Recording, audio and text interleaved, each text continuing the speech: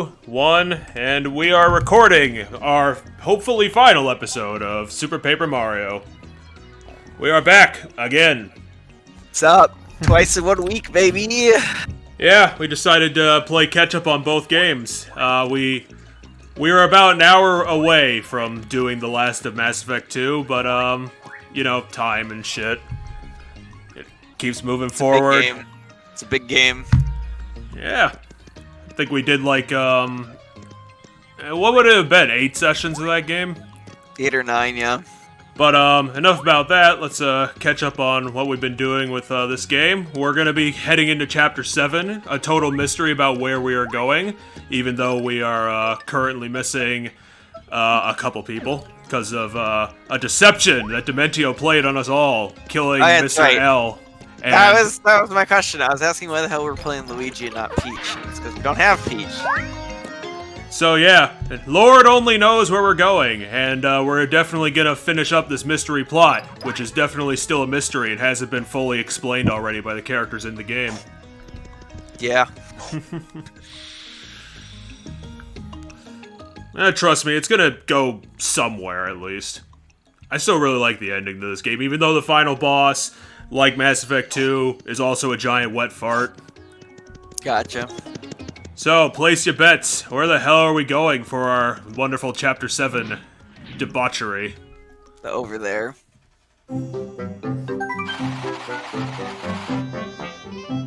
Demento Savage Attack separated Mario from his friend. We discussed this last time. It was either a savage attack or it was a big deception. You know, he could have killed that. He could have tried to kill everyone. It could have been fireworks. Who knows? We had reunited with Luigi, yes, but something about Peach. Where are those two? And what new dangers lay ahead? It's time to venture through the door opened by the seventh pure heart. Oh, where are we going? That's a bit over-exaggerated. Once again, Mario saw a nightmarish lamentum on via imagination.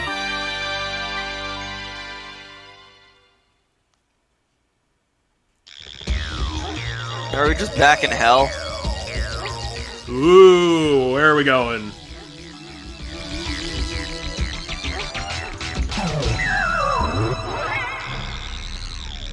So yeah, to the surprise of literally nobody, Chapter 7 comes back to hell. Because how else was that gonna work? Luigi's like, I already been here, I know what this is. Damn it, we're in hell again. Now we're gonna have to go kill a bunch of demons. We just came from here. Sure, Tippy, we definitely told you everything about that. Oh, I don't know. Maybe it's destiny. Hey, dude, what's up?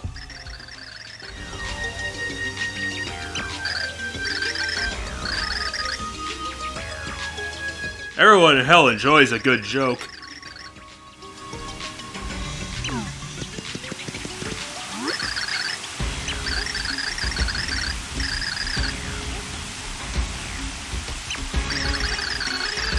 He's just telling us about the fountain again. Yeah.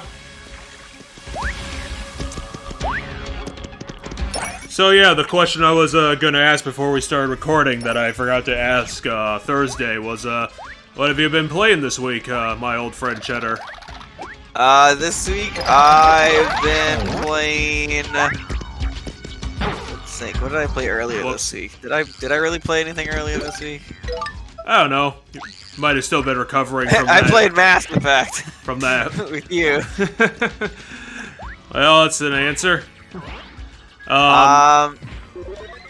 Recently, even as yesterday, I finally buckled down and have officially finished the entire Zelda franchise. Nice.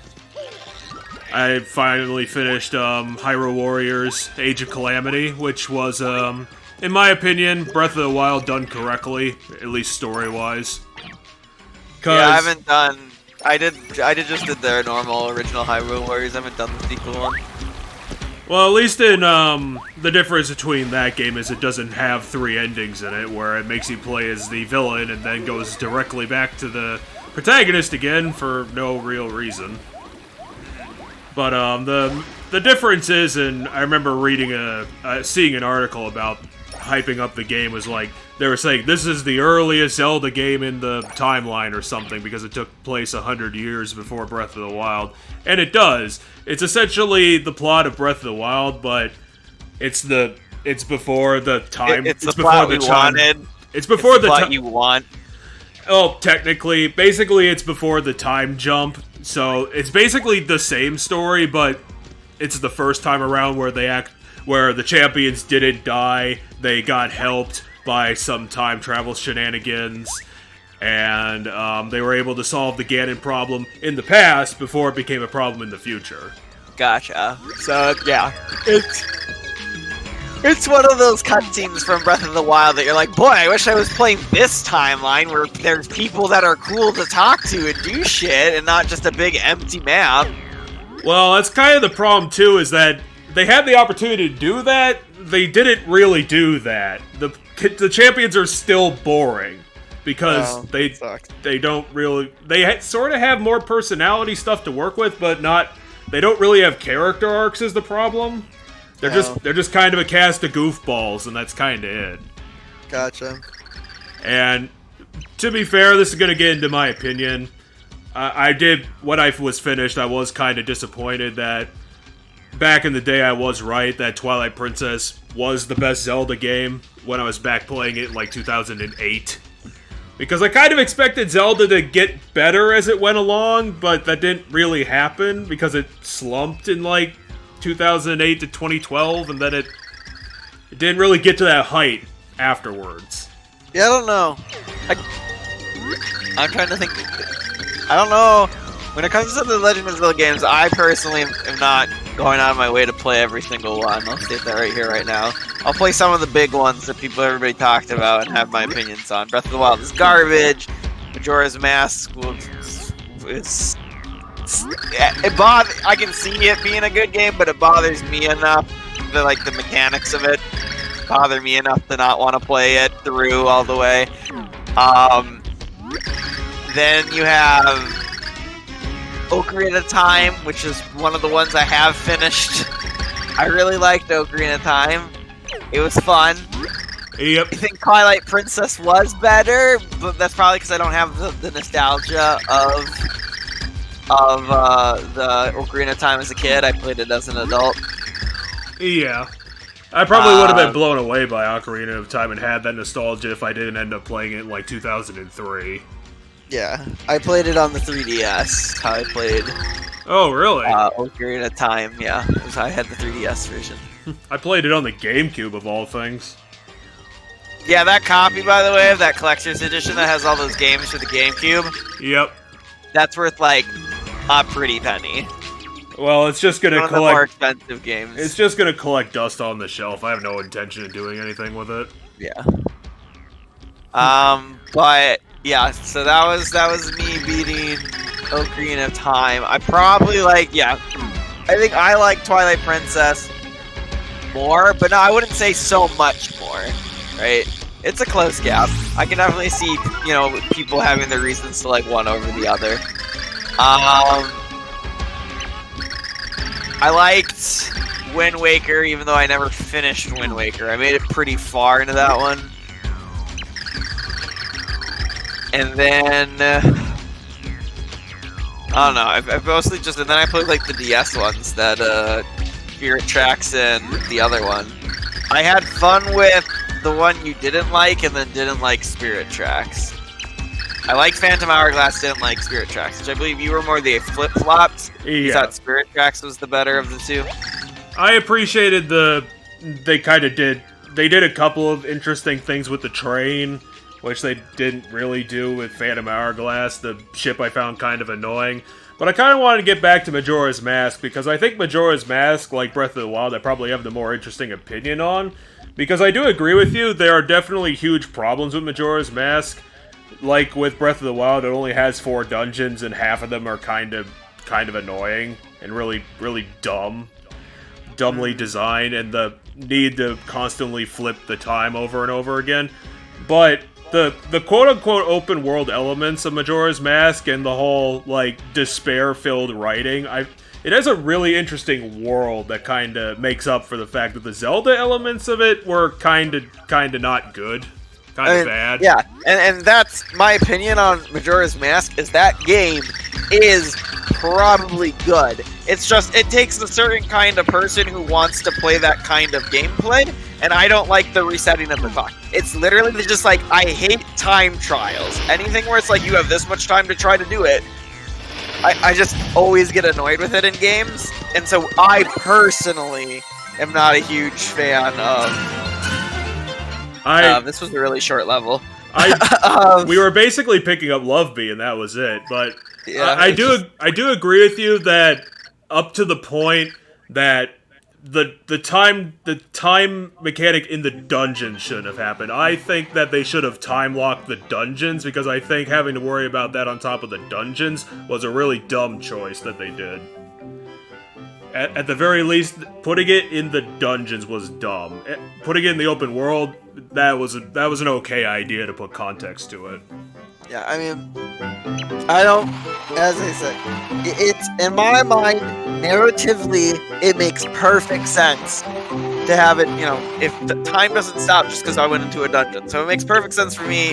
You know, both out in the open world and in the dungeon. I just personally just don't like time gameplay where I'm on a timer.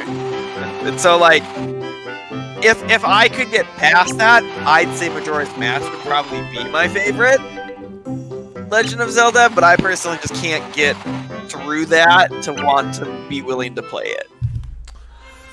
But the grim storytelling and stuff that's in Majora's Mask, I'm told, is some of the best in the series, for, like, the storytelling aspects and things like that, and I always thought the mask things they do in that with all the different masks that are in that game, I thought those were always cool gameplay mechanics. I did really like the whole... They built a lot of side quests into it, and having all those masks kind of... It fed into that and made it interesting to actually... You know, it pushed you to want to explore and do everything, and they put in a bunch of quirky NPCs to kind of, you know, have very interesting side quests. Yeah. And there's I know there's a thing that helps keep track of the side quest in the 3DS version, which is the one I played.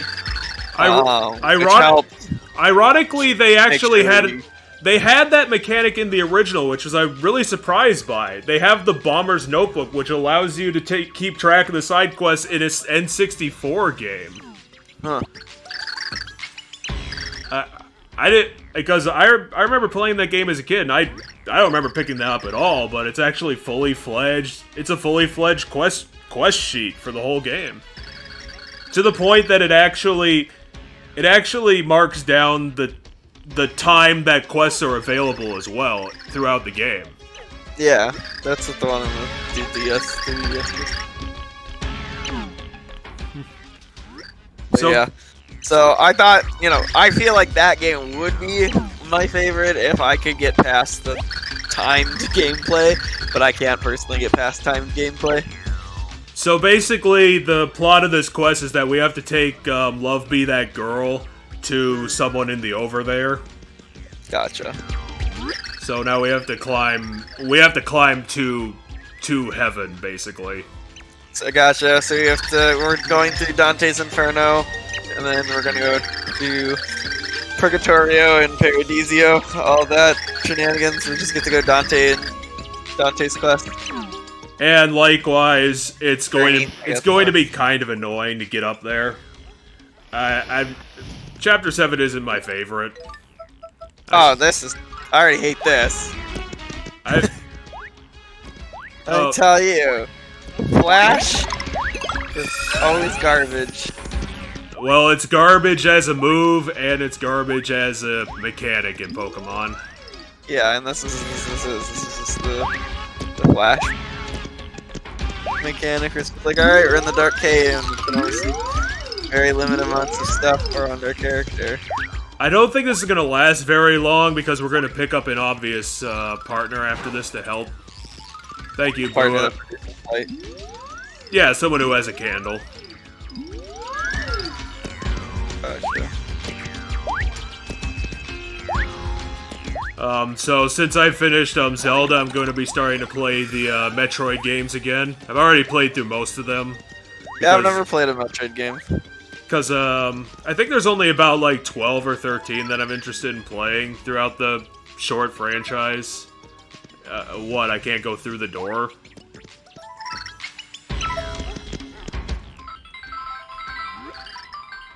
What do you mean it's not an ordinary door? Oh, damn. The door can talk!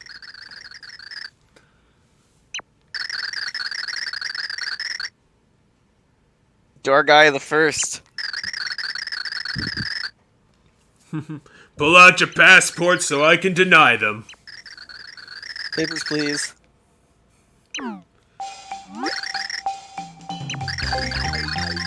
Here's the first one. I'm warning you though, these are pretty tough questions. So It's the classic. It's the classic Paper Mario quiz show. Can I just point out the fact that we've been quizzed by multiple doors now in this game? Oh yeah, that happened in Chapter 3. Except that wasn't a quiz. Okay, eggplants cost 7 and tomatoes cost 10. Oh, D-Man has 50. D-Man Oh, has God, 50 it's points. math. how am I going to Comes out solve with this 5 math? points.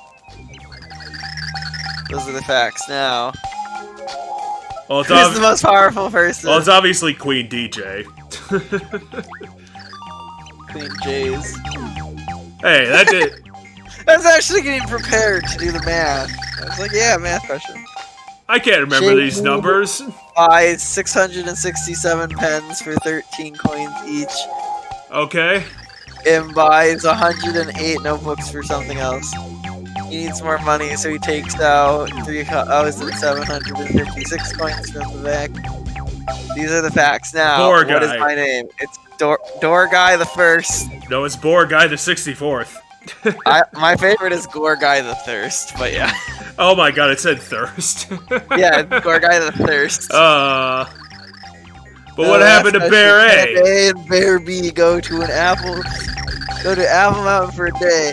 There are 120 apple trees on the mountain, and each have 20 apple yields. Okay, so that's 2,400. 2,400 apples. Takes 10 seconds to pick each apple. Okay. That's 24,000 seconds, and I didn't read what the other part of that Oh, is. fuck. I can't remember that. You said it 6 times. Oh, yeah, he's probably counting the time he's saying it now. Oh, good job. Oh, that was fucking dumb. I like how the last question threw us off because of the fact that he memed the first two. That was great. Oh my god, Intelligent knows how to do a word puzzle. What do you mean there's no admittance? There is if you're Mario. Oh. What's up? No, I didn't mean you.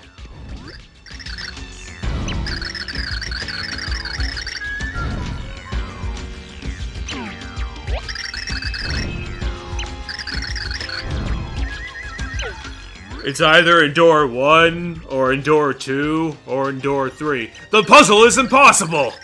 Oh no! How will we be able to figure it out between 3 doors?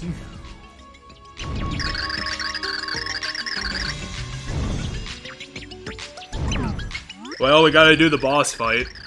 Man, this chapter is really short too. That they're trying to set up. So in my mind, they're trying to set up that it's gonna be Bowser that they trapped in that door, and then they're gonna open it to find Princess Peach in full rage mode. Oh, that'd be hilarious. Calling it. That'd be funny as hell.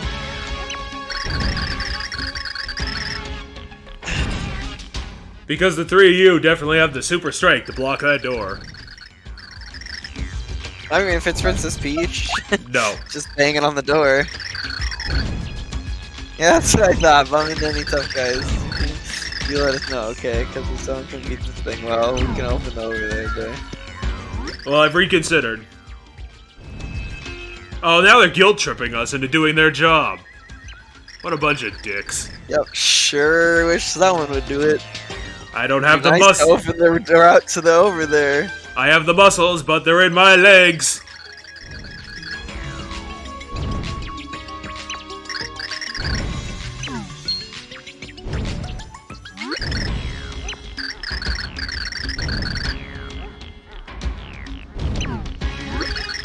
Tame the beast. It is Princess Peach. Or maybe it's our new pixel friend. Yeah, it's actually might be the new Pixel friend.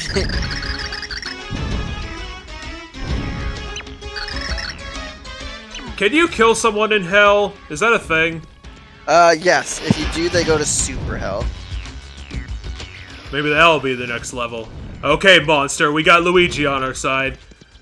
Who's it gonna be? I'm Luigi and I don't want to know. That's yeah, why is Luigi freaking the fuck out? This is out of character. Luigi should definitely not be the one. Yeah, you got it. Ah, with Bowser. I was hoping for Princess Peach. That would have been the better joke.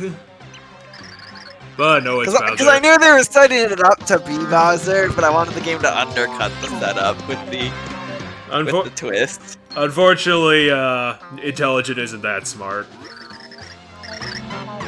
Where they get you thinking it's Bowser, and then you realize it's Peach.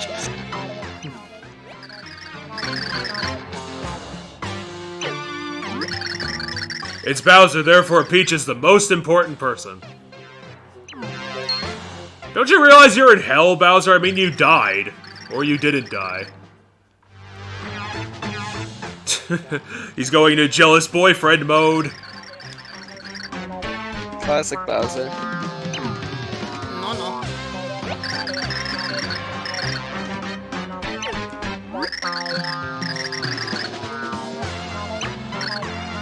Wait, are we... Ah, shit, it is a boss fight. Okay.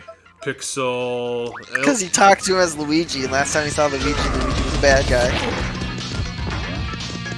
Eat it, Bowser. I've got bombs.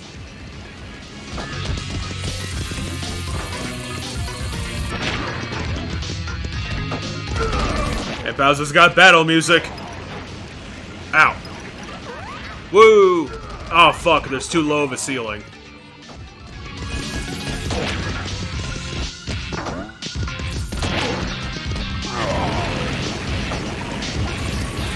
I kind of want to imagine this as turn-based combat because that probably would have been really funny.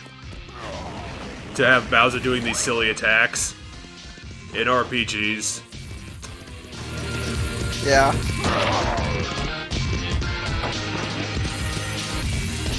You can play as Bowser in a turn-based combat game in Super Mario RPG, the Super Nintendo. Yeah. As a playable party member. Oh, I thought you were talking about Bowser's Inside Story. Oh, I mean, you probably do that. I said the Super Mario RPG for the Super Nintendo, but yeah. Maybe one day I can bother doing a playthrough of Bowser's Inside Story, since that's my, I'm pretty sure that's my favorite Mario game.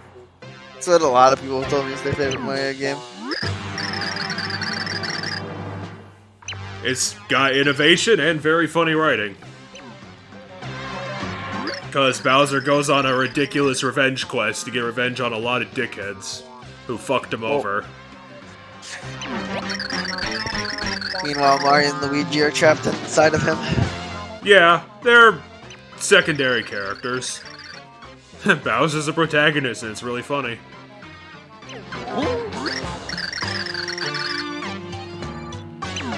yeah. Yeah, why do I have to keep fighting the plumbers for no reason? It's almost like I'm not smart enough to listen to people. Peach, we'll have to fight Peach too. Oh. I mean, I know it's Luigi, so it's completely unbelievable that he actually beat Bowser, but Luigi beat Bowser. Oh yeah. That's a thing that happened. The only time Luigi beat Bowser, I think, was the fake Bowser at the end of Luigi's Mansion.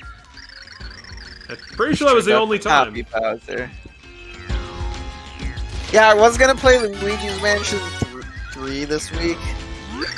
But then I got distracted with other stuff, and then... It's very easily to get distracted by Pokemon Snap 2. And then yeah, new Pokemon Snap came out on Friday. But earlier this week, I was planning to, sometime this week, actually officially start Luigi's Mansion 3 and do more of it than just like the first world. Yeah, I mean, I highly recommend the game. I played through all of it.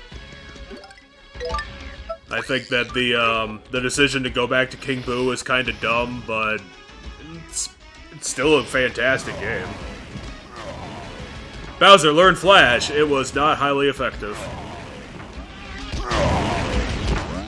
Are we going this way? Yeah, because we need to find that key, and I'm pretty sure that key's around here somewhere. Oh, gotcha. Because that's what video games do. They make you backtrack when you get new powers. Is it in that Boo has it? Or it's in that chest. Oh no, it's a trading card. Of that Boo. Well, I mean, we'll be doing more damage to that Boo, so... Bowser is too big to get through that tiny gap. Oh no! I've been captured! I like how lighting just a couple of the stances lit up the entire room for some reason. Yeah, that's how Like, we don't have to light any of the other stances. Isn't that how Flash works? I mean... That's how Flash works, but that's because, in theory, Flash isn't lighting stances. Maybe the key is hiding here somewhere. Key, where are you hiding? Key, where are you? Maybe I have to go back more. Maybe there was 2 rooms that had darkness. No, there's only this one.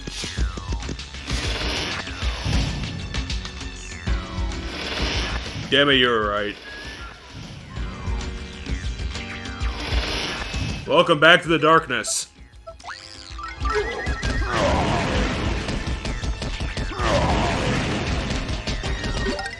And that's all the darkness. Let's go home. You were actually right. Light up 3 sconces at the bottom, the entire room lights up. Hey, you only have to light one. That is so dumb. You only have to light one sconce. Once you light the one sconce, it starts the animation that eventually fills the room with light. And then light's filled, and then it's like, yep, you're done. That is so fucking stupid. Yeah, my mind still says you have to kill that Boo, maybe. Maybe.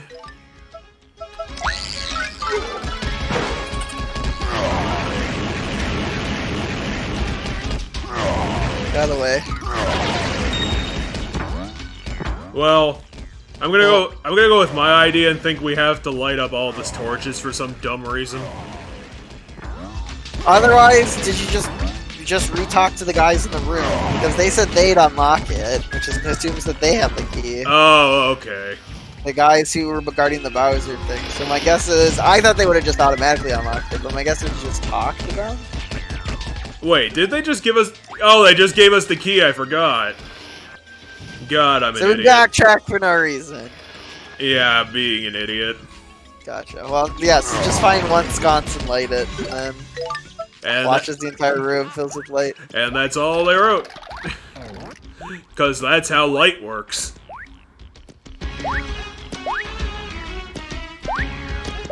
Oh, we're literally climbing out of hell. So you see, lighting the sconce is how you flip the light switch to the actual light that's on the ceiling. That are like is large enough and powerful enough to actually lit up the entire room. The sconce is just an elaborate light switch. Also, we're getting close to death. Oh, okay, it's temporary. You fucking asshole, go away. Damn it, I went to Mario my way around him. Oh, I was gonna say just grab him with the grab. But yeah. Now this is easier.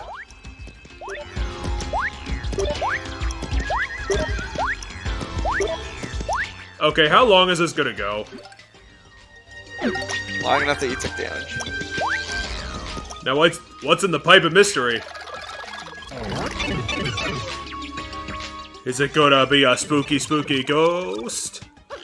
Oh no, it's the fortune of hell.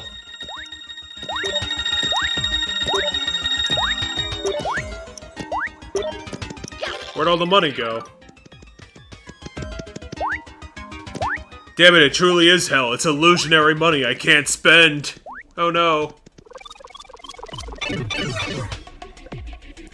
What are you supposed to do with money in this game again? Buy things? Buy items so that we don't die. Oh, shit. No. God, fuck. Great.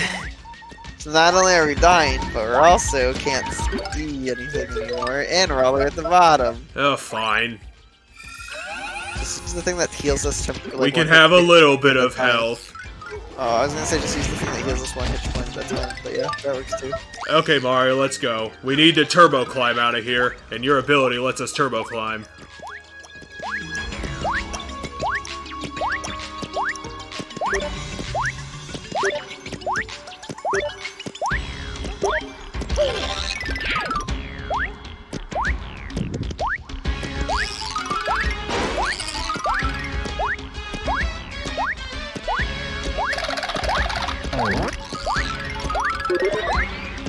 Oh, we're back up to where we were. Whoa. Okay, there's the next platform. There's a stance, so if you want to see again. Ah, damn, this door. It's hold closed by capitalism. It's Door Guy the Second.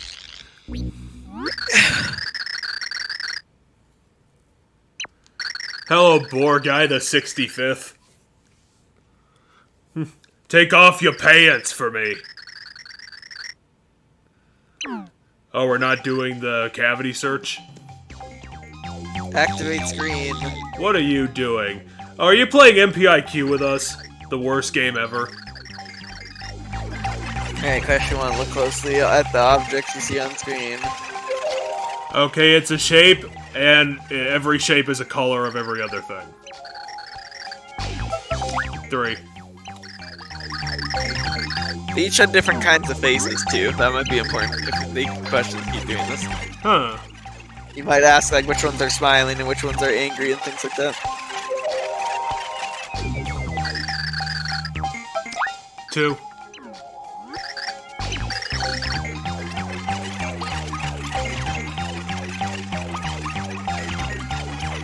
It's just one of each again, but the yellow ones aren't moving. Yep. Well, obviously it's Schmorange, the new color that Mario invented. It's my favorite color, orange. S'morange is probably in the Crayola 2019 collection. 4. That wasn't even a question. Ooh, they changed it up. They put 2 yellow triangles in. Triangles.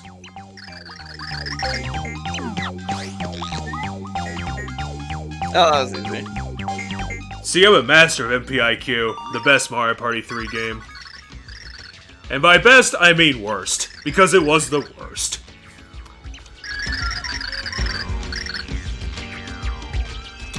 I don't know, Door Guy, that's kind of a little bit racist.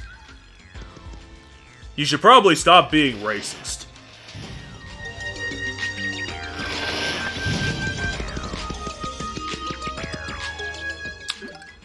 Well, that's suspicious. I Jeez. bet Luigi needs some love. Gee, that doesn't totally tell us who's on the other side of that one. Well, I didn't expect that. Luigi's probably the best with old ladies. I'm Hagra, yes, one of the Ancient Sisters 3. They literally call themselves crones. Young one, aren't you? We're gonna play the dating game. Can we not? That sounds terrible and also terrifying. That's what I feel like is gonna happen. We're gonna play the dating game with Reed. Oh, don't make us backtrack, you stupid lady. And then Peach is gonna be... Fine. Okay, what do we have to backtrack to find? Library book. Don't RPGs do this all the time, the whole frickin' thing? I mean, yeah, backtracking's common, but... Well, I meant the frickin' library book thing. Like, library books specifically. Oh, yeah. I mean, Paper Mario did this with VHS tapes because that was a game made in 2000, and that's when VHS tapes were still a thing.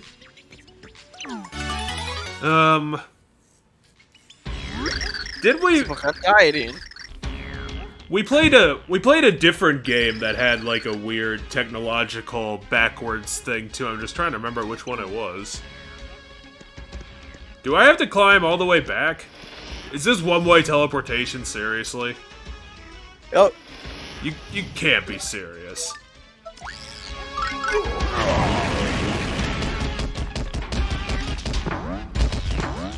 Oh, don't make us go the whole way. Are you fucking kidding me?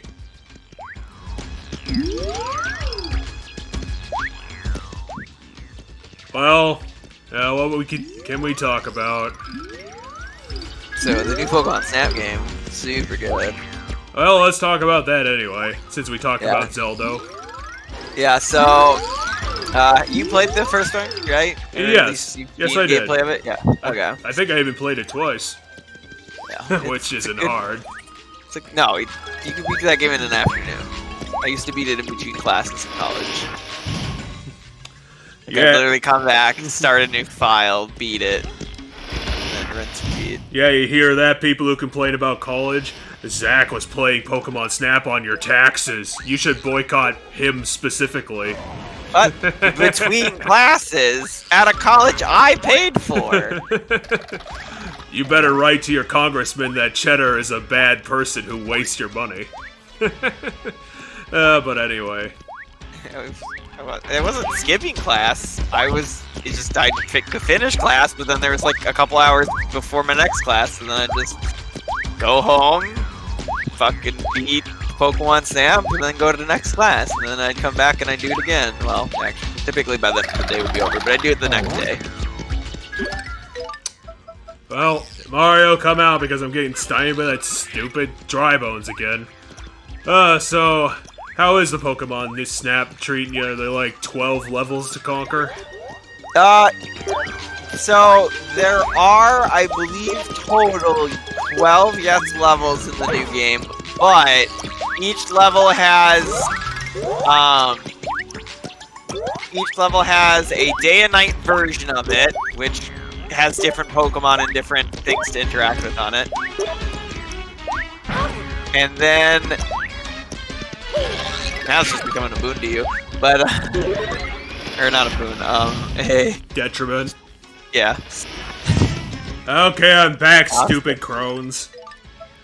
But yeah, so each level has a day and night cycle now to it, so that each level then can be essentially in a way used twice. And then they also added, there's like a point system that's tied to the level, so as you get points from taking pictures and stuff, for that level, they get added up, and the level itself will level up, and when it levels up, you'll go back to it, and it'll be a different version of the level. So, like, different Pokemon will be in different spots, there'll be new Pokemon that weren't there before doing different things and stuff. So, I don't know what the maximum level is, because I haven't maxed out any levels yet in the game, but most of my levels that I can go to, or most of the like areas I can go to, I have them at level 2 currently, which means I can play them on day or night, and then I can play them at either level 2. Well, the day ones count as a different level, so you have to level those ones up separately. You have to like gain experience for those ones separately. But essentially, every level so far, I have 4 different iterations of that level, with more to come because I'm still gaining experience, and it still says you need this much to get to level 3. So I know there's for sure a level 3. So as of right now, every stage has at least 3 versions of it, not including the day-night separation, meaning each level is 6. So the fact that the game has 12 stages in it, they teleported you back again? Why did they teleport you back again? Because I gotta yell at this guy to kick that lady's DVR.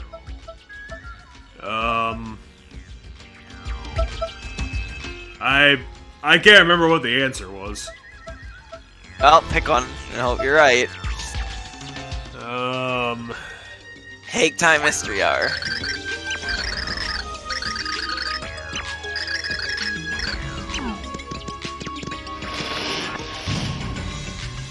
Now I have to climb this stupid thing again. Oi. Time to climb the stupid thing again. Well, with all this, yeah, it's perfect time to just mutter around about Pokemon Snap. So every stage so far is about, like, over time becomes 6 different stages, or has 6 different versions of itself, which is pretty cool. Then the environments are just so colorful and filled with stuff that in comparison to the first Pokemon Snap, that's rough. In comparison to the first Pokemon Snap, where, you know, if you go through a level, for the most part, going through a level once, you can very quickly have seen just about everything there is if you know how to play the game. Are there still, like, a lot of secrets in the game? Like, a lot of weird capture requirements? Yeah, so I have barely scratched the surface, I think, from what it feels. Because there's so much in this one, there's so much blink and you'll miss it moments. Like, I went through a level twice, and there was a Pokemon that I was like, oh, I didn't even see this Pokemon the first time. And that's because the environments, in comparison to the first game, the environments are, because of just weaker graphics and stuff at the time, you can look around and see everything easily, but there's so much, like, foliage and stuff in the new games, like plants and different things happening on screen at a time, that it can become difficult to spot things. And so, yes, I know I barely scratched the surface. And the game gives you hints in the form of these requests, so, like, the different NPCs in the game will be like, hey, I have a request for you. Can you do this for me? And, it'll be like, for example, one was like, I swear I saw this happen when I was doing this level myself. Like, one of them will be like, I swear I saw this happen. And,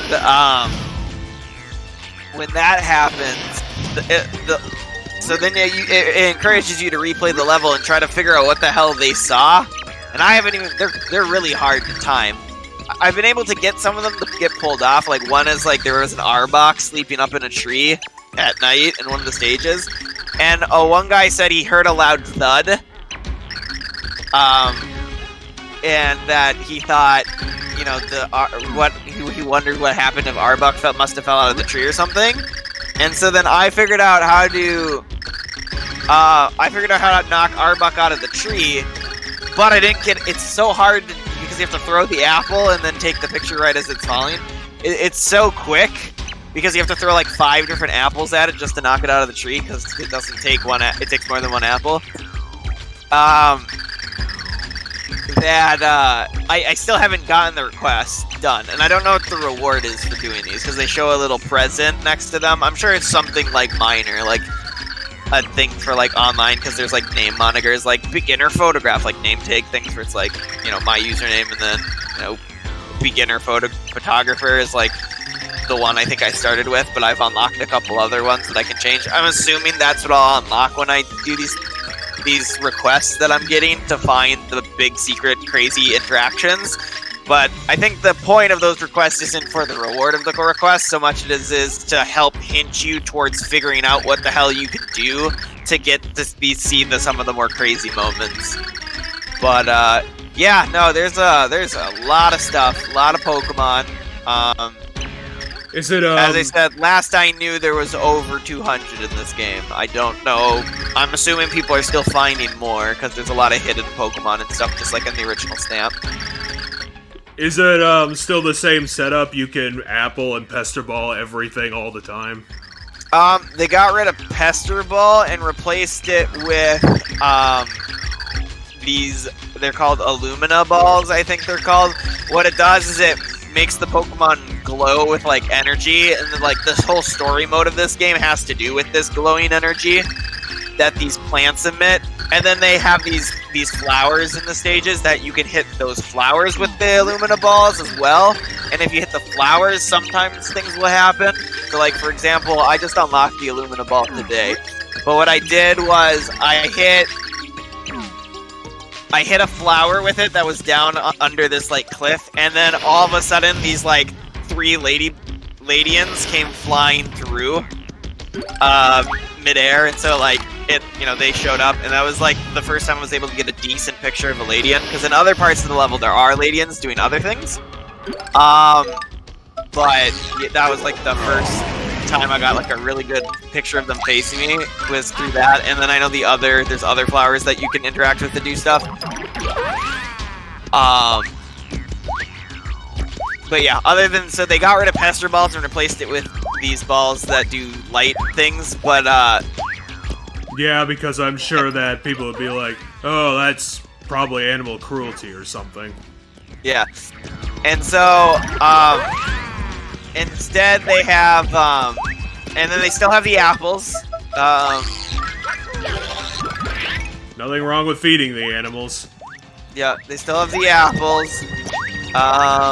And then they have the music again. So in the first game you got the polka flute and you got to play music. In this game you get a radio. In this game you get a radio that plays music. So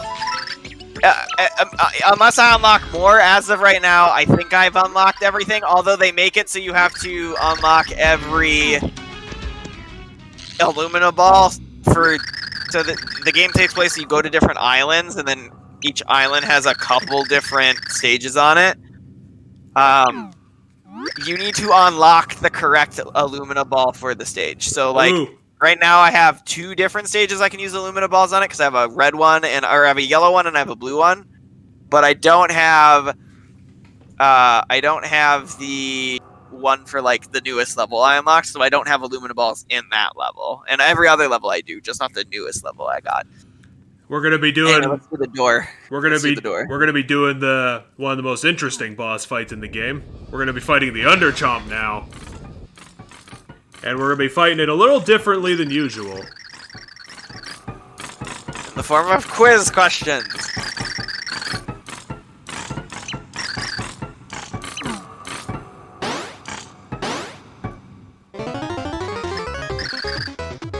We're doing this. Oh, nice. This is dope.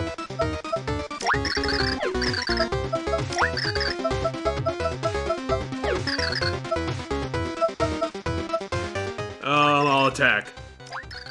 Same.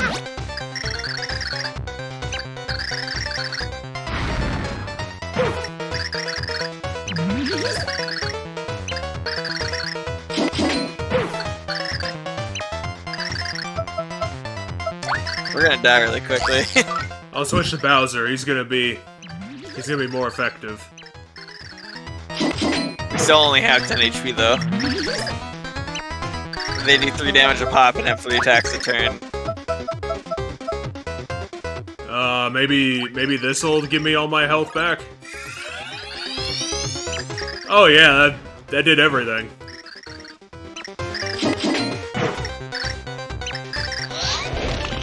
Stinky breath. Oh, Bowser did a dodge. Let's try flame on one of them. On the blue one.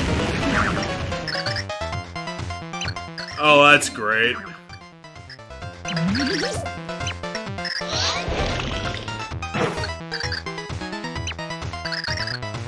Okay, attack red.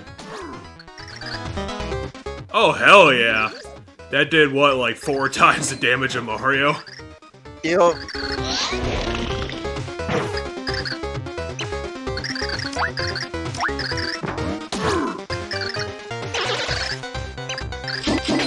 Well, that's good.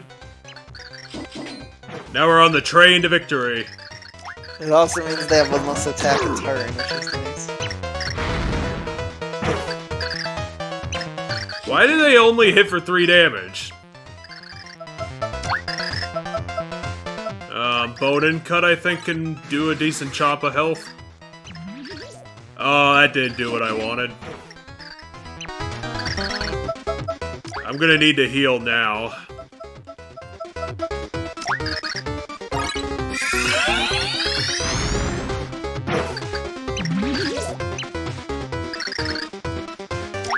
Okay, hopefully I didn't waste my...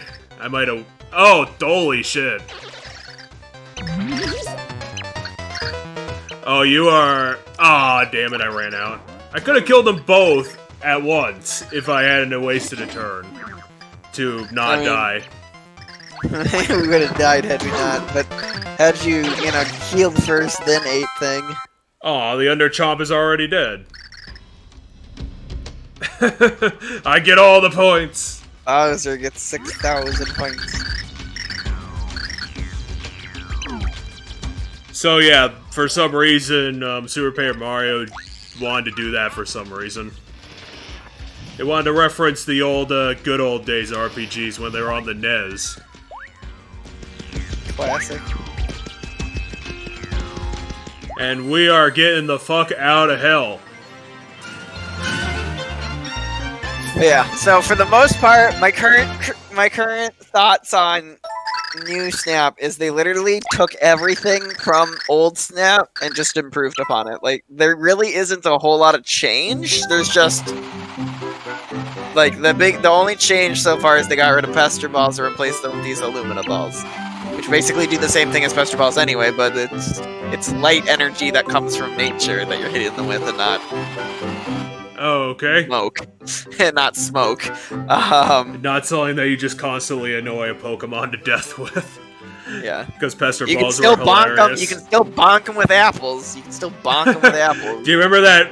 Did you ever do that thing? I think it was in the cave level where there's that close-up Pikachu and you just constantly bonk Pikachus over and over again with apples because they have a hilarious falling over animation. I remember that. That was really funny. Yeah. But and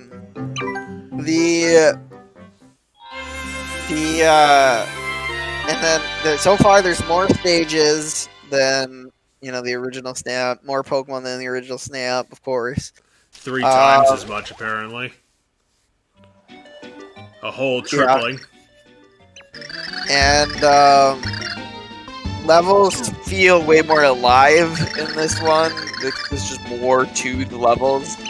A lot more Pokemon in every level.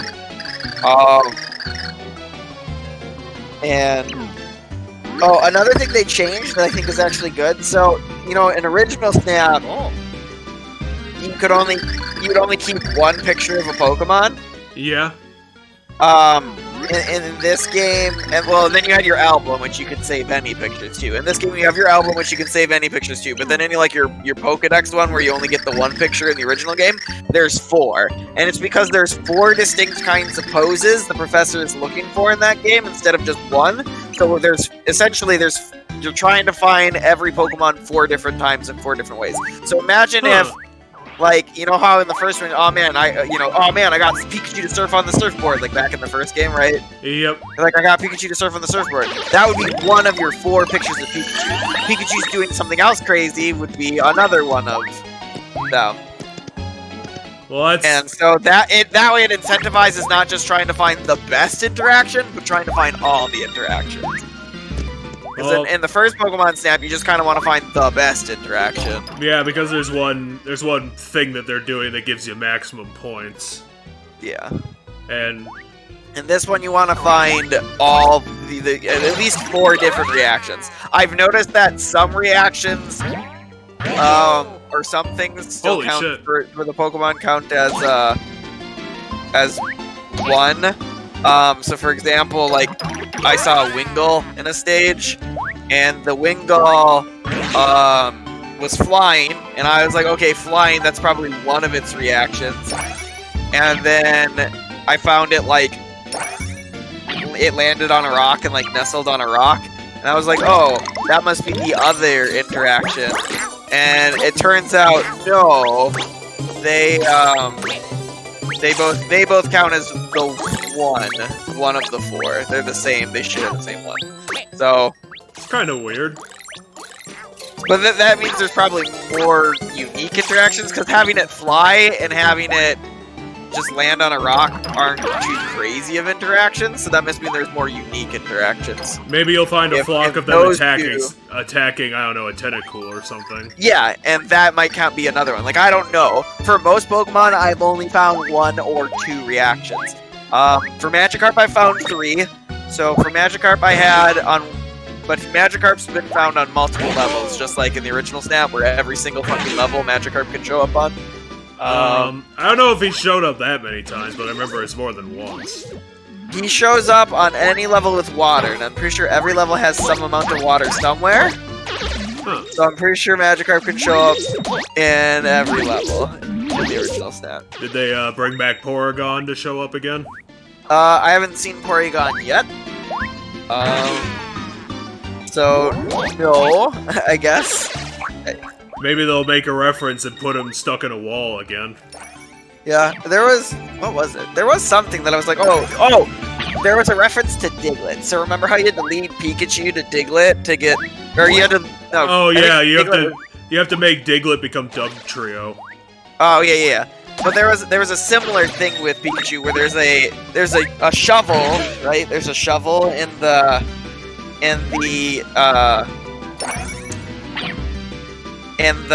stand, which is the top of, you don't know this Pokemon, I don't think, Jeff, because you haven't played some of the later games, but it's the Pokemon Sandy Gas, which is the sandcastle. the horror Pokemon. Yeah. I remember what he looks like. Bones. Yeah. So now this is Pile of Sand's the big one. That's the actual sandcastle. Pile Sand's just like the start, like it's just the first hump of sand with a toy shovel in its head. Yeah, the little But one. you see the toy shovel on the ground, but you don't see the sandy gas. You have to lead the Pikachu over to the handle so that it interacts with it, so that the sandy gas comes out. And then you that's can not switch your creepy at sandy all. gas. That's not creepy. No, they didn't make this one creepy. Well, yeah, but considering the lore that the game has, it's like, that's kind of creepy. Well, so the lore for sandy gas in the game is that it possesses things that touch the shovel, so that they build it up and make it bigger, so that it can become Pile of Sand, and then Pile of Sand is the one that there's bones hidden underneath it, because it eats people. Okay. Well, it pulls them down underneath the sand and drains out their life vitality. Oh yeah, where the hell are we supposed to go? I'm not Hey, sure. box. I don't know, I could look for an invisible door.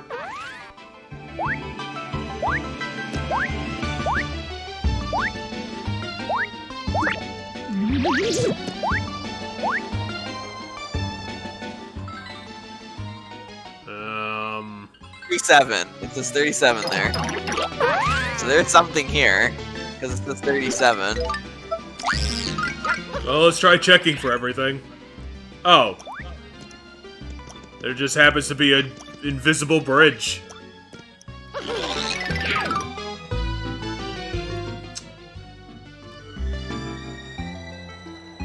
Yeah, I think this level's gonna be 38. pretty annoying. So now there's a 38. 39. Here we go. We're getting out of here. 40. The only thing I've been doing this week other than watching more TNG 31. is the anime I've been watching on my workouts. I moved on to Wolf's Rain, which it might be an apocalyptic show. I'm not sure, but it's basically about werewolves, but I don't really understand how the werewolves work because it seems like they can instantaneously change form between human and Like a wolf. speech. I'll discuss it later then. We have to look at Peach because Peach is the best character. She is. Oh. See, she's more interesting than Luigi, even though she's asleep.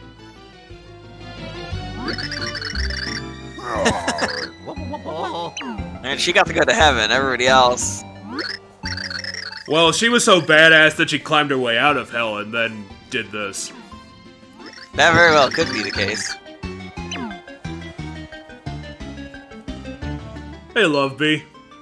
Lovebee isn't really a character in this story. She just keeps disappearing for long sections. She ate the fruit and fell asleep forever. Gotcha. Classic story.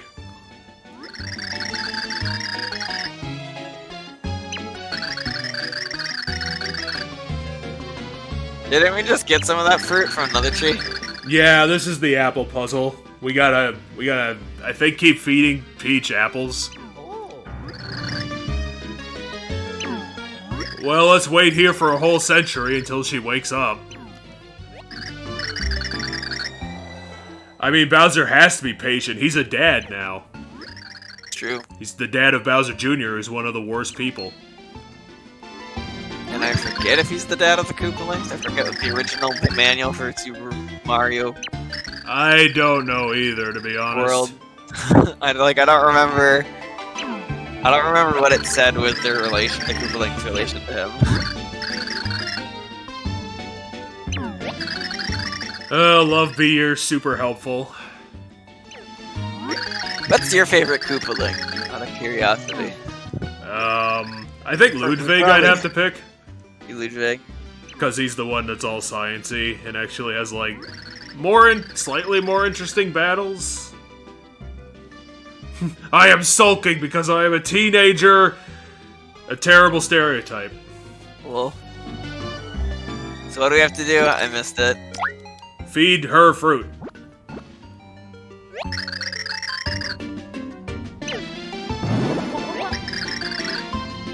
Oh yeah, they did this in TTYD too with science potions. Oh yeah. Because she needs to turn invisible or whatever. I think that was the point in the game when Tech was like actually becoming creepy. Good old Tech. He cared, but he was still a creeper. Oh yeah, the computer, because she gets invisible but then has to take off her dress. It's weird. Someone did a Google translated mod for TTYD and it became like more overtly creepy and it was pretty funny. Gotcha. I'm pretty sure they did that deliberately and it wasn't an accident. It was way too on point to be an accident. So now we basically have to go through this whole level finding a bunch of different colored fruit and shoving them in Peach's face.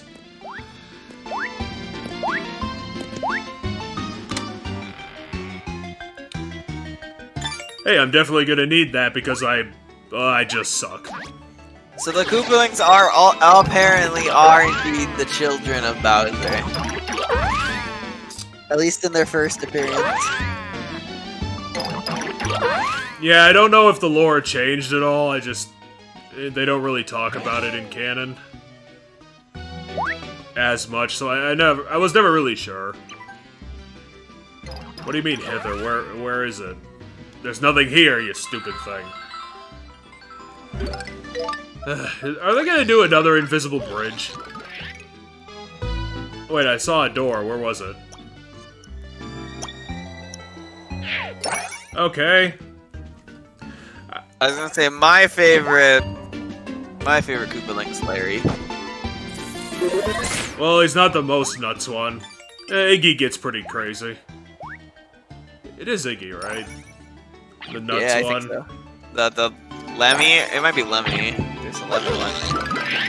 Iggy is one too. Iggy's the one with the green hair, but the little tiny one that's like riding on the ball in the more recent games is Lemmy, I believe.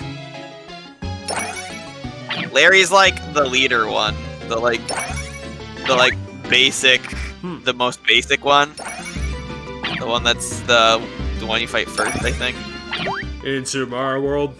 And yeah, in Super Mario World, I think Larry's the one you fight first. But he's like the most basic one of them all when it comes to like their design.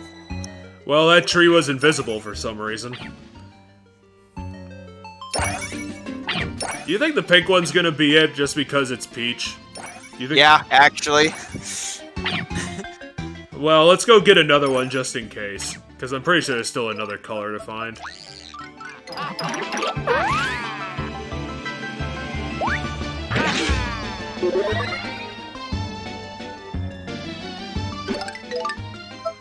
There's so much 3D shit in this level. Wait, that did help. If I become Luigi, will that help? Now you need Princess Peach. This is probably where we go after we get her back, because we need Princess Peach to glide over it. From up here, right? Shit. You jump from up there and then you glide. But you jump from up there and then you glide as Peach. So we have to get Peach back first. No, come back.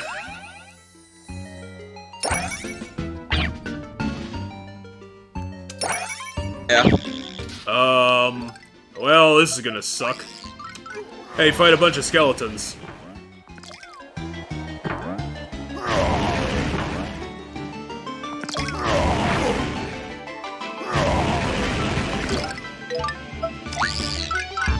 I think I'm gonna need spaz legs for this because I don't think Bowser has the height for it.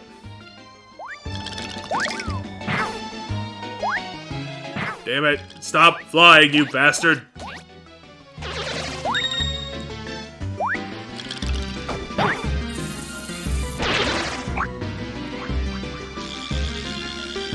I took way too much damage in that fight. What was that? Loaded damage, and we didn't even get an apple for it. Nope, apparently that one was just a trap. Because apparently in heaven there are still bad things.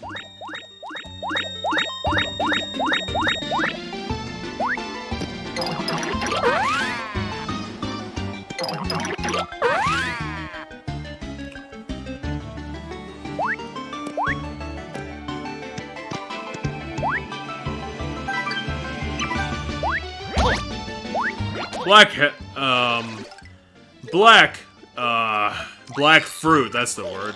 That might do it.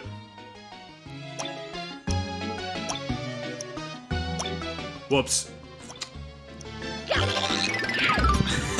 Bag's perspective.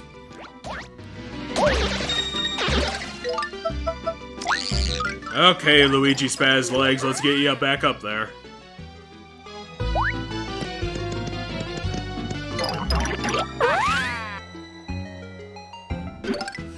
So yeah, like I was saying before, the show I've been watching on my workouts has been an old anime called Wolf's Rain, which is pretty 90s.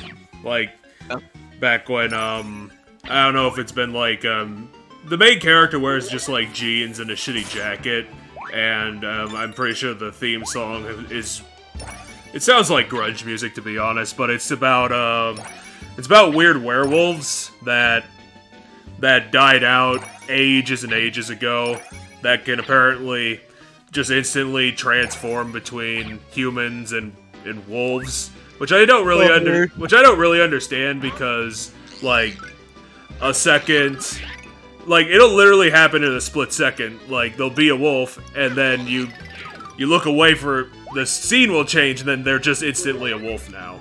So I don't really understand how it works. Gotcha. The whole point is that the protagonist is just he lost his pack in some sort of butchered accident where there was a lot of fighting. Now he's on the path to try and find this place called Paradise that's basically a myth. It's a legend. And they're just kind of doing the typical journey thing where they're just going to different cities, running into problems, and then journey on to Paradise. Gotcha. The first thing is that I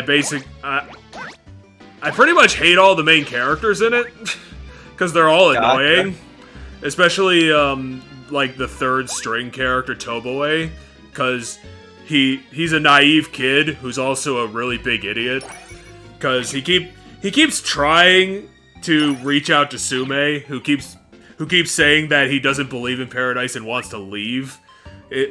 I've only watched 6 episodes in and he's already tried to leave the group twice. It might have even been 3 times.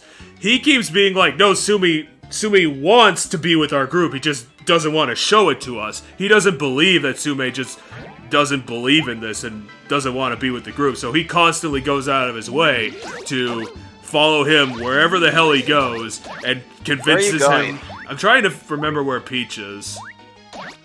I don't know which door she's in.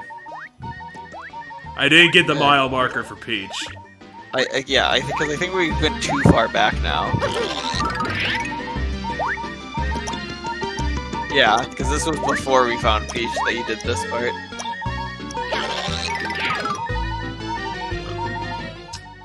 Oh, I'll get back to it once I've figure out this dumbass puzzle, which I hate. So you go through this door here because Peach was on somewhere over here. She was well past 40. That stupid beeping, I fucking hate it.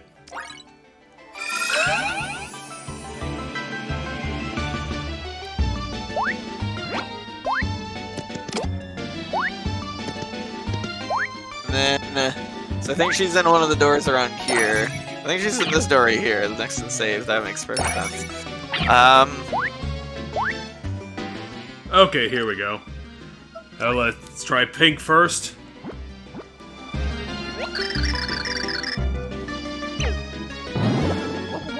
Oh, shit! Turned her into a peach.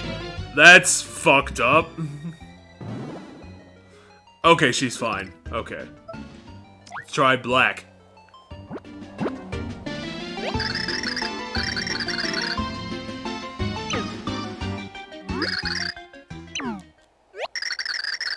Okay, it was black. But then she wakes up evil because it's the black. Ah! Gross.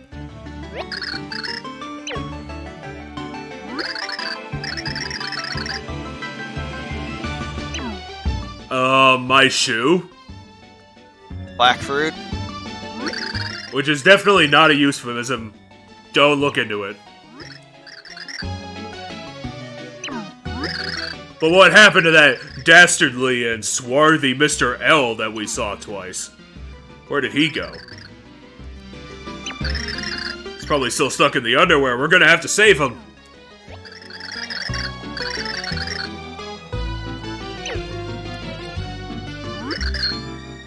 Princess Peach, you can't blame everything on amnesia, okay? You had amnesia before. Stop it.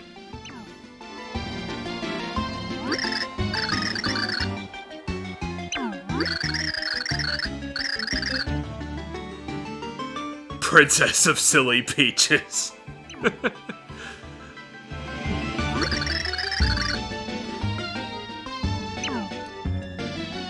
No, she's just a amazing bitch in all things. But yeah, now we have to go back to where that you could climb really high, but then you can see the door across the way, and then you can glide over there. Okay, yeah, the door with the place with the arrow. Yeah, so now you have to go back there, and that's how we'll progress. Okay, now we have to play as Princess Peach forever. Or just as much as possible.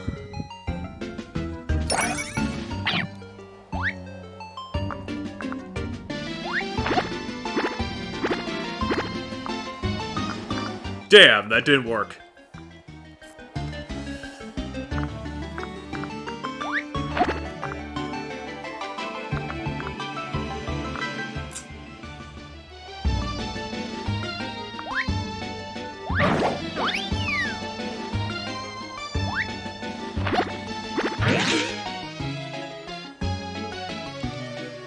Okay, To the left.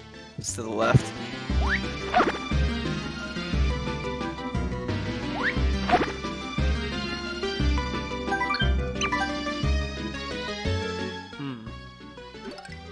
I thought it was in the upper left corner, I thought is where it was. Where'd you get? Because I remember we fell down from it, and when we fell down from it, we got to where that treasure chest was. So it has to be that we just walked past down below. So. Oh nope, this is the one. Well, maybe it's through this door and then somewhere through this door where we found it.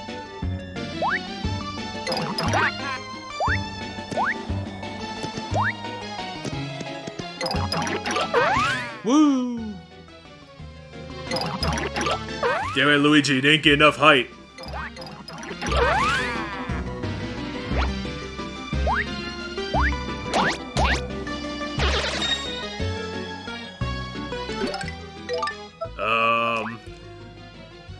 Maybe with Mario I can see more.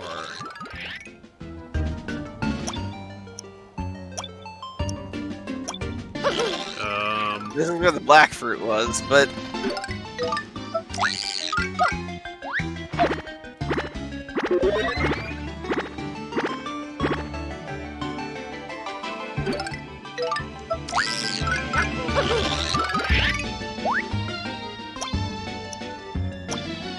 Okay, there's an elevator over there that leads up there.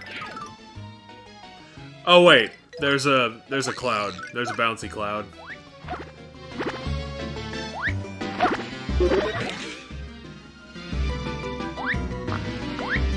Yeah, it was here, because then you can climb these, and then from here you glide over.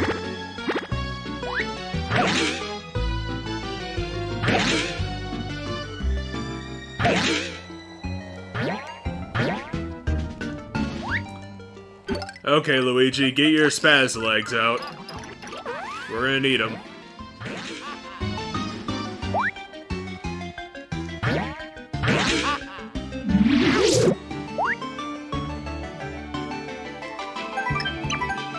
Okay, thank Christ. Let's get the fuck out of here. Fucking hate these stairs. And now we're back at the stairs. Welcome.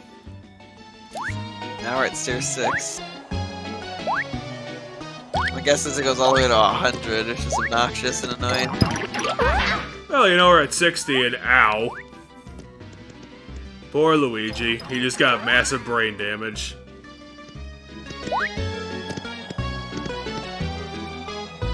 Here's an arch just in the middle of nowhere for some reason.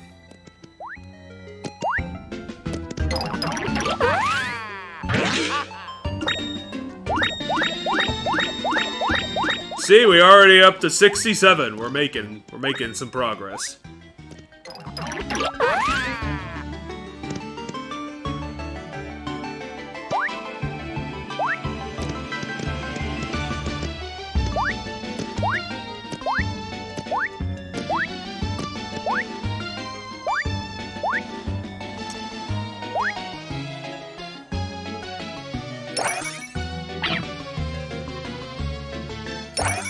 Yeah, 30 more to go. Are they seriously doing this bullshit? So they're figuring they're doing 100. Maybe they'll just skip 10 for us. You think they'd be nice enough just to skip 10 mile markers? I mean, yeah, it'd be nice if they did like the cloud things, just like the last 10, or just cloud your way to the top really fast.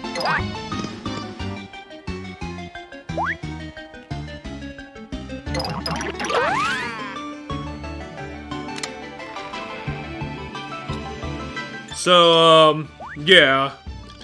Even though I find the characters annoying in Wolf's Rain, I find it kind of cute that the show is so 90s that it's kind of like Ergo Proxy. It's just kind of a product of its time.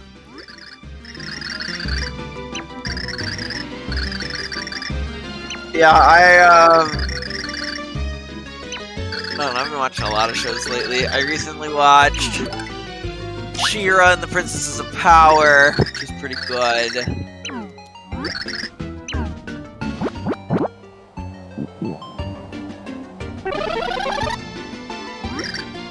That was Netflix, and then I watched... Well, that didn't work. We gotta find a mushroom for this stupid cloud. Ah, that's annoying. Yep.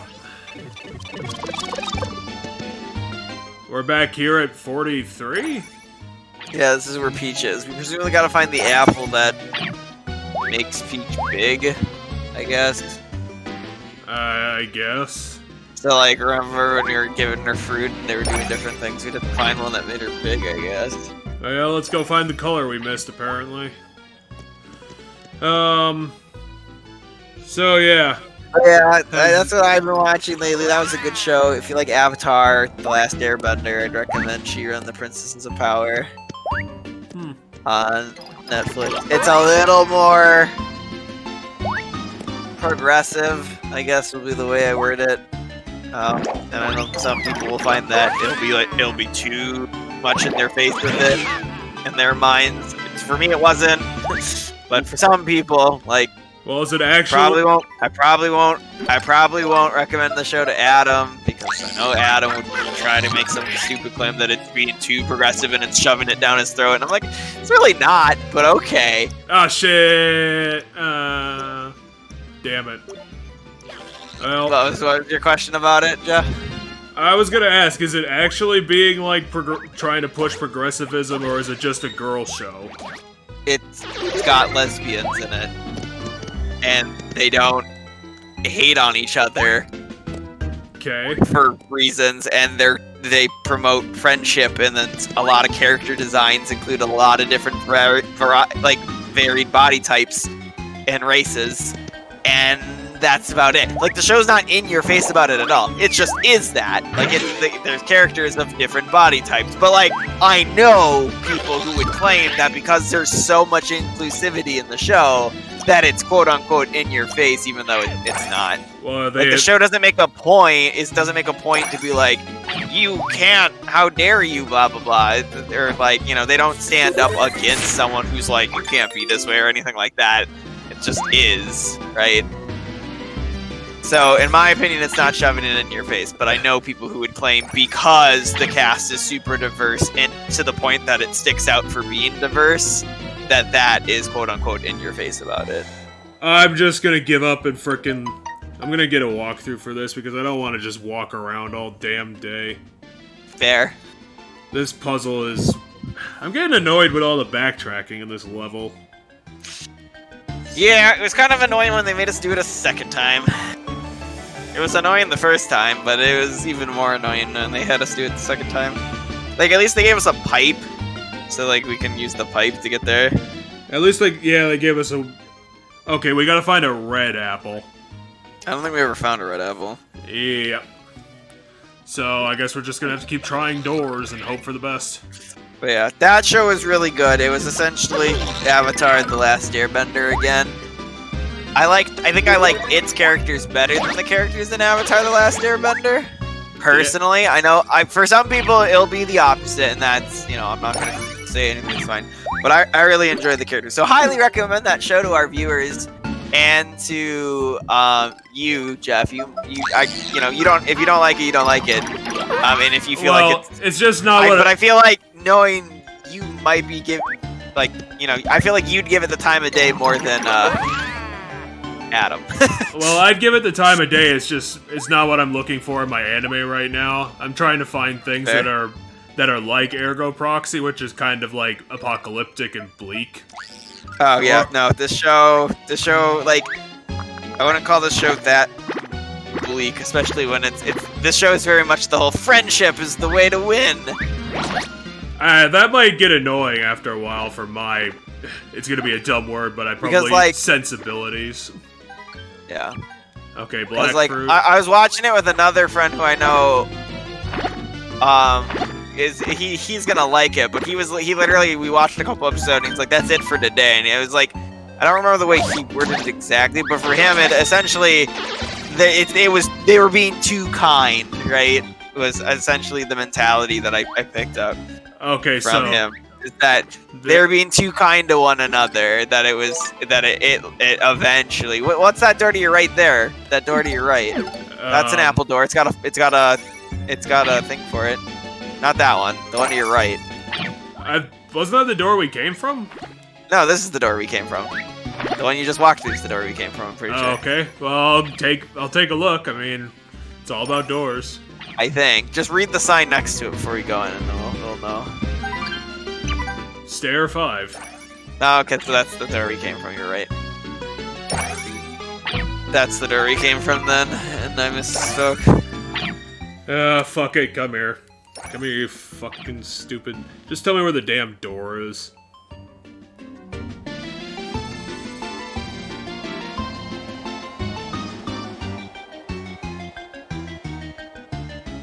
But yeah, I really like the show. That, you know,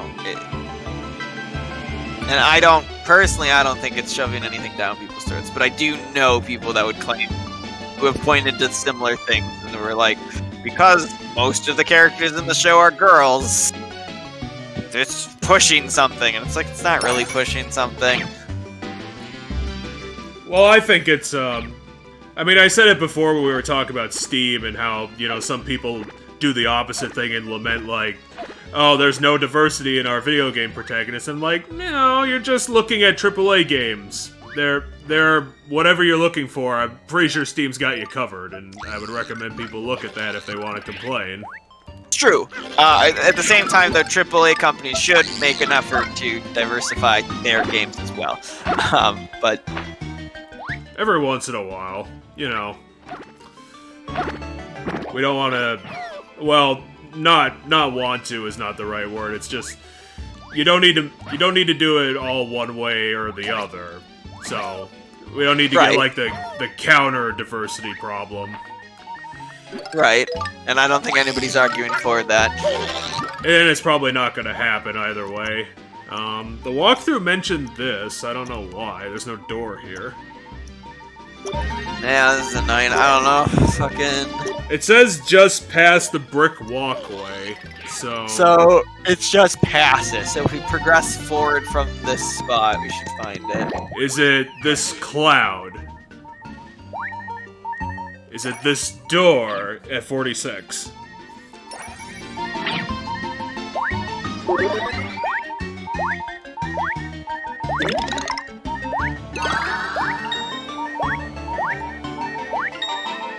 And there it is.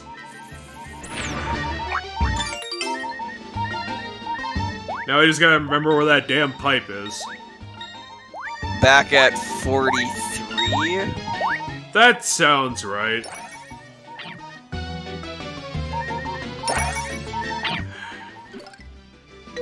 So, it's not too far down. And don't worry, there is gonna be a boss at the end of all this, somehow.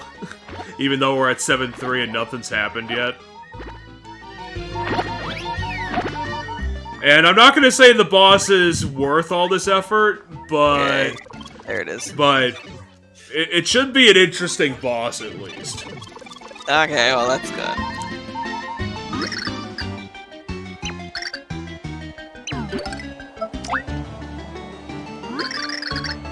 If there's a third backtracking puzzle in 7-3, I'm gonna, I don't know, throw my microphone on the ground. I'm just gonna call it quits. We're not gonna finish this game. Yep. The game has completely pissed me off. I'm declaring it over. Whoa, holy shit. Oh no! Far! We're going back to chapter 4, no! The garbage chapter, no! And Peach dies. That's unfortunate. Why don't you just open up the umbrella? Umbrellas obviously don't work in space. Duh. I mean, okay, but once she got back in the atmosphere, but before she hit the ground, why didn't she open up the umbrella? Oh, thank Christ. We're done.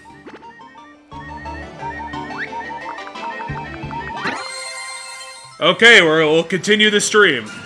Since 7-3's done. Everything's officially done now. Hopefully 7-4 is not a big shit show. This has been a long-ass chapter. Yeah, we're almost 2 hours into this one. And I assume chapter 8's gonna be long too, because it's the last chapter. Yeah. I don't think it's gonna be that. It's not gonna be like the end of TTYD. It's probably still gonna be long, though. But, like I said, chapter 8's gonna do a bunch of interesting story stuff, so it's gonna not be this, where it's just long stretches of boring platforming. Or backtracking. And I don't think there's gonna be backtracking. There might be one backtracking in chapter 8, but I don't think so.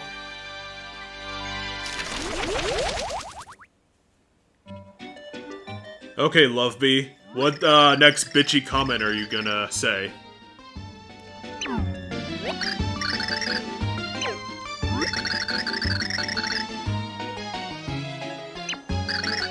So she's the child of an angel and a demon. Oh, I haven't heard that before. More like she's the child of God and Satan. Because they rule the dominions. Huh. So. I wonder if there's a biblical analogy in this. I mean, in this heaven and hell.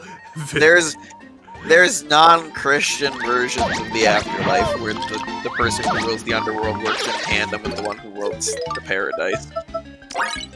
So.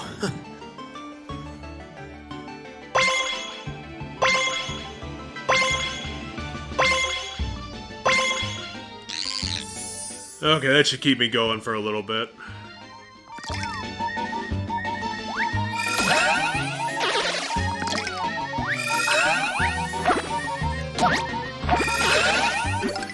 Well, guess who's gonna handle this one?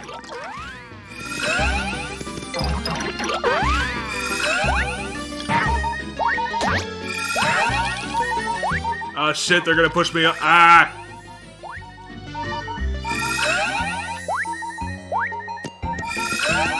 Well, time to go key hunting.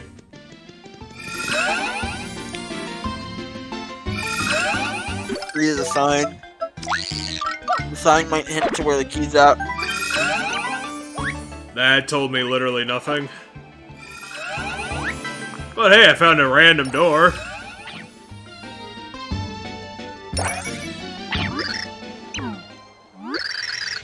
Ah, damn, he's being stabbed to death.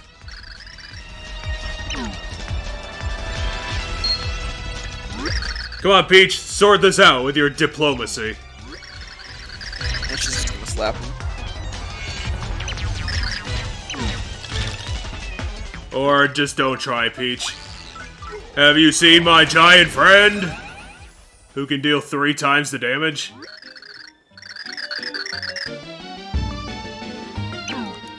Do you's got the keys we's needs-o? You young thingamabob. He reminds me of Terrence and Philip. Yes, he does. That's, Terrence, having died and become an angel. Yeah. Oh, I get it. I get it. Heaven's just full of Canadians. How dare they? I mean, Princess Peach is a Canadian. Everyone's a Canadian here. I think that implies Princess Peach is Canadian. I think that implies that heaven itself is racist. We're gonna have to stop this horrible place from existing. Or it just points out that Canadians are apparently the only good people. Which isn't true. How dare you, Just kidding. Ah. Well, still chapter 7 this far in the game, and I'm still terrible at it. Don't worry, you only have to be terrible at this game for a little bit longer, then you can go be terrible for some other game.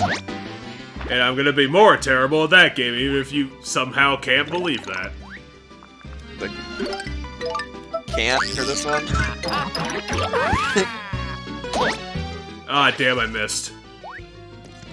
And you killed the guy.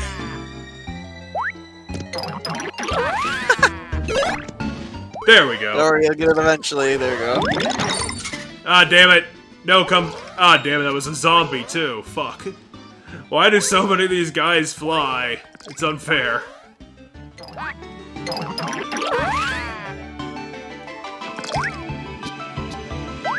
I wonder what's gonna be at the top of all this.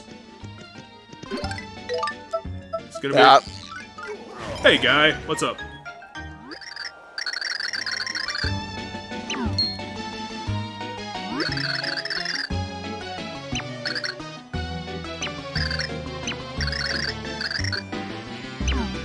I have no fucking clue.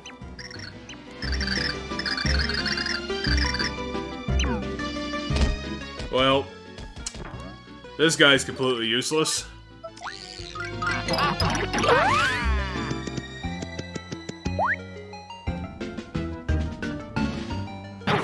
Of all the places you had to fall into, Luigi, it had to be that one.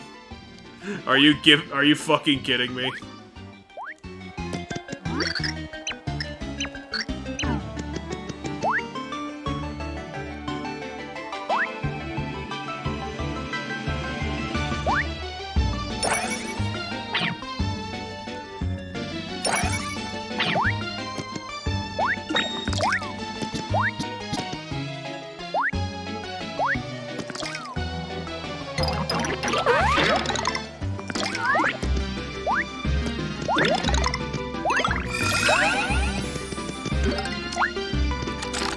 Okay, what's the next rest of the level gonna be? What was the point of unfreezing that guy? I have no fucking clue. Oh, he's supposed to give us the key to this door. Oh, god damn it. Ah! Oh, now you're gonna get it, Mr. Skeleton Man. But you have to get to this door before he remembers that he's the guy who gives you the key to this door. Oh, fucking come on. Rip. There we go.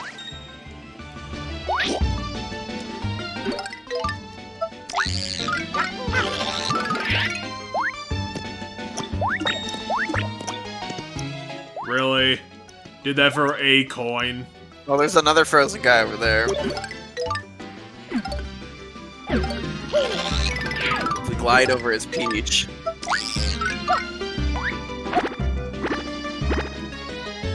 What's up, my dude? How are you doing, fellow Canadian? Oh, it was me. My darling man. Your name is Falby? A helpless kitten compared to them. I hate how these people talk, though. I hate thous and these. Thou art, whatever, blah blah blah. Shut up. I have saved Canadians, therefore I am now the king of heaven.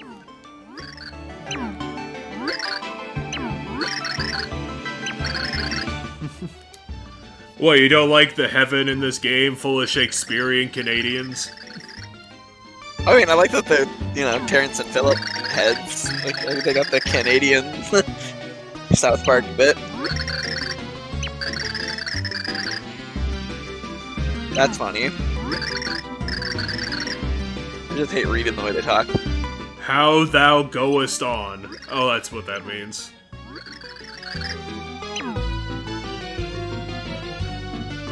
But don't we need something from you guys?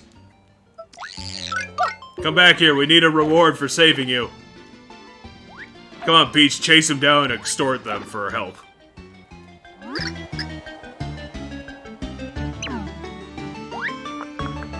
What's up? The Overvader?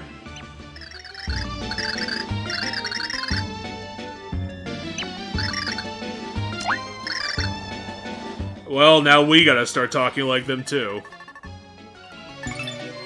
Yea, pray thouest ever over-evader. I don't know.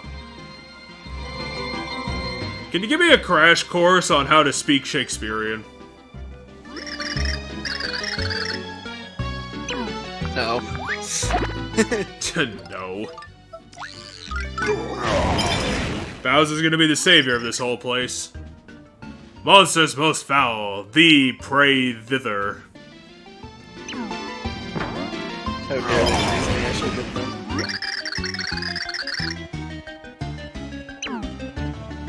For a reason I do not know, I feel chilled. Okay.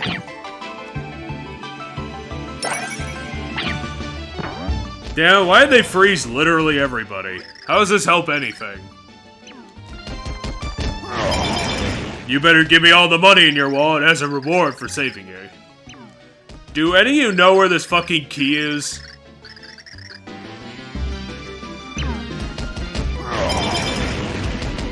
There's definitely something up there. Well, if you're immortal, then you can't shuffle off of it. Wherefore hath this happened to me? Here.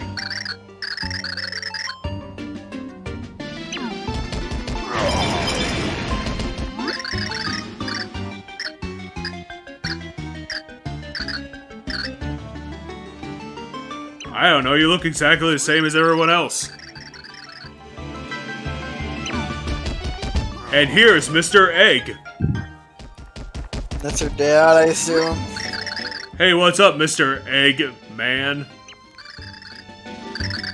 Oh, his name is Wibby.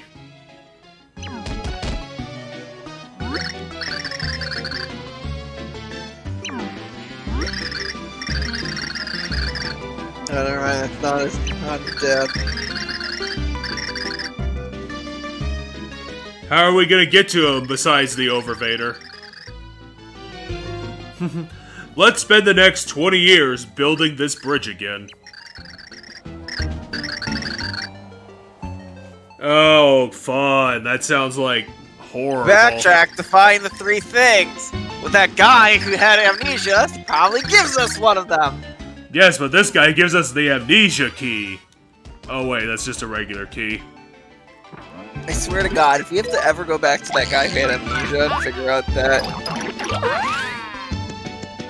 Now what the hell was on the roof? What the fuck is this? I don't know.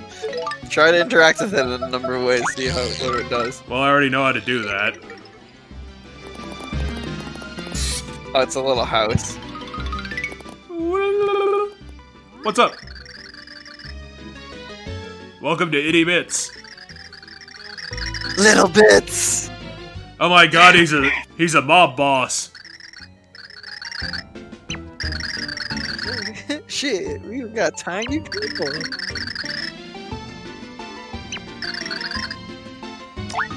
What do you have to sell? I need like all the healing items. I need 40 hot dogs because I'm incompetent. Give me more hot dogs. I will spend all my money on hot dogs.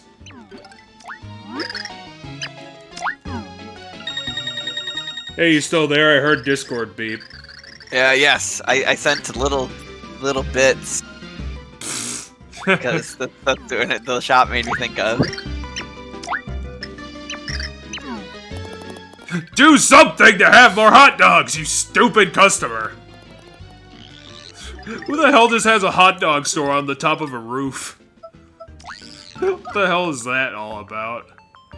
Well, let's go on our terribly exciting quest to find the 3 things held by the 3 people. You tiny people. Well, that didn't work. We got the key, so we have to backtrack now.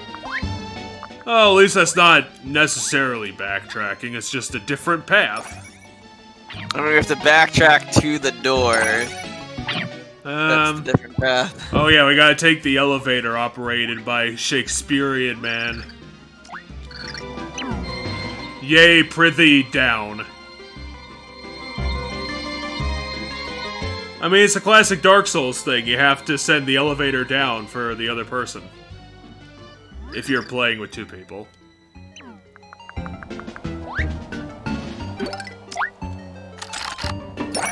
Yeah, let's go this way first before we have to go back to Blueby. Wherever the fuck Blueby is. Okay, so this Overvader doesn't need a operator, so why does the other one need it? Look, the guy was feeling bad about himself. He needed something to feel special, make himself feel special, so we got him that job doing that. That's all we could do. See, this is how you get this is why you don't do your economic stimulus just by, you know, giving breaks for people to make random jobs because you get this bullshit. I don't know, it worked out in the Depression. We're just gonna make up nonsense jobs for people to do. It worked for the Depression! Here, we'll pay you to hold this stick in the middle of an intersection in Indianapolis. Hey, here's Rebby. He's actually kicking some ass. Don't worry, you got Peach on your side who's more powerful. Now we'll just switch to Bowser. Blow them away with fire. Be real. Yeah, get behind me. I'm the king of heaven.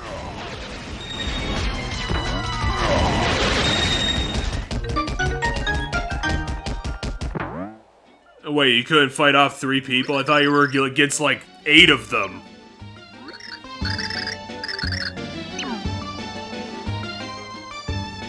Oh, you see, he can only hurt them by jumping on them, and the one had a spike on its head, so...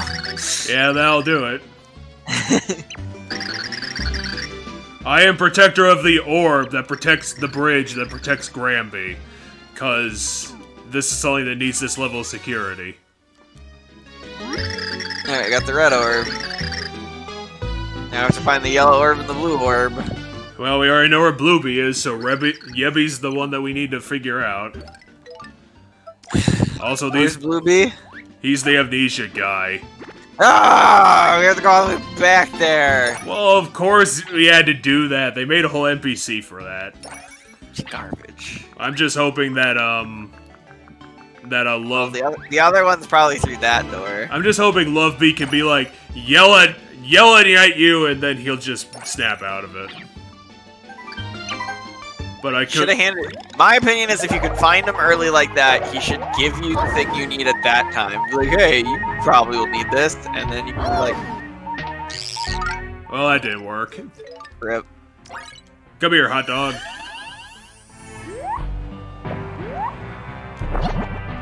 Oh yeah, this music sounds lovely in fucking 25% speed.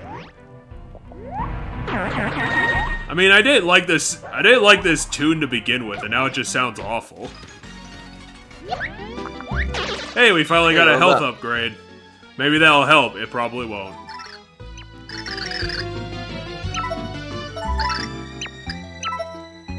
I think he's faking it. So how do we get him to not fake it? Hit him with a hammer. Okay, that didn't work. Blow him up.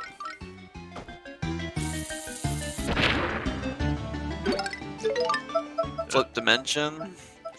I don't think Thoreau's gonna help. Fleep. Bowser? Okay, that's not gonna work. Flip dimension. Otherwise, fleep. Thudley.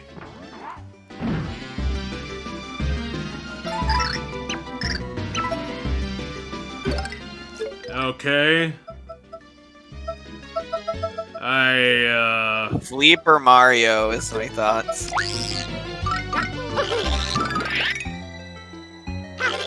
That didn't help, we just turned him invisible. No.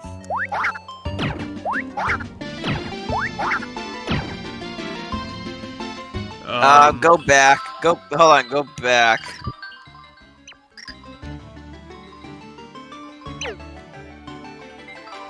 Maybe Peach? Or did Peach already try talking to him? Peach already tried. I think go back and then hit these blocks maybe. Oh, I was thinking maybe there's something in the blocks then. There might be a ladder in one of them, I don't know.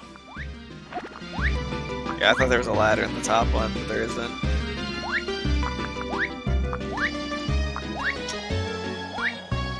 Well, I'll give you your idea, try and fleep him.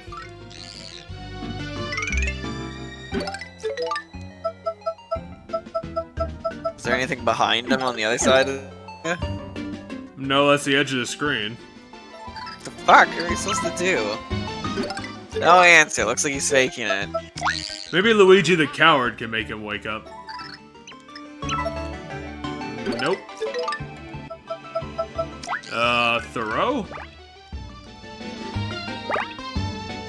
Okay, so I can't pull him over here. What if I become invisible?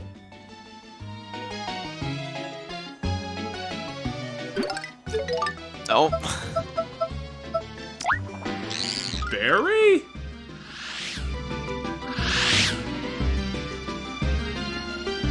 Oh no, how do we get this fucking guy to work?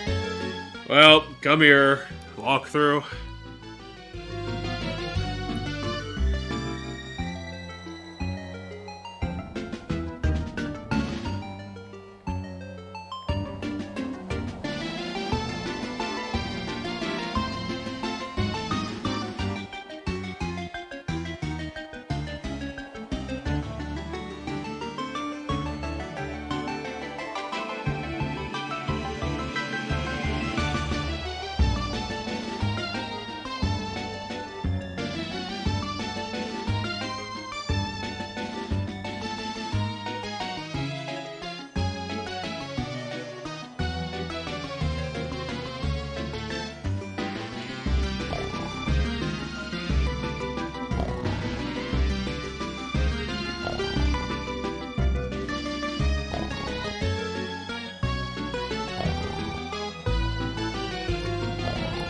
Well, apparently this guy doesn't matter. This isn't gonna help us find Yebby, apparently. So it's just, you went the wrong way. Go to the door that's hidden behind this door. Essentially. Apparently, the last guy is in the behind the door. What? We already went to the behind the door. Yeah, but apparently it's still it's where The yellow guy is there too. I think so. I'm gonna take a look around and see if that's where it is.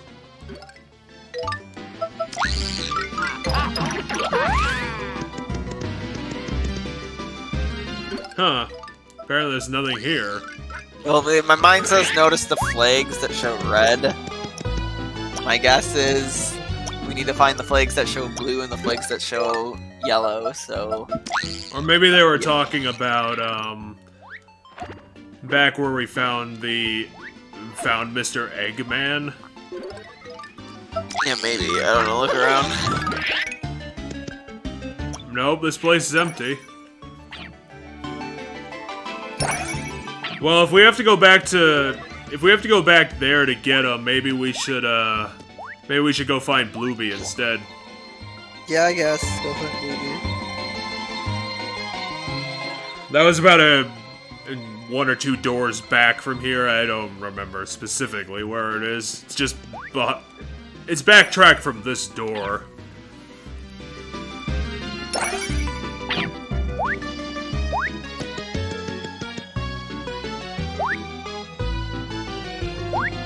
Was it where we went this direction? Is that where it is?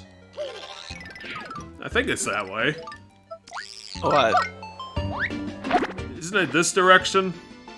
The blue guy? He's like back, like 2 doors back where we got the key to get to the door that got us to the room that had the elevator. Oh yeah, we needed to So we need to backtrack even farther.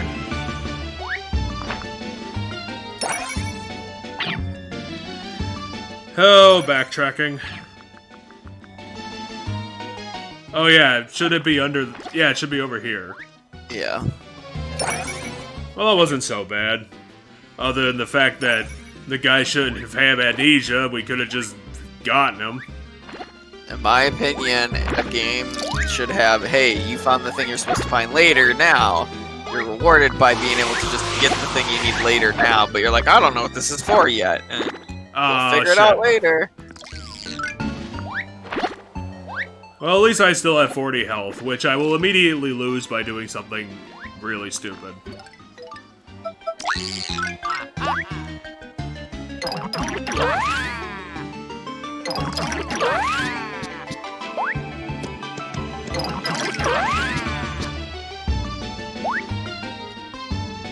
Okay, Blueby, we're back.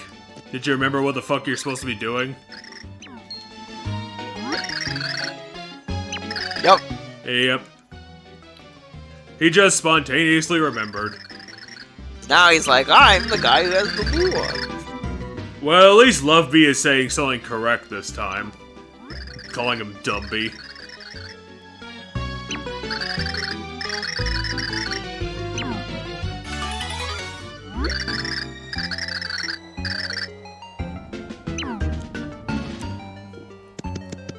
God, Loveby is annoyed at literally everything that's ever happened, and how does that keep happening? Let's try and get some more vertical distance going. And there we go. It is a pit and it is tiny. They will fall for the pit.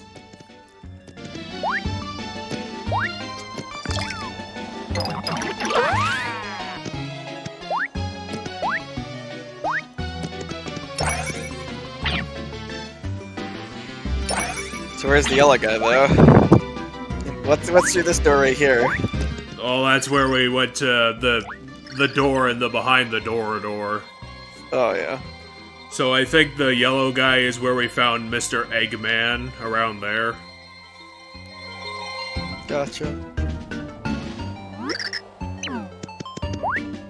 It's not gonna make up for all this nonsense, but like I said, there is gonna be a boss after all this stuff. All this terrible stuff. This is the worst world by far. You really think it beats out Chapter 4? And how bad that was? I don't... It's like... 4 had a bazillion backtracking.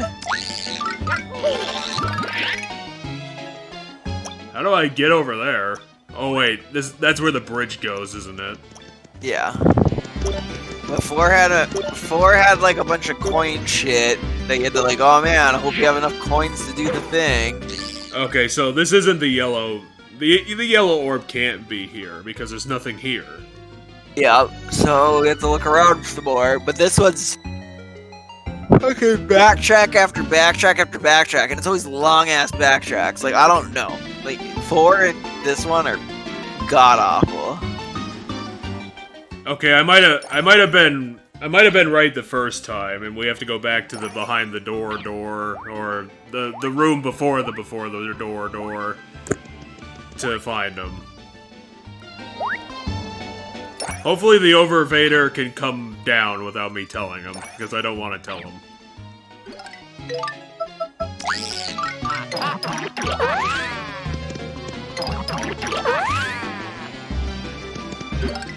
Nope. There's nothing here. Just the stuff over there, which you did.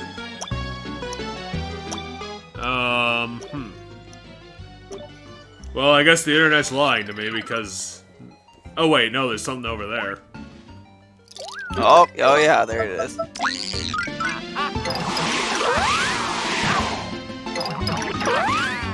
Okay, so it technically wasn't a lie. It's just on a technicality. Oh no, look how big the void is. Hopefully something doesn't happen. What will the world do without heaven?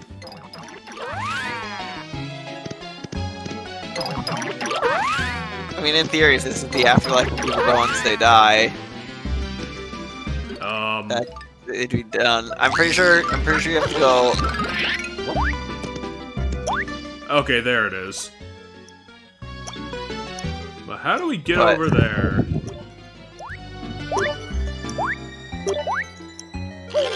Okay, Yebby, we're here to save you. Ooh, which character should we be? Luigi, because we never did it as Luigi. Come here, Luigi. Let's see your 8-bit power. Look at his plumber suit.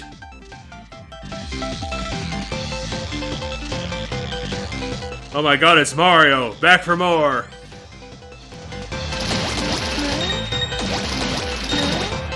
Fuck all y'all bitches. I cheated to become invincible. I am the cheating brother.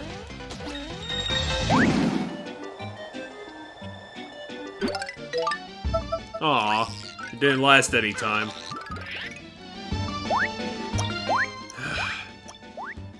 Hey look, it's another bathroom. Why the fuck is there a heaven bathroom? And the yellow guy's hiding in the bathroom. No, brilliant logic, dude. Oh my god, he out-logicked us.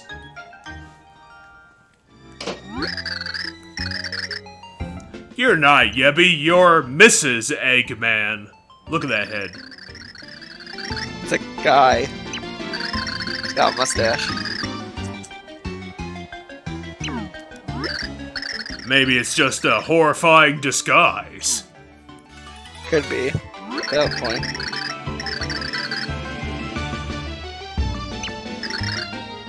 Yeah, you probably shouldn't have hidden in a bathroom like a baby. You could say the yellow guy is yellow-bellied. Yeah, that was a good one. We'll give you 5 official comedy points. And you can spend them on literally nothing.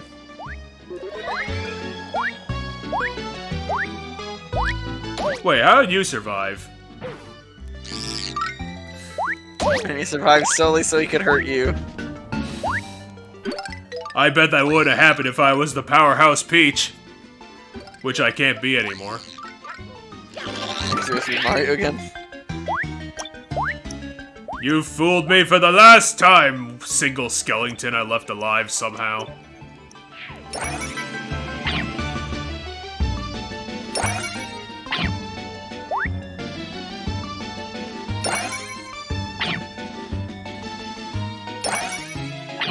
Alright, then we take the elevator back up.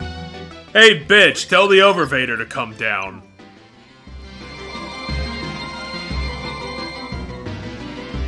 Yeah, that's what I wanted. The game in case you die. Alright, we're risking it, I guess.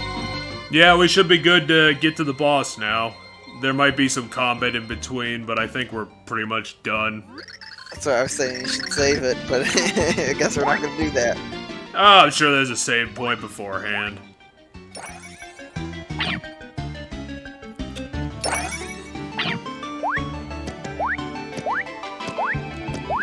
I mean, I got 2 life shrooms. I got insurance. Oh yeah, you're not the one who does it. Oh, you do it yourself to walk in here and going, oh, we use all the orbs. But obviously Peach has to do this because she deserves it.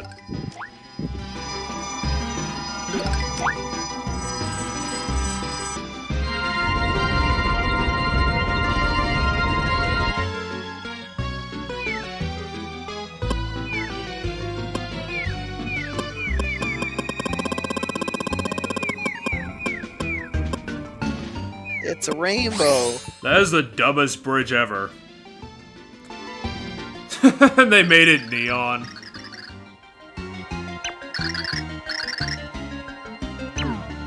Yeah, I'll solve all your problems for you, like a classic anime protagonist.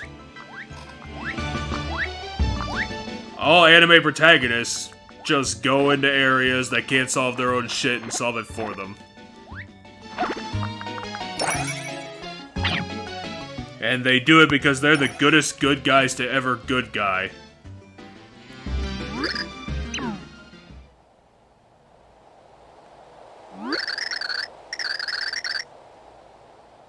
Why are you even talking to us? I thought you guys were all extremely hostile and idiotic. Shut is thy trap. What? You can't just put S at the end of every word and have it be Shakespearean.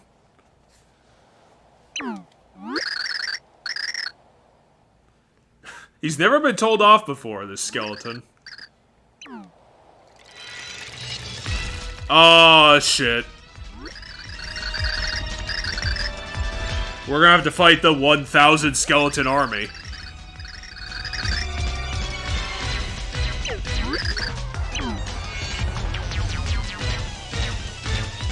Hey, it's Rebby. Come back to kick some ass.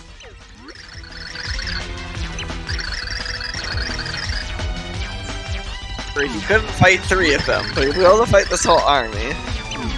No, but he's got an army too. Oh, never mind. Then Of the Canadians. The Canadians have come back.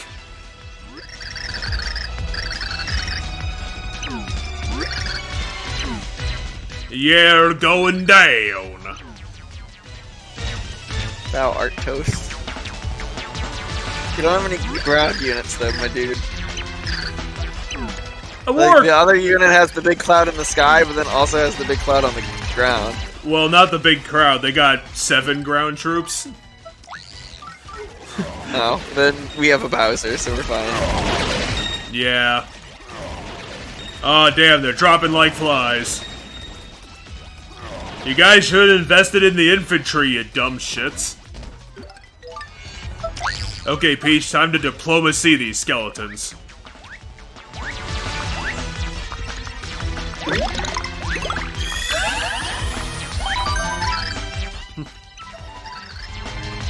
Yeah, game. So yeah, I think the boss of the level should be through that door. Alright, let's do it. I just wanted to point out there's no villain in this freaking chapter, so I don't know why they wanted to have a boss. I mean, that just comes out of nowhere. That are invading. The villains are the skeletons that are invading. Yeah, but even then, like, this guy's a bit out of left field for the game. This guy's also made Presumably entirely he's out got of ice beard. powers. Baru, ha ha ha ha ha. Yeah, there he is. He's a big skeleton dragon clockwork thing. He's still a bit odd, I'll give him that. So, did you expect that? I mean, I expected it to have a skull for a head, at the very least, but I expected it to be blue because I expected it to breathe ice. So, I mean, I guess. I'm such an evil celebrity that you're meeting me just now for the first time.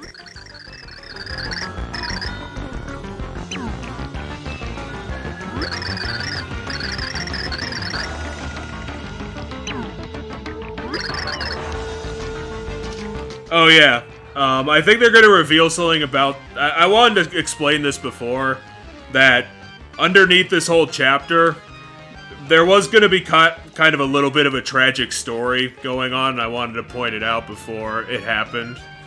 Gotcha.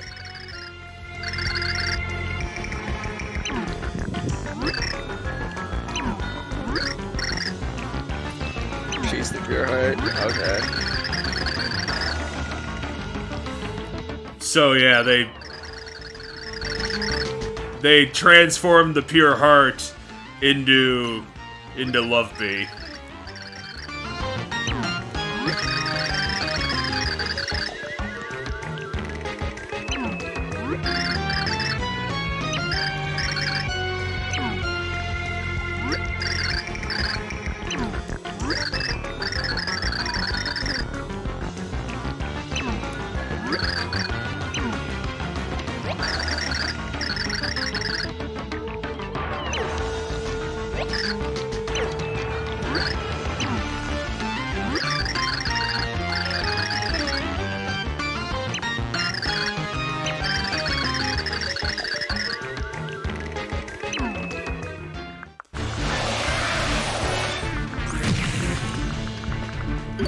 Oh. Well, that did work.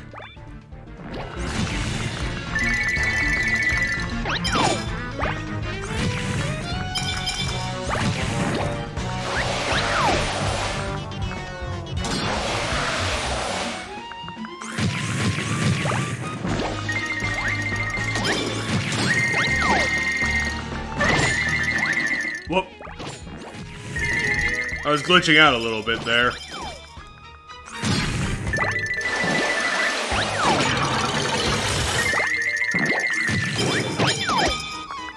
Boss is like constantly giving you things to throw at him. Yeah, he's all projectiles. Which is kind of weird. So like, he already feels like he's almost dead. Like even there where he knocked it out of your hand, it's like, oh man, too bad I can just pick up another one.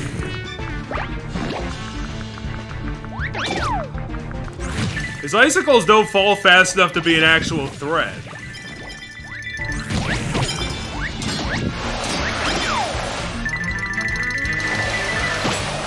This boss fight is not interesting because this frickin' combat is all platforming. Yeah, He's not scary. worst world. Worst world by far. Oh crap, he has an attack. An attack I can easily dodge just by being underneath him.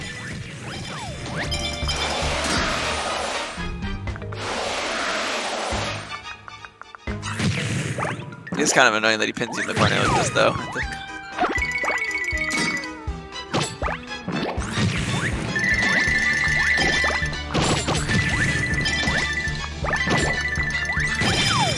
There we go. Well, Scrub boss with scrub. scrub. I don't know, maybe because 80% of your attacks were projectiles, or 92% I wasn't keeping track. Actually, didn't he only use his Ice Breath once, which was the only attack that wasn't a projectile? He would use his ice breath to put the stuff on the ceiling, I guess. But yeah, he did breathe down at you once, which wasn't something you could grab. I suppose I can't really get into the tragedy of Love Bee because Love Bee has just been a complete bitch this entire chapter.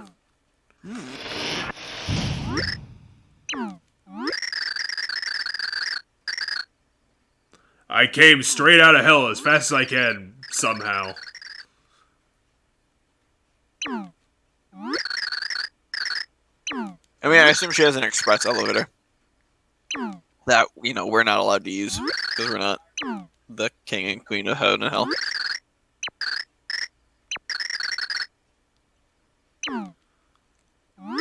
You're adopted by a magical artifact. You are a magical artifact. You are the 1%.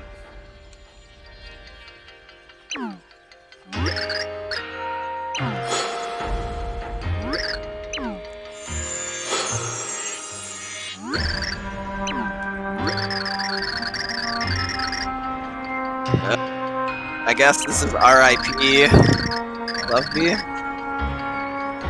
Yeah, so Granby and Jades decided to turn the pure heart into their own child, lied to her about it, and now she technically is gonna die because destiny needs to happen.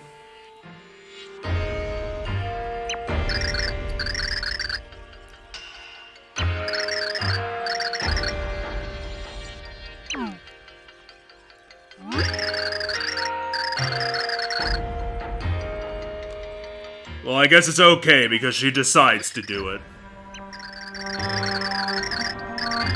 Still, R.A.P. Loveby.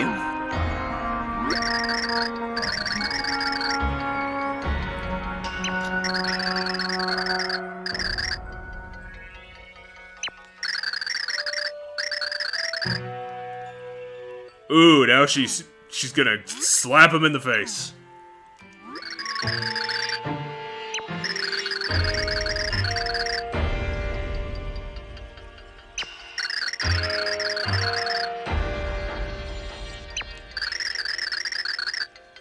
Oh, she's getting so teenagery right now. Oh, how are they gonna respond?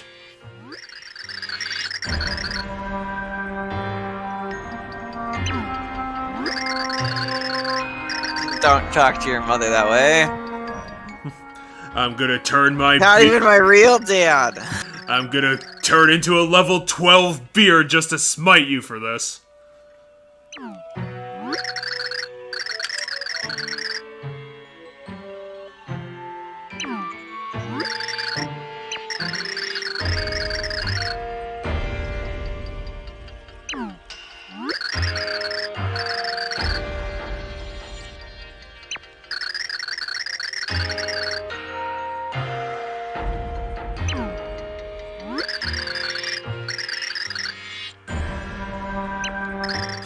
Why do you think I lied? Maybe because you lied?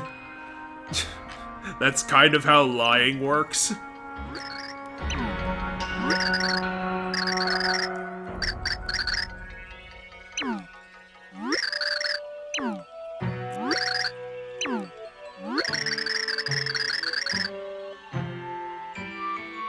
All we wanted was a child, Loveby. Why can you not understand that?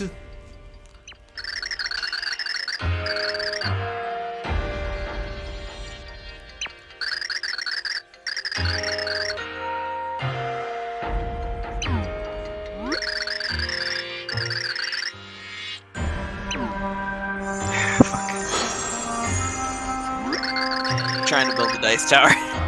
Alright, I checked out of this world a while ago. I don't give a shit. Yeah, fair enough. This world had too much backtracking. I still think it's an interesting story. I mean, it's an okay story, yeah. I don't know why they thought this was a good idea, but then again, it was a good idea. I did it. Cool. Took me a million tries, but I got all my dice stacked in one tall pile.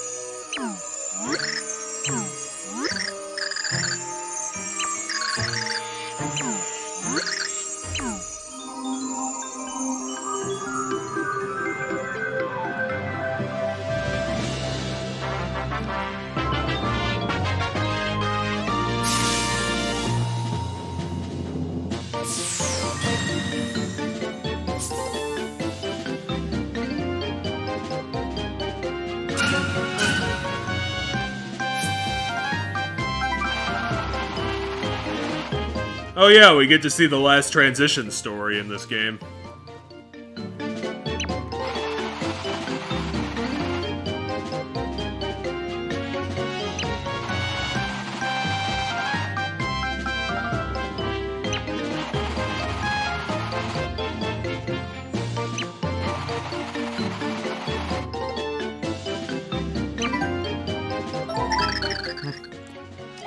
Instead of Castle Black, this last pure heart will transport you to Newark, New Jersey, and then it won't be worthwhile.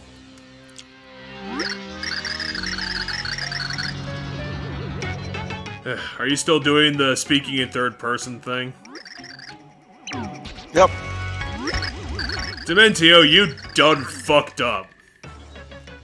You forgot to kill them with your explosions. What the fuck is twiddling our biscuits?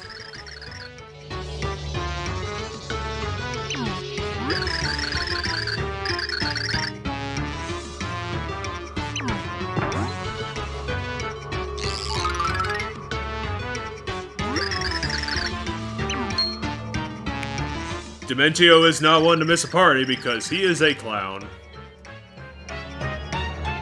Dementio, how do you know that? I knocked over the second tower I was building and destroyed the first tower. Oh, no. Oh, it's a true tragedy. Now both of my dice towers are destroyed. Oh no! It's the ultimate story of the death of a dice tower. Hubris. It was the hubris. My hubris was the folly of me. I was able to build a ladder to heaven once, but for trying to do it twice, I lost both of them. Oh no, is Count Bleck gonna stop his own prophecy? That's what I figured was gonna happen from the start, so probably.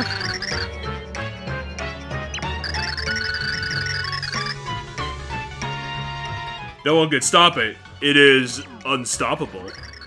The void has a mind of its own. It is inevitable.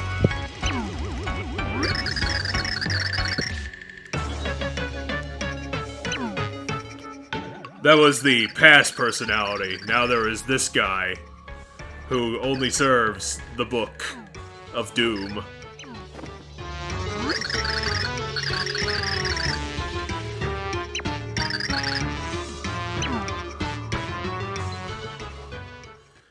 I mean, how can you argue with someone who wears a 10-foot top hat?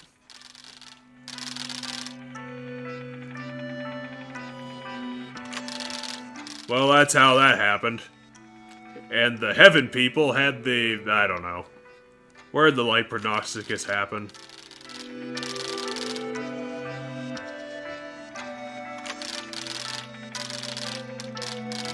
I already told you, the books were written by what's his dingus. Dementio? Yeah. Well, then how did Dementio get them to the Land of Darkness or wherever this guy comes from? Walked, I don't know. Dementio jumped around. So he opened the Dark Prognosticus, looked at one page, and immediately his mind snapped. Sounds like it. That's a really fucked up book.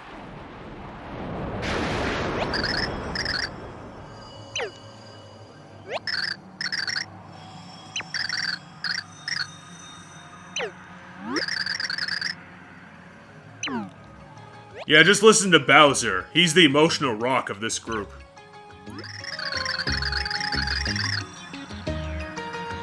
Tippy, stop dying.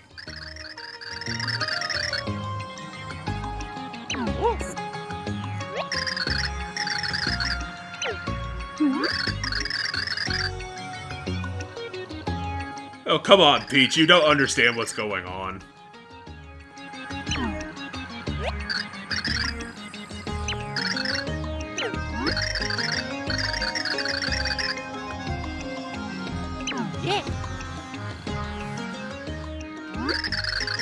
Ooh, instant teleportation. That was nice.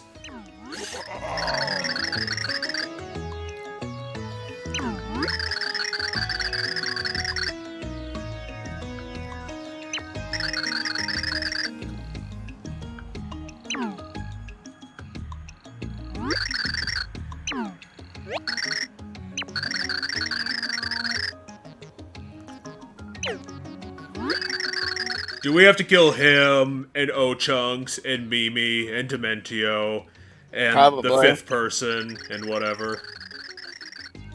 And that Mr. L guy. Well, he died, so... But we don't know that. The heroes never got to see that. Only Dementio got to do that. Do we have to kill Nastasia, too, the office manager? Because that's kind of mean. Yeah, she's just a secretary. Can we at least put her through the Nuremberg trials first? We should probably do due process, right? For the universe war crimer. Yeah, as long as we close up the giant black hole that's gonna kill everybody, I assume everybody can get a fair trial then. How do you put Stop How do you put someone on the stand for trying to destroy the universe? genocide. Attempted genocide. We're gonna have to give them a 4 billion year prison sentence. Or seeing that the technical definition of genocide is to kill a distinct group of people, it would be like multiple counts of attempted genocide, because it'd be one for every group of people. And that's how you add up to 37 billion years. So yeah, who the hell knows where this story is gonna go? The mystery is so mysterious. It could be anything. Hey, this isn't where I wanted to go. But it's not. Sorry, sir, I went the wrong way.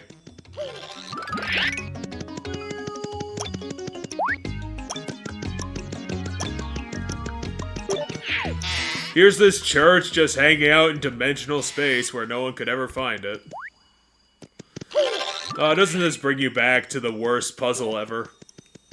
I mean, wasn't the worst puzzle ever if you let me look at it long enough to figure it out instead of just kept hitting things at random until it eventually got solved. Ah, yes, the worst puzzle in the history of the universe.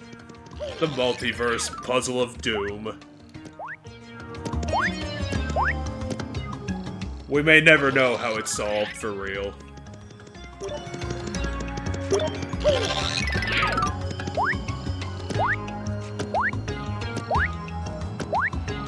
Now, where the hell could this heart pillar be? I think it's back on the outskirts again. I think we saw a hint of it the last time we came through. Oh yeah, I think it's like it's the heart pillar behind those windows. I just need to figure out where those windows are.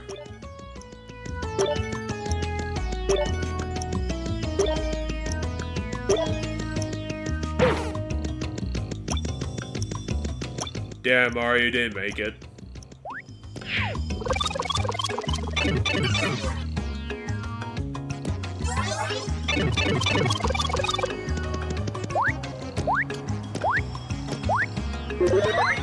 I don't think this is where we were supposed to go.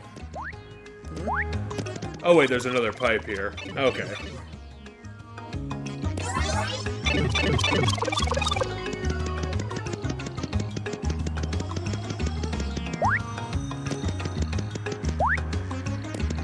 Okay, we already did that one. Yeah. But that's the last one we did, I think, is that one right there.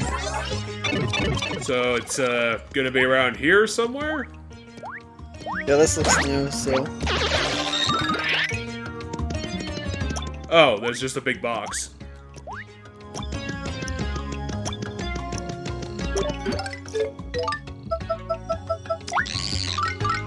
Smash! Smash!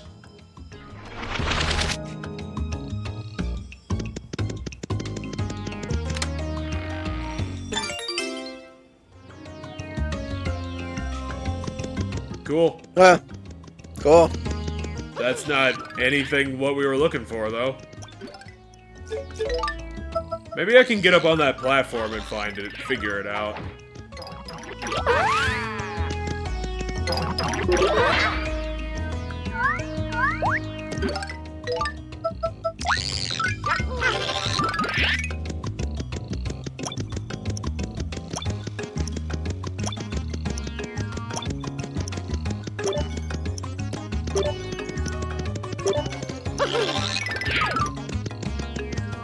Well, I found an elevator. Wasn't there something in there? How do we get in there? I have no idea. Because my guess is this is like a fast travel back once you do it. Well, this ain't what we were. This ain't where it's supposed to be. Yeah, take the elevator back down. Nothing here.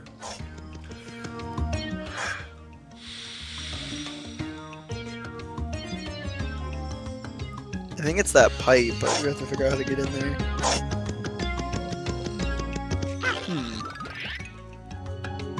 Well, that doesn't help.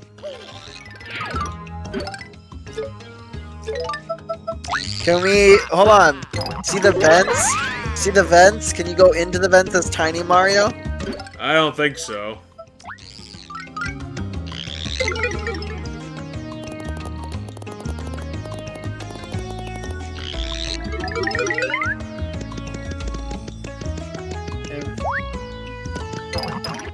Okay.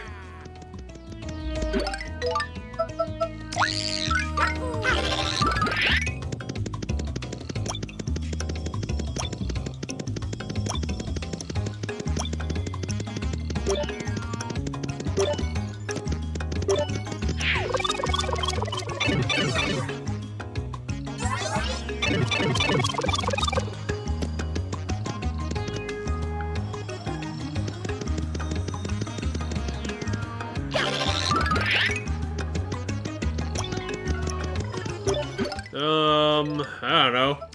Maybe Cudge could break one of these windows? Or maybe one of them is broken. We're just, you know, standing by all the fixed ones. Also, you're about to take damage.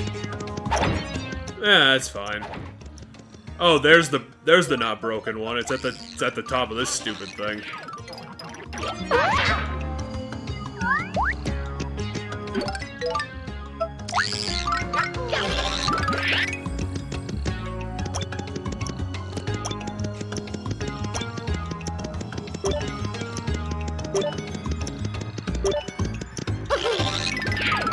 Okay.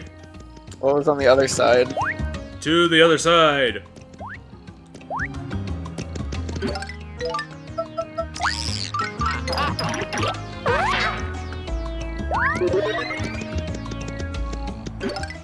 I found something.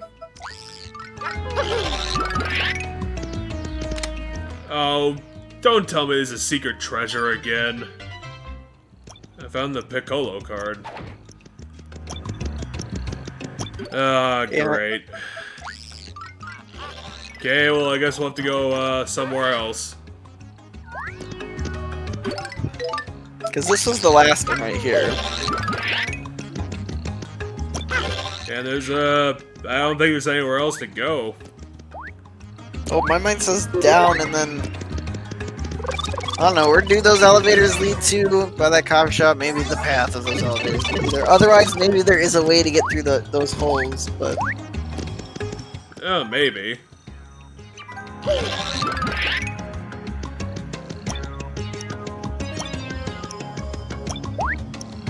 Found the one over here, because we did that one already. I think we did that one, didn't we? Yeah, we should have.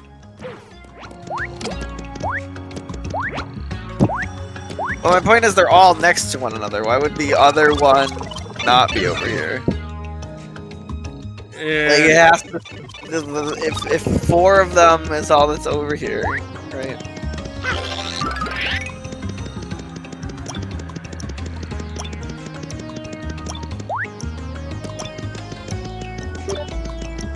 I'm gonna start taking a look around to some of the other places it could be.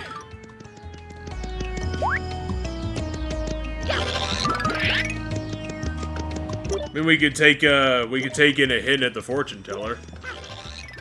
I don't know. I don't think it's gonna be back in town at all. Hey, it's you, Merlovely. You're from the other Paper Mario games. Oh no, wait, you're from Chapter 2 of this game. That's why you look familiar. He's on Chapter 2. No, I needed a hint, not a charm. Sorry.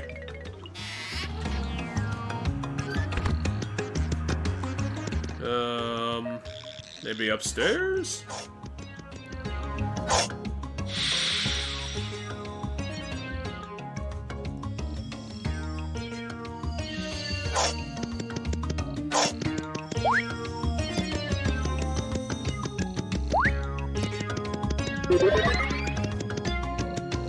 No, that one's taken.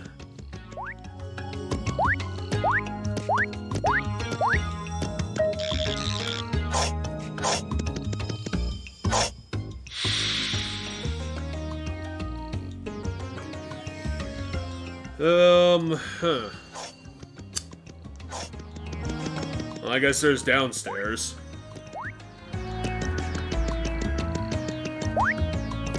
It's in the outskirts. I literally looked it up. Okay. Things don't get much easier than this. After speaking to Merlin, head to the flop side and flip to 3D outside Norim's house and proceed through the gate down the path to the outskirts. Yep, Once there, jump over the pillars to the right. Or run around them in 3D to find the heart pillar. So it's literally supposed to be like right next to us. well, this is Norim's house.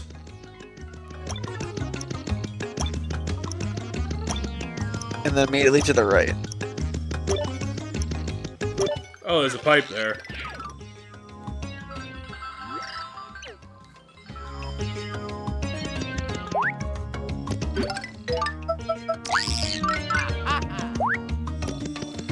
Should have taken a closer look.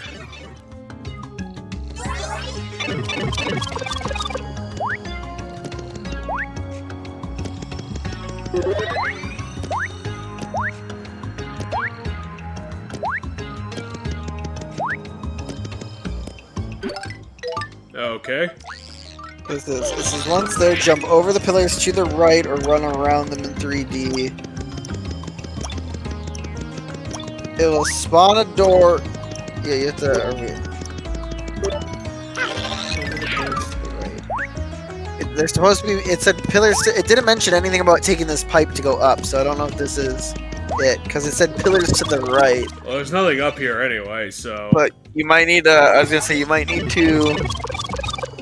Maybe you have to go out farther and then to the right. So like. No, there's none more here. No. Like, take the bridge going out farther. Because this isn't the outskirts yet, perhaps. Maybe the outskirts is considered out there.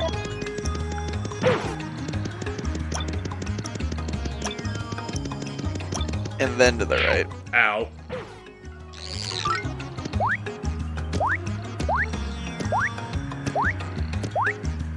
Oh. Okay. Just happened to be there.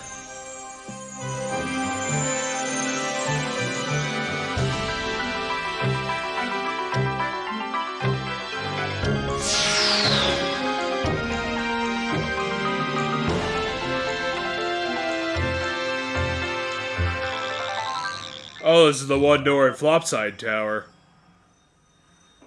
That's definitely not an ominous door.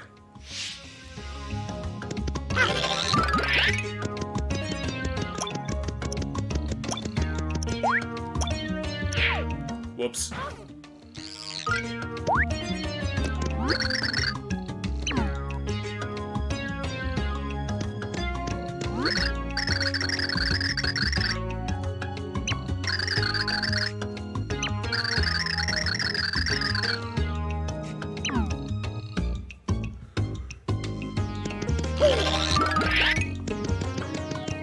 Okay, well, let's go get a nap and prepare for the apocalypse.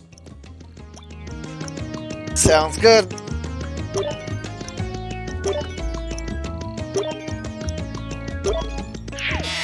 I made it. Yes.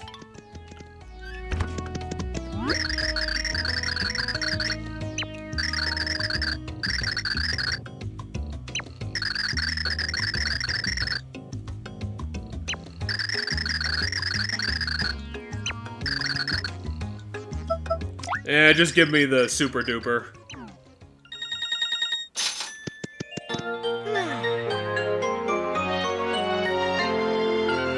Stardew, what makes it better than the mushroom?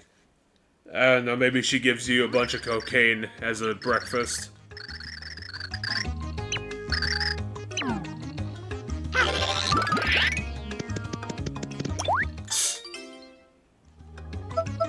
Well, that's a terrible thing. Oh, use the power plus quick. The power plus permanently increased your attack by 1. You should use that. It does? That's what it said when you picked it up. Oh, okay.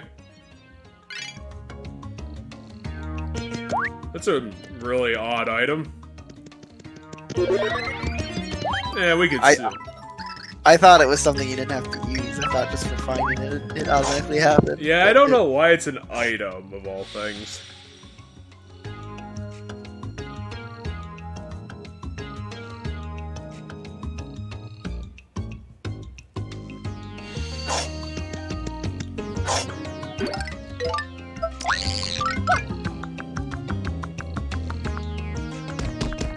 Yeah, I knew we had to talk to you, and I guess it didn't matter.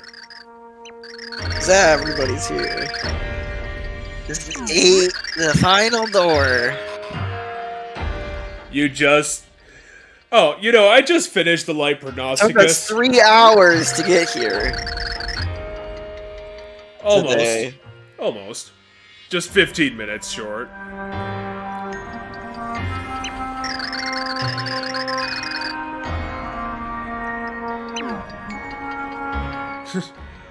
This thing that's so important to the prophecy, and he just happened to finish it. Seriously, Merlin?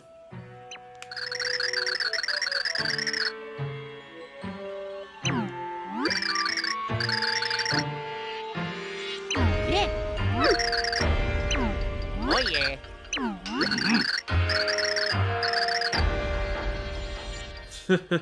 He's doing it because if the world gets destroyed, then there's nothing for him to rule.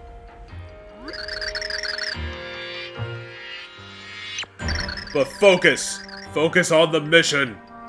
Tip 8. Focus! Get your head of the game. You're the worst pixel ever!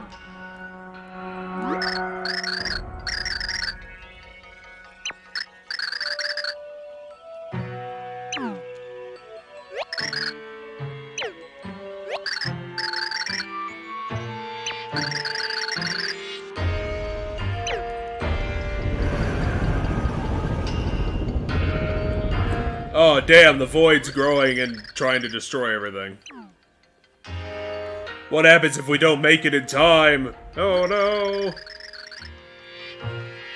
Oh, wait, Castle Black is in the void?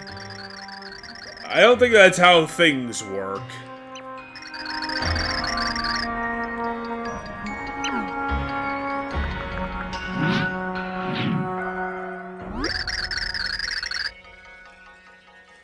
Not you, Luigi. You can, come back home.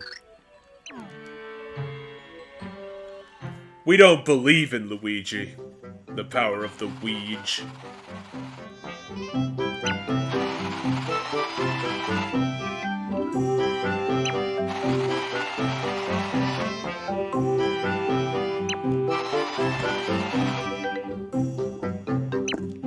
Oh, who knows? I don't know, maybe they'll both just die in, like, part 3. And then O-Chunks will become the big villain we have to kill. The power of O-Chunks.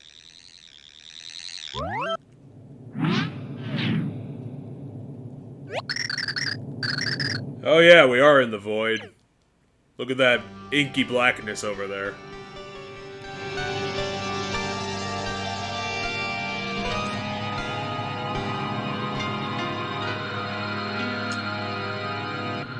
Well, that's certainly a castle.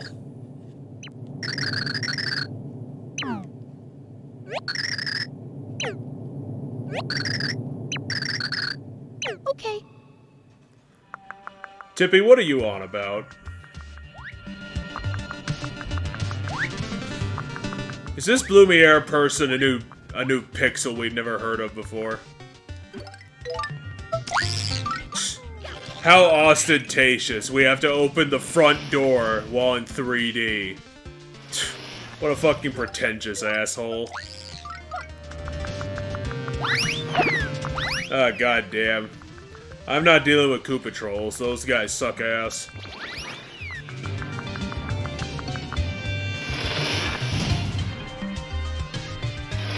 I mean, at least we're just walking straight forward. Well, No backtracking! well, like I said, I'm not dealing with fucking Koopa Trolls. They're the worst. They're just covered in spikes everywhere.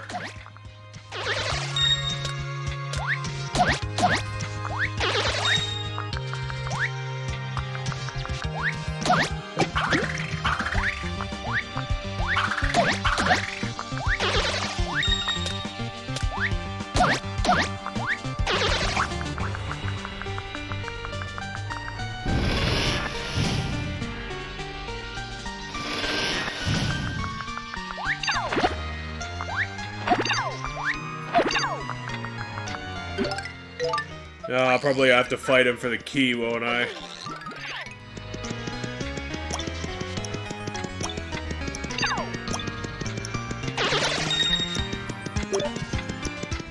Classic Mr. I. All the way back from the time of Mario Party 3 and Super Mario 64. Okay, they didn't have the key. I figure the key's on the place up above. But getting rid of them makes it easier to get there. Here we are on the roof. We're just on the roof now.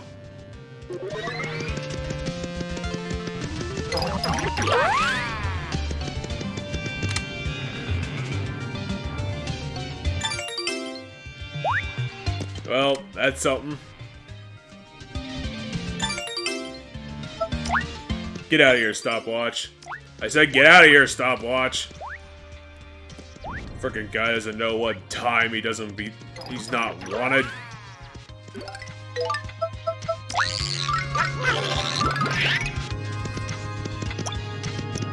Peach. You have to jump as Peach. I wonder if Peach can make that gap.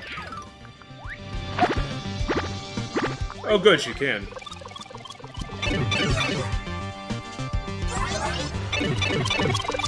It's because Peach is the best character ever.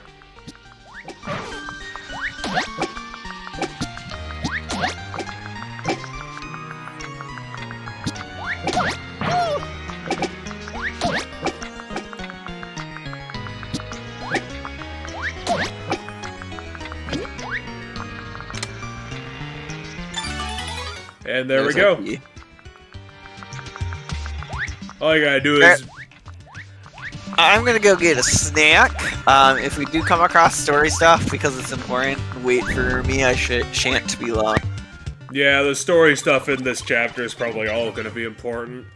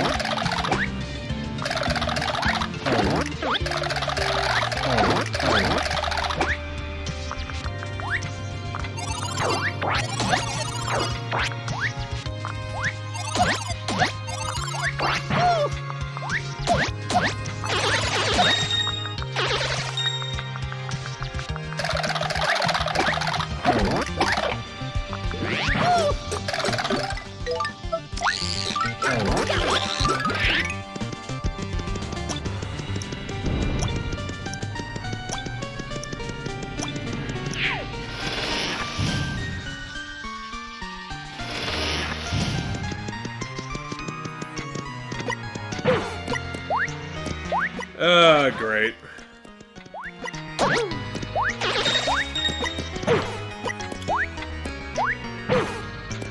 Oh, god damn it, they have actual tactics.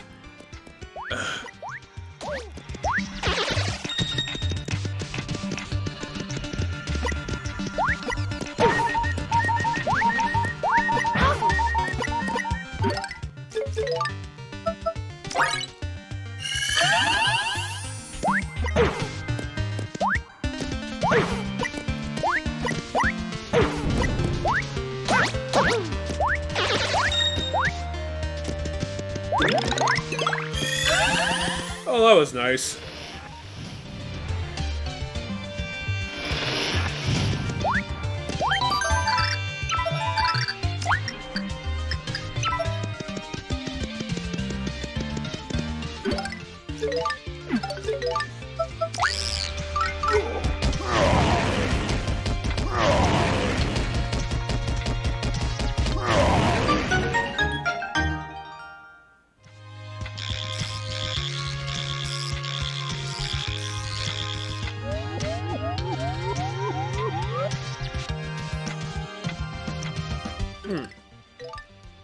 I wonder if that's where the scary enemy of this chapter is.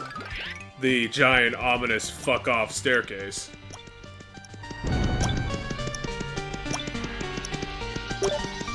Nothing back there. Doesn't look like anything's over there on the other side either.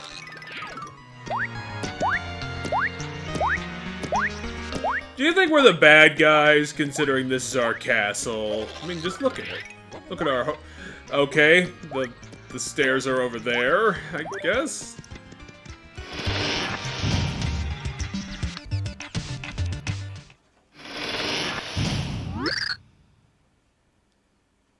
Well, now I gotta wait before so Cheddar comes back and doesn't miss the important story stuff.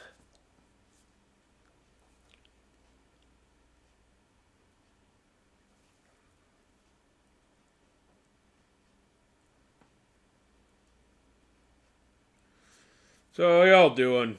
Yeah, have a chance to catch on the Y2K streams? I've been interested in that game since I put it on the list. I didn't think I'd ever get to it, to be honest.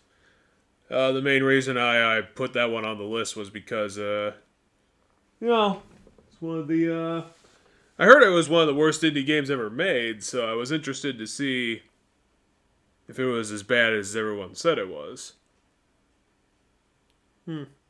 Wonder where the cat disappeared to.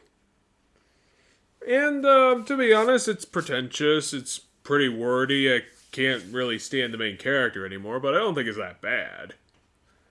I don't know why everyone's getting it such shit. Like, an amazing amount of crap for it. I don't know.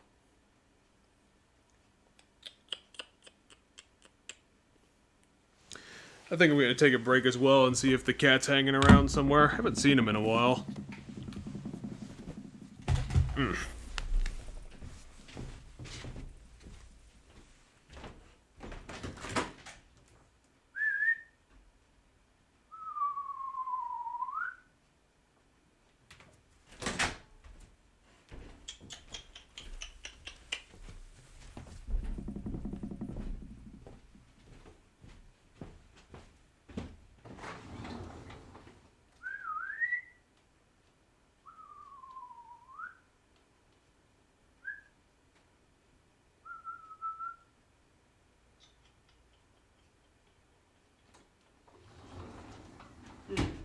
Where else could the cat be hiding?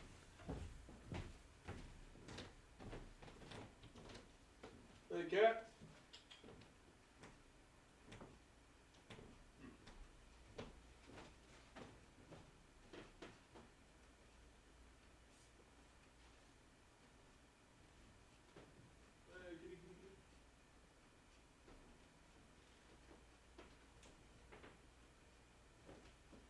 Kitty, kitty, kitty, kitty.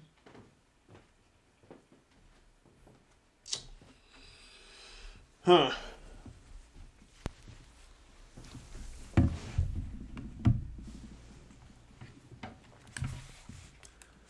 Hey, you back? No? No.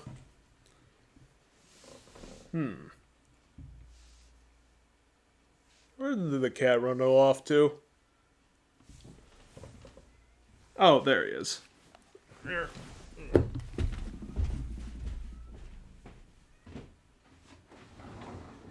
Hey, Fluffy. Come here. Come here. Oh, yeah, you still have your collar. Well, you can stay outside if you want.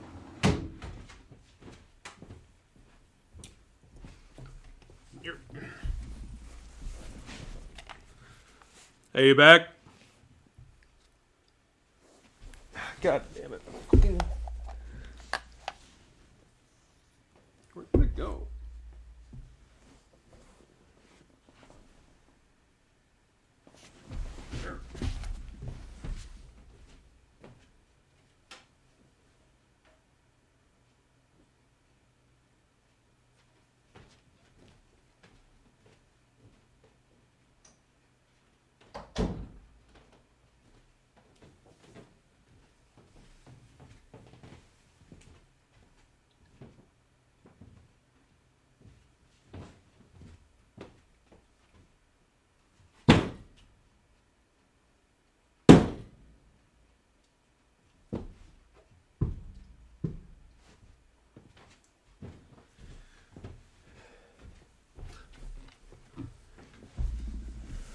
There. Sorry, I left again. A giant-ass mosquito came into the house, so I had to kill it. Because it was very, very dumb. So, yeah, like I was saying about Y2K about 2 minutes ago. Oh, You talking about Y2K? I'm back. Yeah, I got back like a minute ago and heard you going after the mosquito. I was gonna... Apparently. It's not really mosquito time of year, so I don't know. Well, that one was like freaking... Yeah, about like a third palm size. It was a ridiculously big one. We're getting close to mosquito time, like, by the end of this month. But that doesn't matter. We're getting to the first important story bit, the end of the end of the part. Somebody Sounds saying good. horrible day. Horrible day. And who would have thought? My guess is we're gonna have to fight one of the bosses at the end of each chapter. Well, I'll spoil it and say you're absolutely right. Ah. I mean, it's pretty standard, so...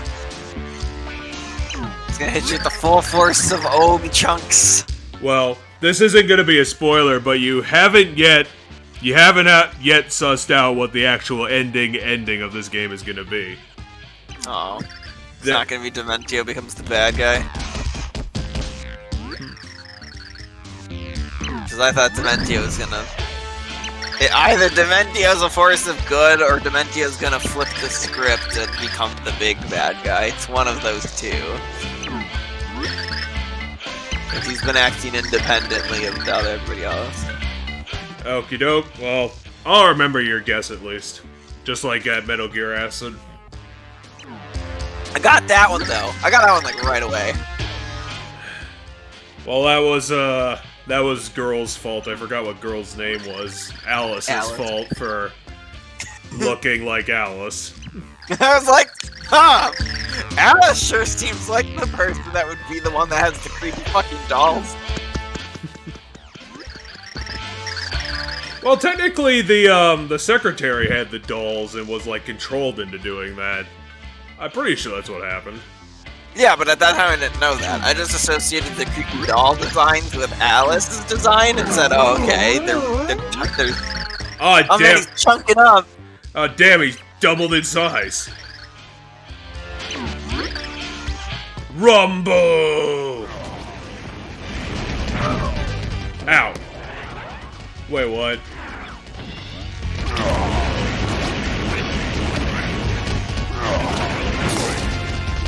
Holy shit. What the fuck? He's got the ability to generate and just throw squares. God damn it, Bowser, why are you so fucking slow? So, rigged.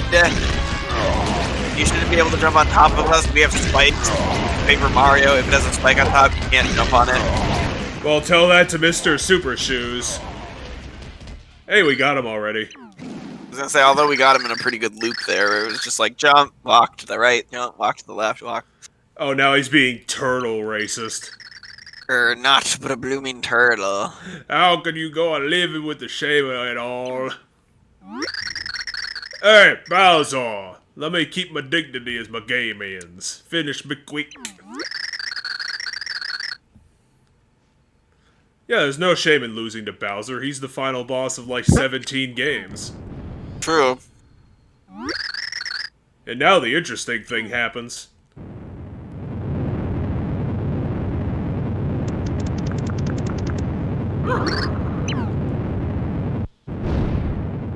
Did you have to play as Bowser for that fight, or did you get to just happen to pick Bowser? No, you had to play as Bowser. Okay. Because I was gonna say, Oh. everybody else came out. Oh, Chug saved us.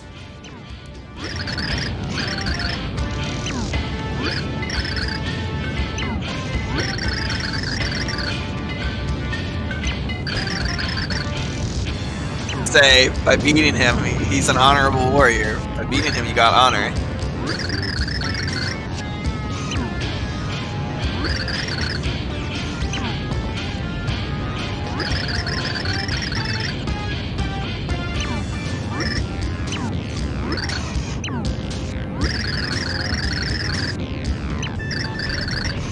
I think super stupid bros is worse of an insult than just replacing the word super with stupid. Like, he should have said, hey, stupid Mario Brothers. Yeah, I don't think stupid Mario Brothers would have worked as well. And now they're gonna outcompete each other to die.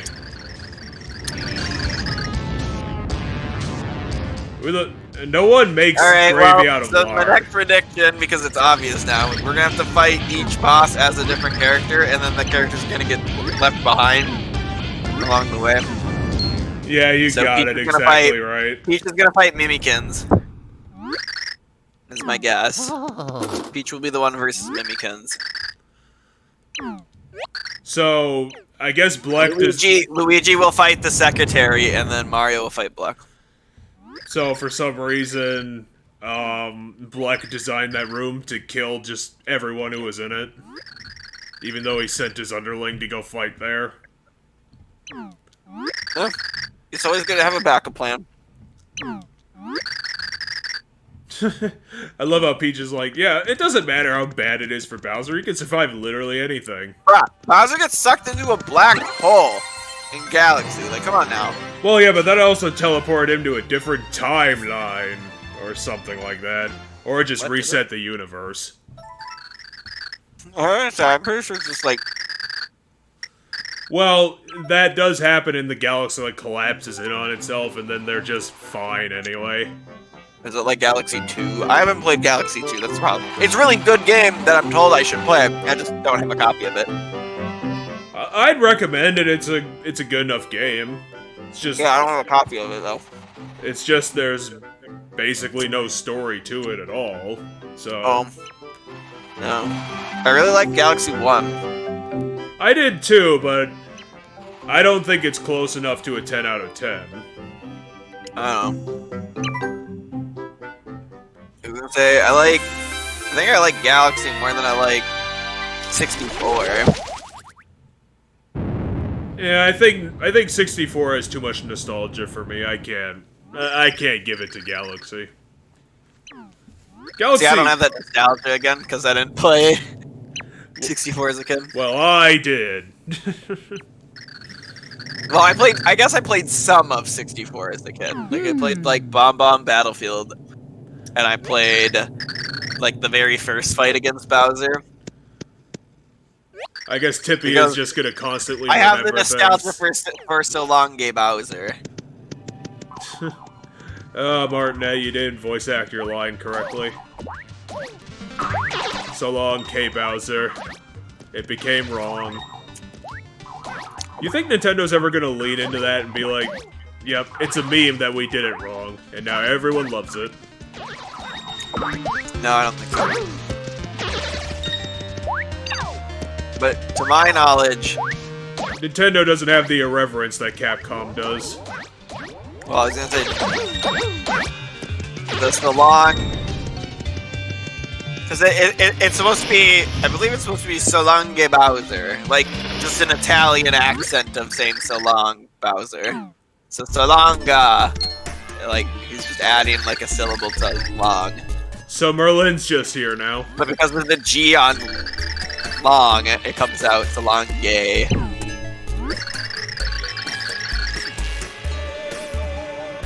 We should definitely do that. It's totally unsuspicious. Not just Mimikins. What's up, Mimikins? Well, unfortunately, there's nothing else we can do, apparently. Mimikins. What? Damn it, Mario. We're not suckers. That was literally the only thing I could do.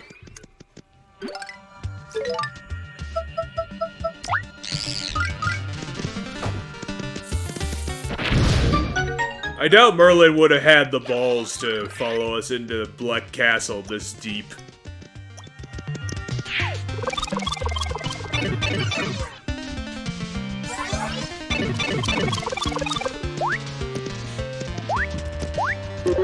Okay, so, which pipe do you think we should use? Oh. Well, I'm gonna go with the tallest one because the tallest one is the most correct.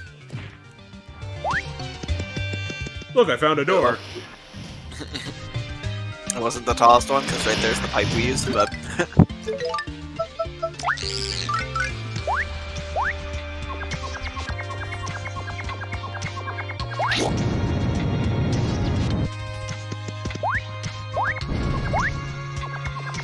Where'd that changed? I don't know. But it's a switch in a video game, so it did something. Alright, something just dawned on me that I want to know the answer to. What? And we might not have it at this second. What's up? We can use carry to drive across the spikes. Yes. Can we use carry to jump on spiked enemies? Probably. Or do we have to just use cudgel to hit it with the hammer? There's a puzzle here, I just don't know how to solve it. No, I think it's just random guessing. Oh, no, I know what the puzzle is supposed to be, I just don't know how we're gonna make it happen. Oh, we have to hit that button every time? There's also another door to your right. Or left. Out in that hallway.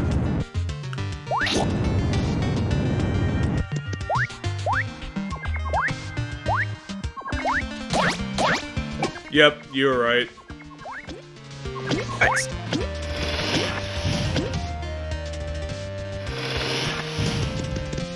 Ah, damn it. Okay, let's go hit the block again. Why? What's it doing? It's moving the pipe around. Okay, I'm hoping that one did it.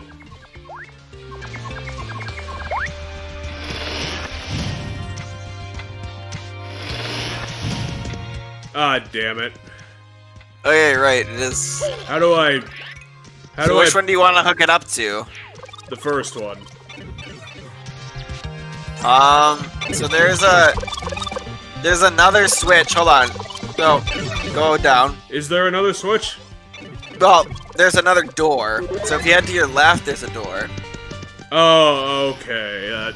So my guess is there's another switch that moves it in the opposite direction of this one. Hey, do y'all remember the original Mario Brothers? Intelligent remembers. Remember that crazy level from Super Mario Maker? Where they fucking did World 1-1, but the fire is everywhere? 2, 3... Okay, that should have done it. 4 times.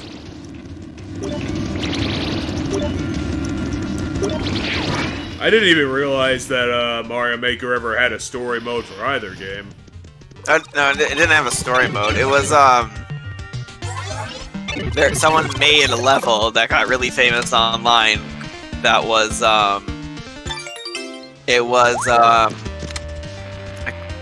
what did the current shell do? I don't know. I don't think I'm ever even gonna use it, so it doesn't really matter to me. Reduces damage temporarily by half. That might be useful to have.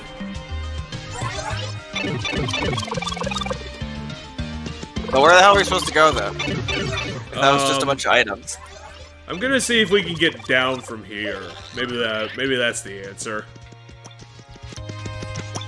Oh yeah, there's just a hole here. Ah, 'cause there's the door.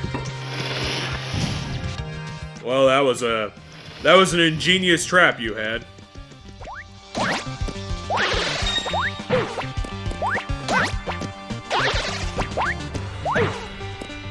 Oh, god damn it, you have the one in the back covering for the one in the front. Ugh. I mean, this isn't as bad as the Fire Brothers were, who were doing 3 damage to me every time. Actually, this time, I'll go through this door and see what's behind it. It's probably just either random loot or a dead path.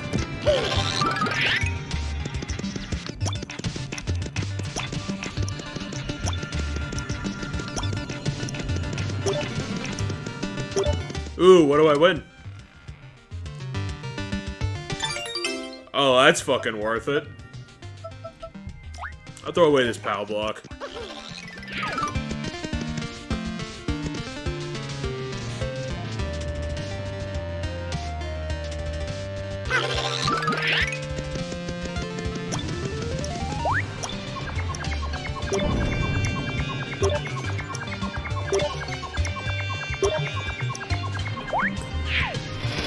Thanks, Carrie. I made it just on time. Carrie's been the best. The pixels. Not gonna lie. Use Barry. Use Barry for this. You can just bury her every time you're about to get hit. Oh yeah, You mean you can time it correctly?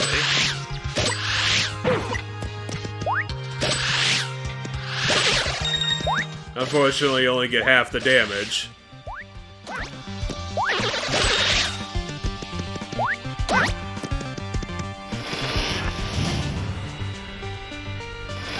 I need to use a healing item. Especially because we keep finding more in the dungeon. Well, that was worth Hey, it. she actually gave it to us this time, though. Last time it moved on us.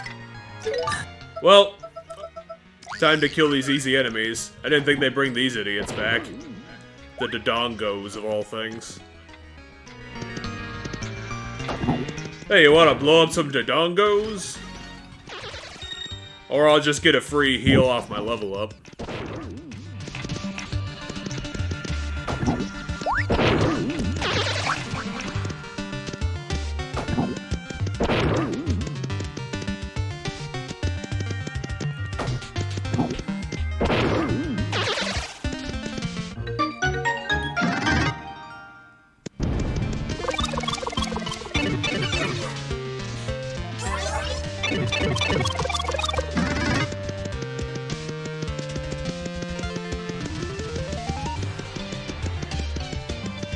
Mimi, are you seriously... Are you kidding me? We have to, because the key's gonna be in one of those. Fucking goddamn it. I mean, at least it's 1,000 points every time. Whoa. It's this enemy. I forget how we kill these. What is it, I'm jumping gonna on think Thoreau. them? Oh, yeah, because we can hit them with each other.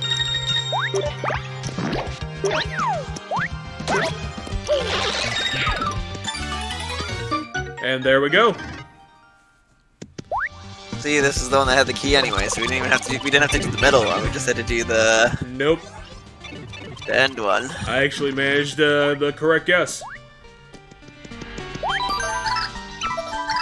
Yeah, I know, game. Shut up. At least we're making decent time on this level if this is the Mimi fight. Hey, Merly, I met you in Flopside. Why the fuck are you here?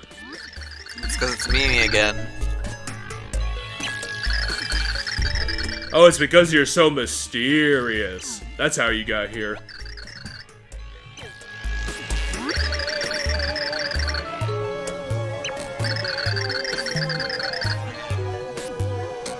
Well, at least Mimi got better at rhyming.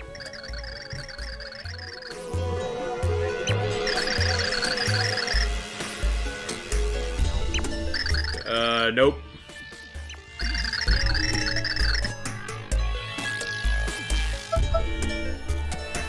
Oh, they literally did the same joke in Paper Mario. What is this? Where you fucking give the enemy the frickin' thing you fear the most.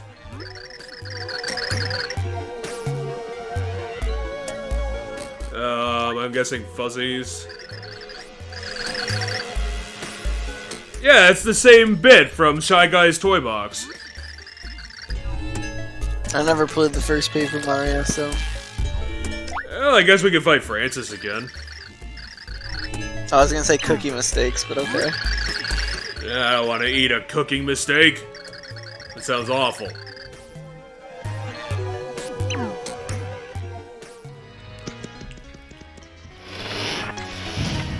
Francis is kind of an annoying fight because he turns invisible. Ah, damn, we couldn't even take the item with us. Alright, so this should be fuzzies now. Fuzzies, aka the one fuzzy. That's funny. Ah, damn, I forgot we don't have Bowser with us anymore.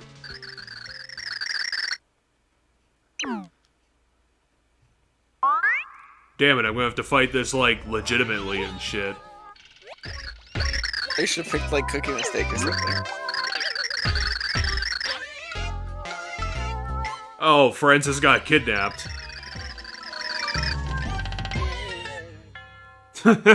Couch warp technology.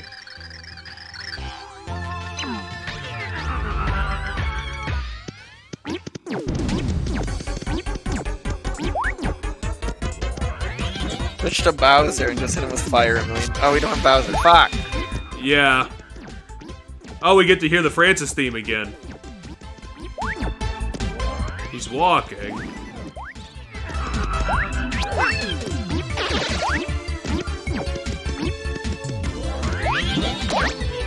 The Francis fight is because he's invisible, you can't hit him half the time. Ah, It's shit. just a really tedious fight.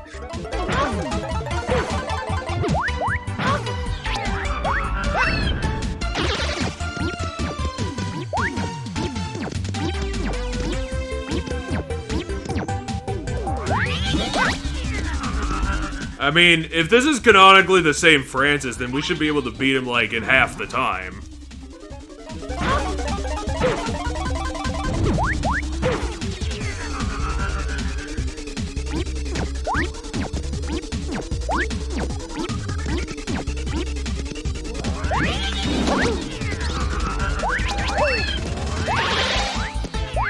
Ah, damn it. How did I miss him?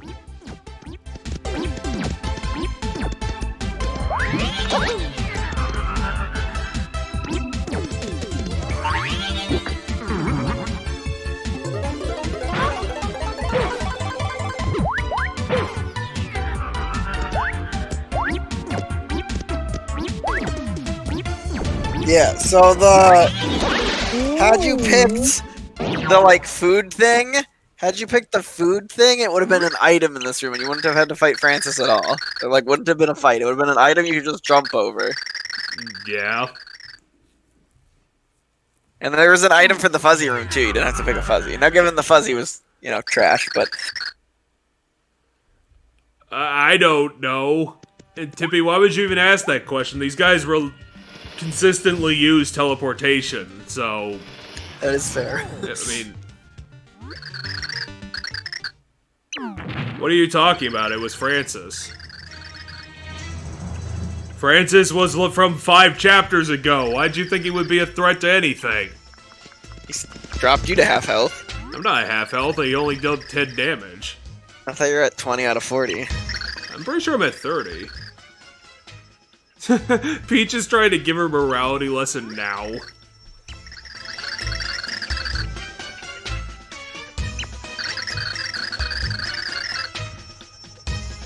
Ooh, slam.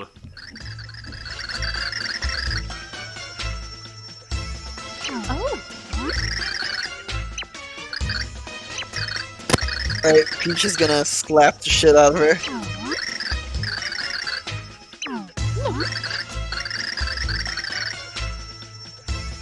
Ooh, double slam. Yeah. Just slap the shit out of her, Peach.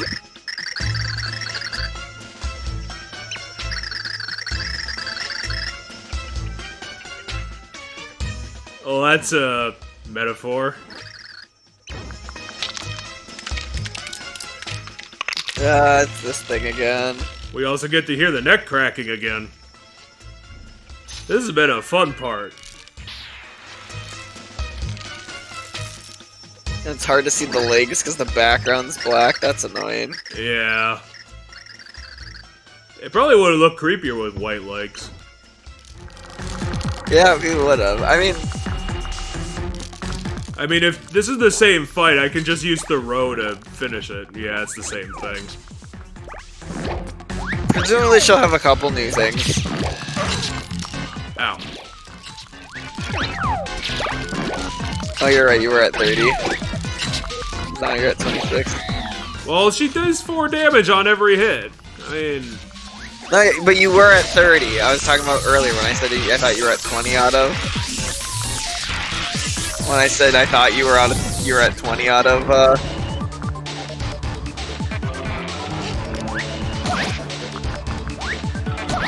well, I mean, if you're just gonna let me have the multiple hits, Mimi, I mean, that's nice.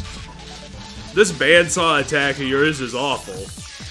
I mean, it's a very bad attack, and so I dodge it by walking. I mean, in theory, that's how you dodge everything in this game, but you know. Yeah, but they sometimes put a little verve into it. And plus, it just makes her vulnerable immediately after the attack. Oh, shit. Shit. Oh, I can't believe I got hit by that. That was so dumb.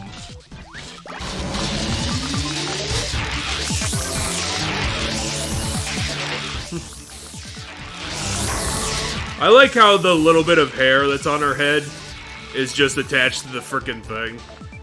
Static. Yeah. Whoops. Come here, projectile.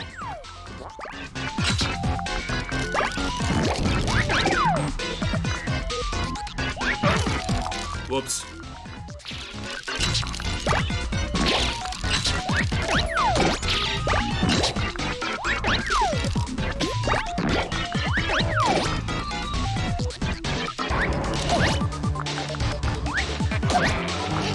Surprised I even got that last hit in. I think she has 3 legs now. That's hard to tell.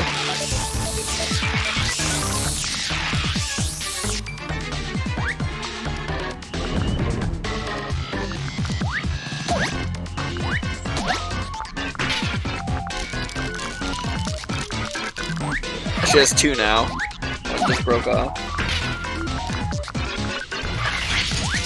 Alright, now she has 1. Oh, god damn it. I can't get a bead on her.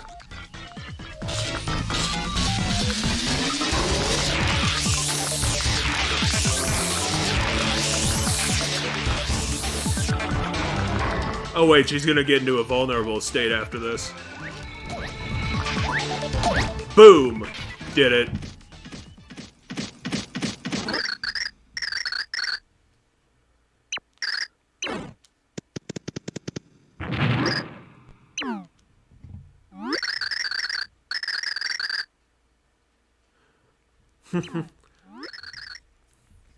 This is just a contest of Smash the shit out of it. This is just a contest of triple snapping. So much to say us. And now Mimi's just gonna get glared on by Peach.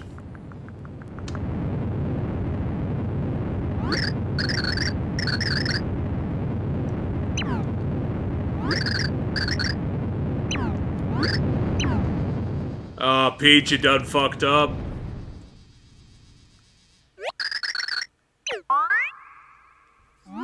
The door's broken. Oh. Whoa.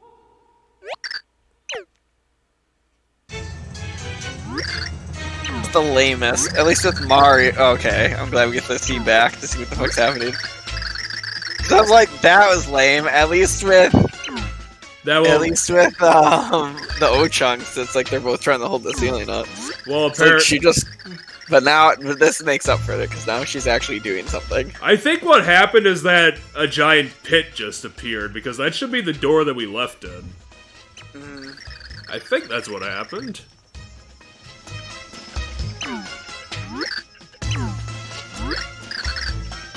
So can I just point out the fact that Mimikins can just save herself because she goes into spider mode? Well, now she And- can't.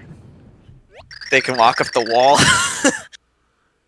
Well, Peach is dead. You guys done fucked up. What do you think we do, Luigi? We go spank more bad guys.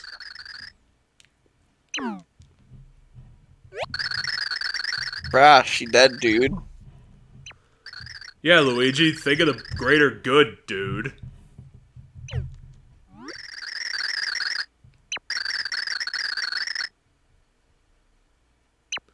I don't know about that, Luigi. Peach never really struck me as a, what's the line? Better the needs of the few than the needs of the many. Something like that. The needs of the few outweigh the needs of the many. Okay, that's it.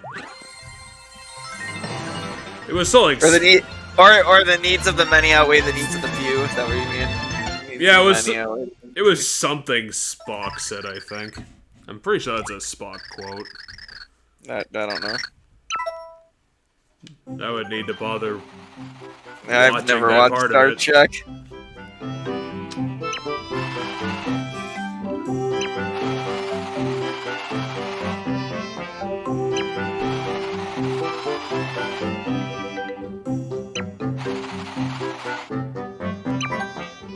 Mario and Luigi had nothing to talk about as brothers in the end of the world.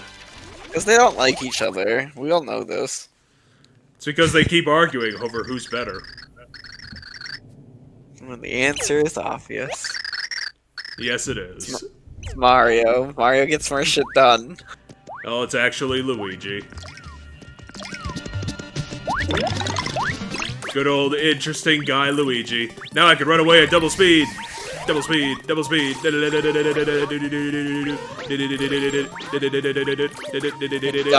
You're literally at 2 HP. You take damage, you die. Okay, we apparently had an item that healed us for 5.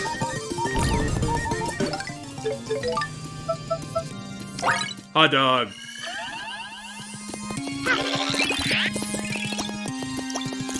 Ah, damn it. They know how to 3Dify. It's also a bunch of experience. Like, for all you know, we could level up by fighting these guys. I'm gonna cool guy walk my way to the door. The slowed down Castle Black music is pretty dope, though. Yeah, they actually made it a bit better. Boom, It's not a boom, bad boom. track to begin with. Yeah, I like the Castle Black music.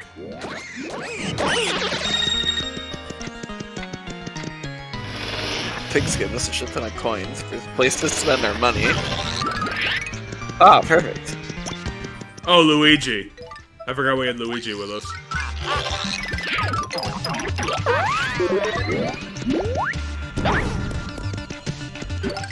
Okay, now I need Mario because this guy is projecting a force field.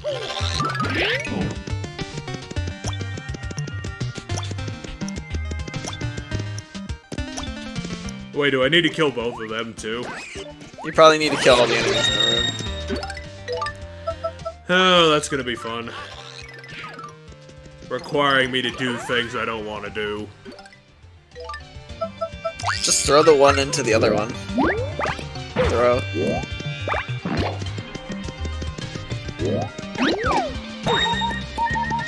Well, you were exactly right. I wonder if there's something I'm missing, though.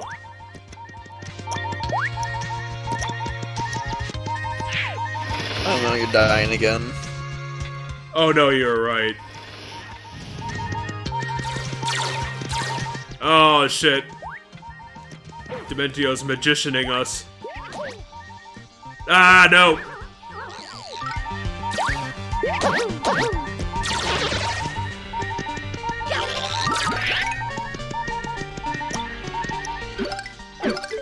I can't get over there is the problem. I don't think so. Can Mario jump that gap? Is he the most... I think so. Okay, he can.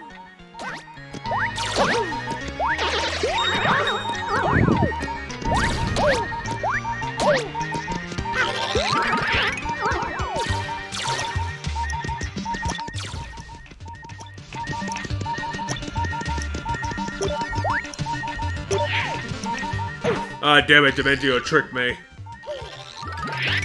And now you're at 2 HP, so don't get hit.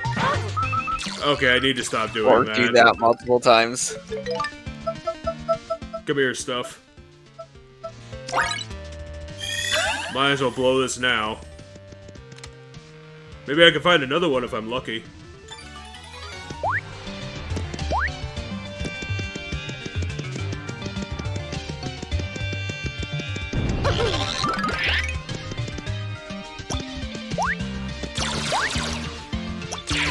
Whoops. Holy shit. Oh, that's nice.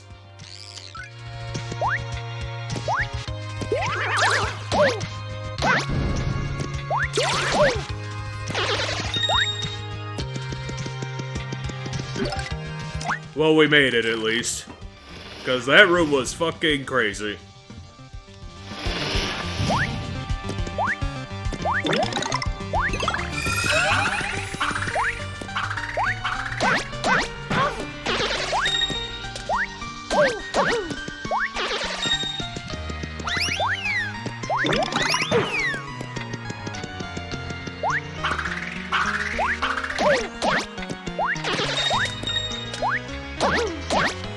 I'll take the Boomerang Bros over anybody any day.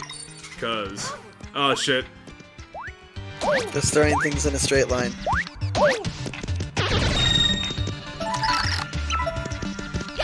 Where's the... where could the key be? Oh, I have to look around.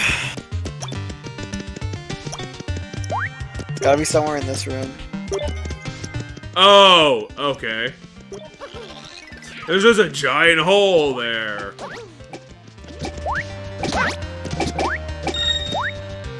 Whoa. God, that dodge was skin of my teeth.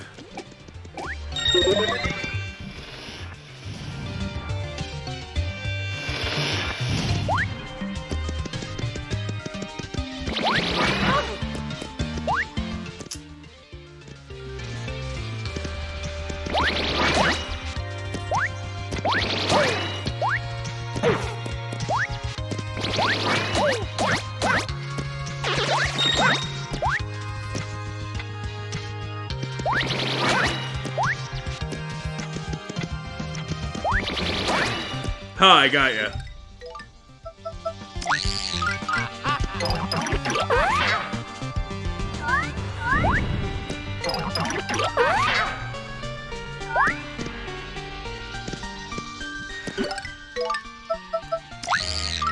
Well, this room's odd.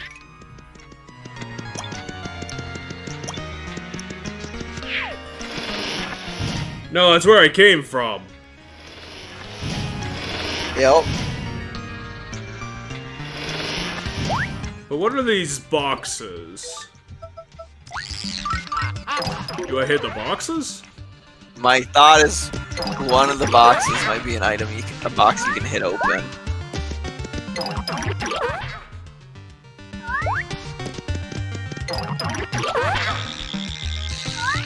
Oh, it was just a switch.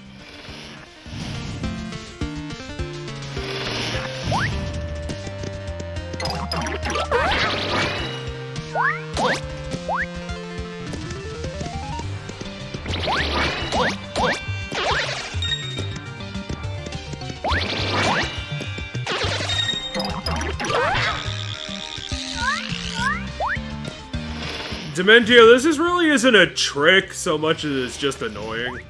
He just wants to see Luigi get hurt his head a bunch.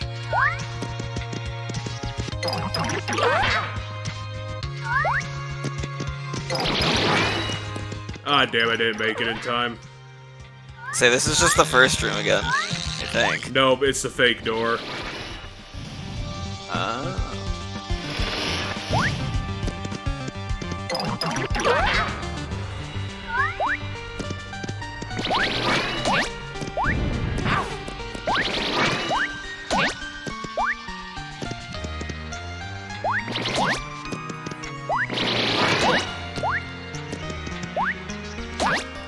Remember, it only takes 2 hits to kill the red one. And I guess 3 for yellow. Takes the most to kill the blue ones, I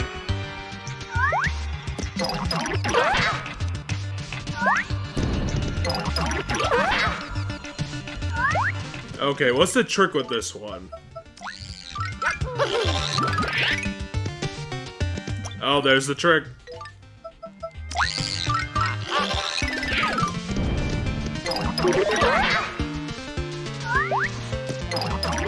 One, 2, and then you hit the very last one.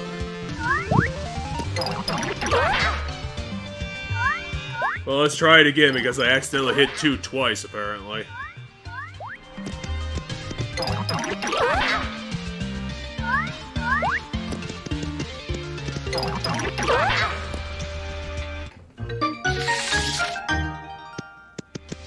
Oh, it's a key to that door.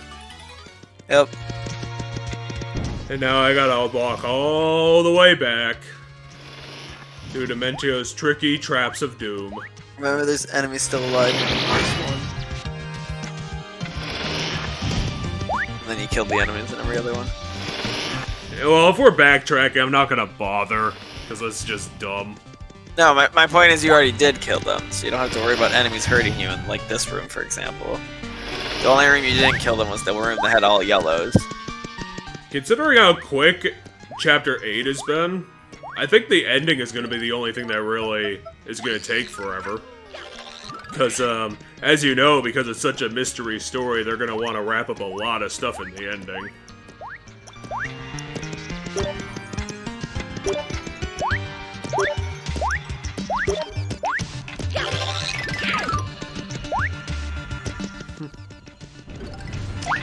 Yeah, I'm hyping up this ending too much, it's just gonna disappoint you.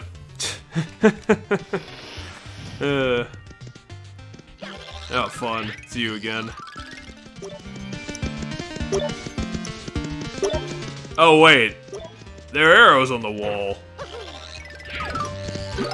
I'm gonna need to Luigi it up here.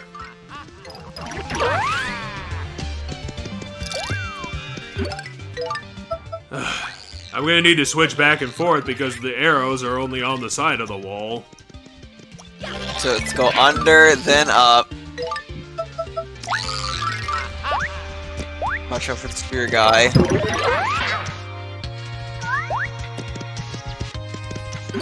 Then... I think you go up here. I know it's another up from here, but I didn't catch which one. Back up.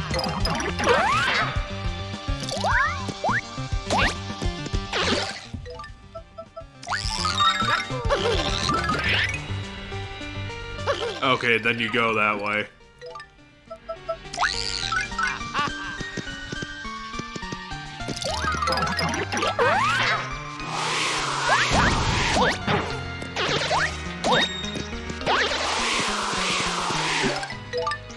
Oh yeah, I need to figure out where I'm going.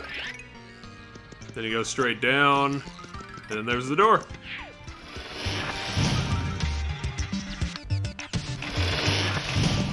And here's another fun mirror room.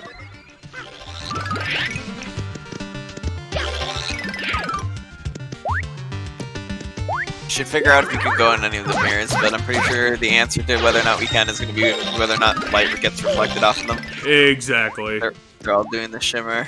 I mean, that's the puzzle. It's just it's kind of hard to discern the frickin' platforms from the mirrors, to be honest. This mirror didn't. Get out! They don't hurt. Oh, there's a treasure chest in here. A treasure chest I can't get to because of Dementio overflow. Actually, no, I know the answer to this. They did this in TTYD. I have to smash everything. Fuck you, fuck you, fuck you. Fuck your magicianing. Even though... I remember that one. No, I need that. I need that. Give it to me. Give it to me. Ah, you're taking away my healthcare, you Dementio asshole.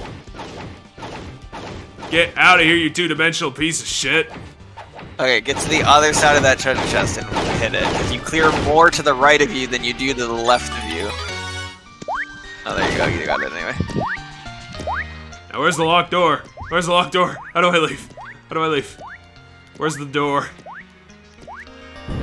Probably not this way, but we'll find out what is this way. It's the treasure chest.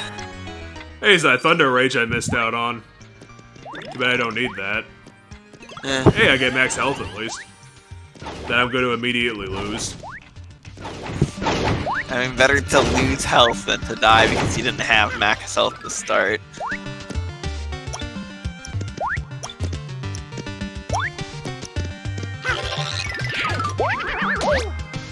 Ah, fuck. I hate the bouncy assholes. And these thin platforms.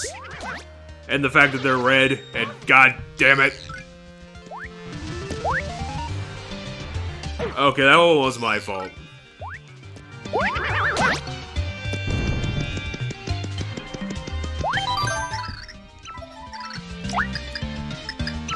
My Wiimote will make it through another hour.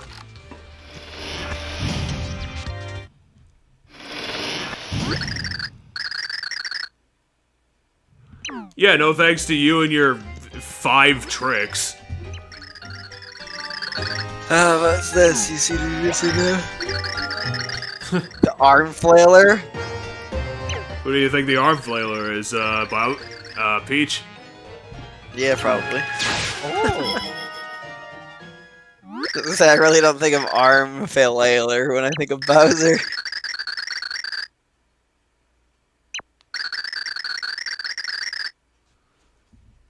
Okay. Game and tag with magic. Okay, whatever. See you, bye.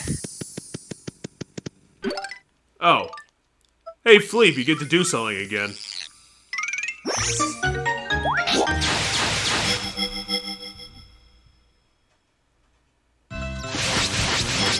Hey everyone, it's the Clip Show! You ready to see everywhere we've been?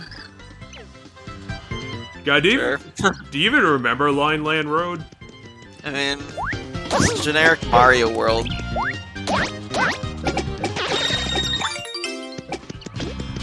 Hey, 12 HP. Also, ow.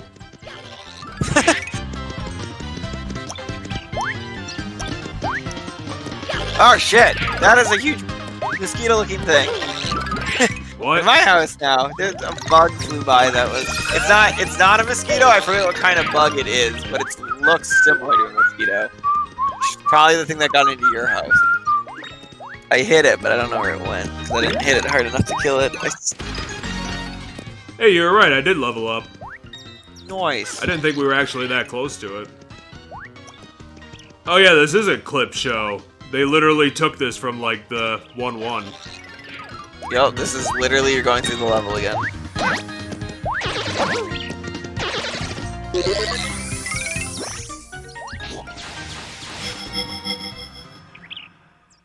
I wonder if we went through the doors, if we'd actually just go through the level. I'm pretty sure those doors are just locked, to be honest. That's fair. Hey look, it's everybody's favorite part. Chapter 2-3. Yeah, that was my favorite part. Don't you remember when we had a $1 billion debt? It was a rupee debt, but yeah.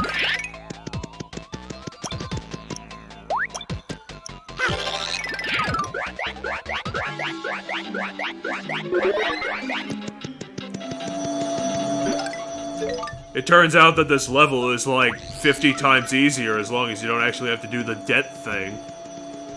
I mean, the debt puzzle. I mean, yeah, it's because this level is literally just the debt puzzle. If it was like 3 debt puzzles in a row, we'd have a problem, but it isn't that. No, 3 debt puzzles in a row is basically the space level. Well, that wasn't really debt so much as it was capitalism. We spent like $100 on a candy bar. Really, we're not going to Francis Castle, we're going to this? The water level from Chapter 3? No one remembers this water level. Because the Francis remembery thing was if you pick Francis in the freebie. I don't even remember this water level, and I literally remembered it. I mean, I remembered it. God, get out of the way, Blooper. Fuck you. Fuck your stupid tentacle bullshit.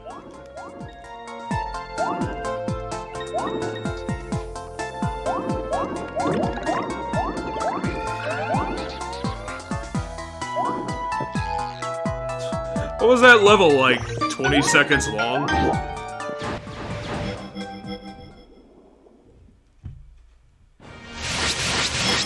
Hey look, it's everyone's favorite chapter. You remember Space, don't you? I mean, I remember it being garbage. Watch as they charge us money again. They're like, if you want to chase after him. Oh yeah. So that's how I was gonna try to go through the doors. It reminds me of what Metal Gear Survive did to Metal Gear Solid 5. Because they literally took the map for Metal Gear Solid 5 for Metal Gear Survive, and they just locked a bunch of doors on, like, locations to reuse it. Which was fucking hilarious. Because they use iconic locations from the game, instead of just, like, generic bullshit. Gotcha. Just to show that modern Konami has literally no idea what it's fucking doing.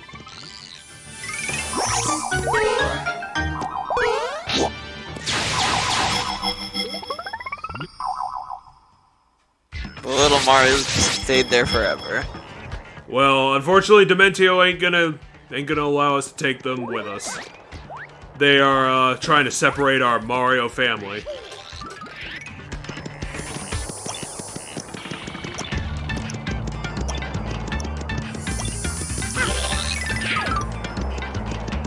Hey, it's a new record. That level was 15 seconds long. Like, what the hell? I knew it. I was like, the samurai one's gonna be just fucking exploded, and we're just gonna have to run the really long distance again. Hey, Zach, it was your favorite part of Super Paper Mario, the World of Nothing. I mean, I'm not gonna lie. Visually, this was my favorite world until it blew up. Visually, it was the coolest one. Well, how about now in the far future? Also had jamming good music, if I recall. It was one of the tracks I said slapped. I don't remember. There's this track. There's a couple tracks in the game that I thought slapped. I think you liked it a lot more than I did. Yeah, I did. I think so too. I know the one I liked the most. You didn't like as much as I did. And I think it was this kingdom before it got obliterated. Okay, where's the end of the level, Dementio? There it is.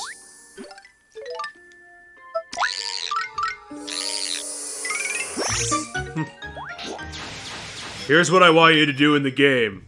Run a Now straight this line. one, now it's a bunch of backtracking. Now we're gonna have to backtrack. Hey, look, it's the best part of that game. Of that Oh my chapter. gosh.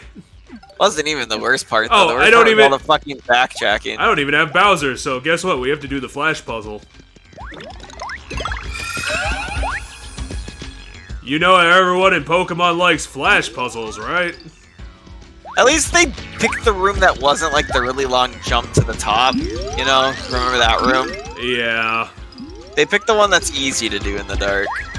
Not the one that's like obnoxious.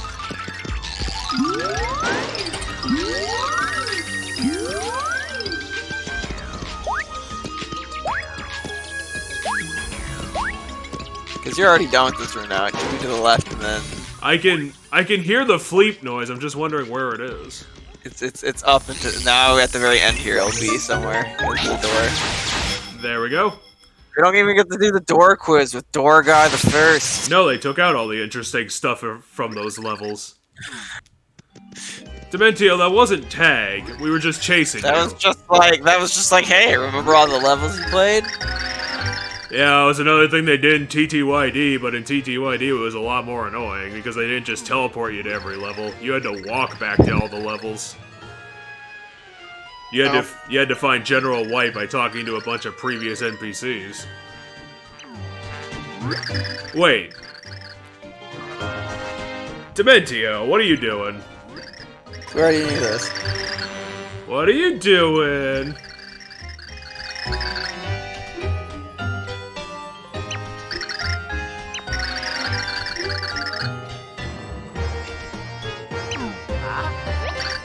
Huh. Damn, we're not gonna be reborn in Black World. That's such a shame. I didn't even know that was his goal. I thought his goal was just to blow everything up. I didn't think his goal was to ever recreate anything. Oh, so that's what you were doing this entire time. You want us to join you to destroy Black, which we were already doing.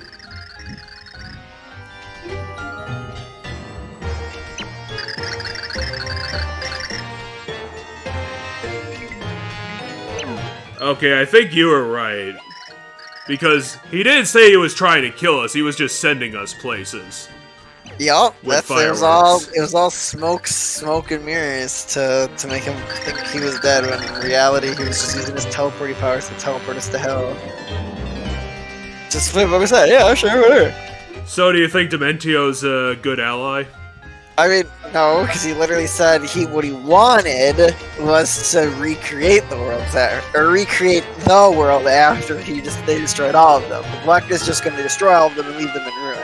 So he's like a slightly worse bad guy in the fact that he's gonna also recreate the world after everything gets destroyed. Okie doke. But he's still No, I'm saying we still use him, because why the fuck not?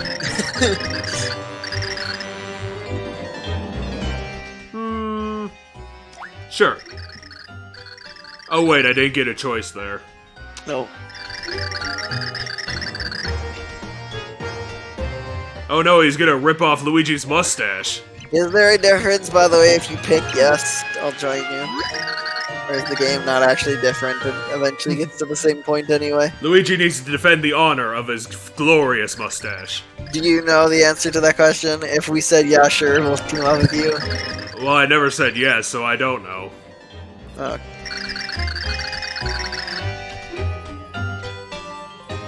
Oh damn, Luigi has a personality. It's his greatest weakness.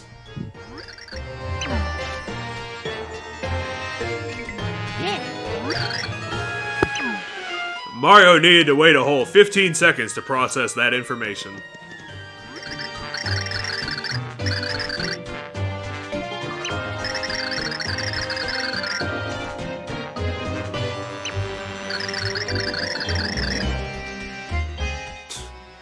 Dementio, you have the best metaphors.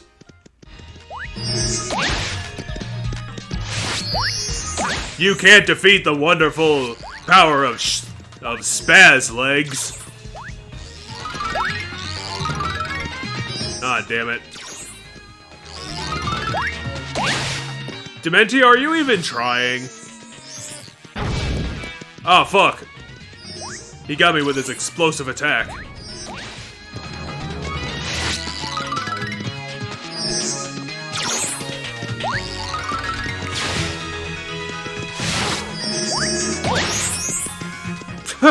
And I found him immediately. He did the clone thing that other bosses do, and I just immediately got it right.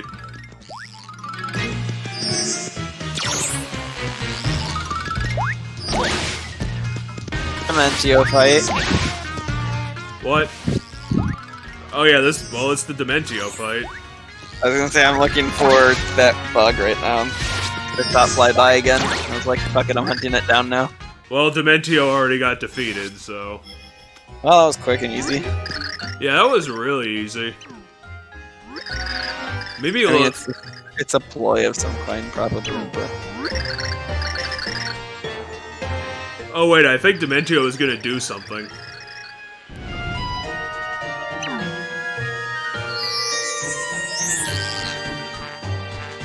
You might want to pay attention to this. I'm watching. Put him in a box. Oh, damn.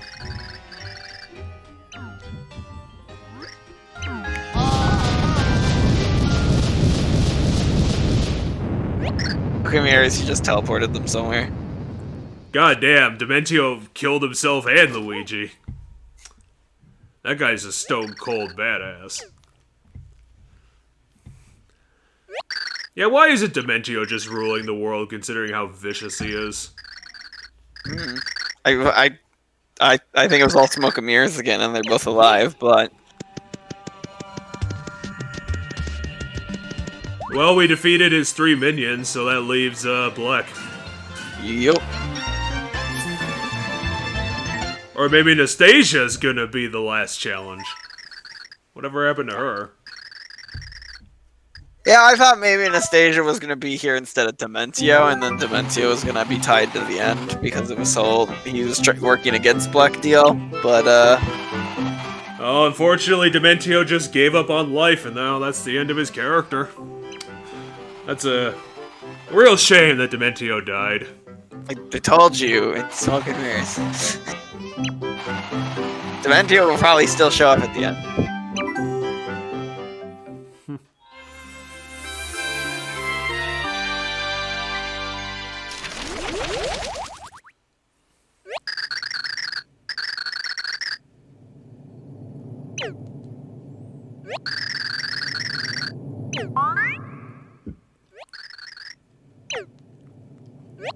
Why are you sorry, Tippy?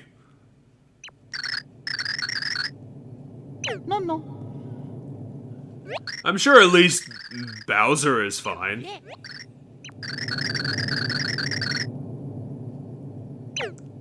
I mean, if Luigi and Peach die, I'm sure the franchise will go on. We'll just use Daisy instead. No, they'd use Rosalina, let's be real. They know Rosalina's the higher fan base. How the hell does Rosalina even have fans? Well, I mean, she made it into Smash before Daisy did. Remember that. Yeah, it's really... God, that's weird. Mario was poisoned for a whole 2 seconds.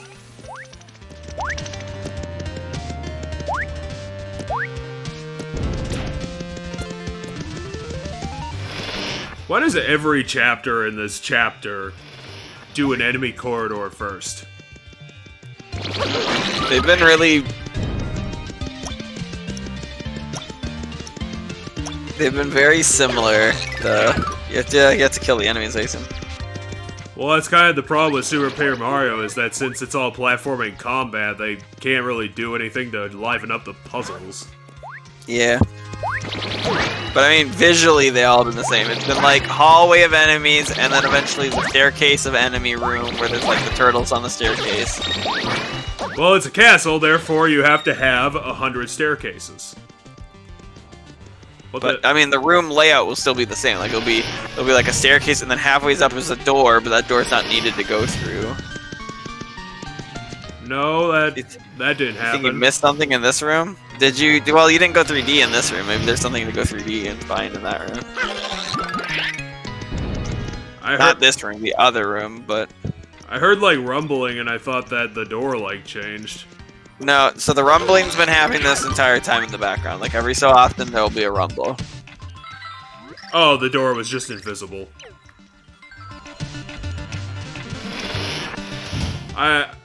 I really love that gameplay mechanic. That was just a good idea.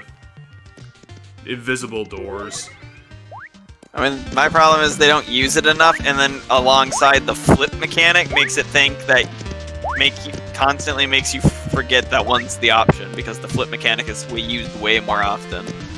Yep. And so when you're like, I visually can't see something, you're like, oh, it must be flip, and then it's not, and then you're like, oh, what options are there? Hey Zach, you were right again.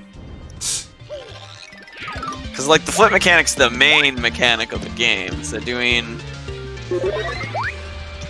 the whole invisible door thing I think is dumb, because they should just do the flip mechanic.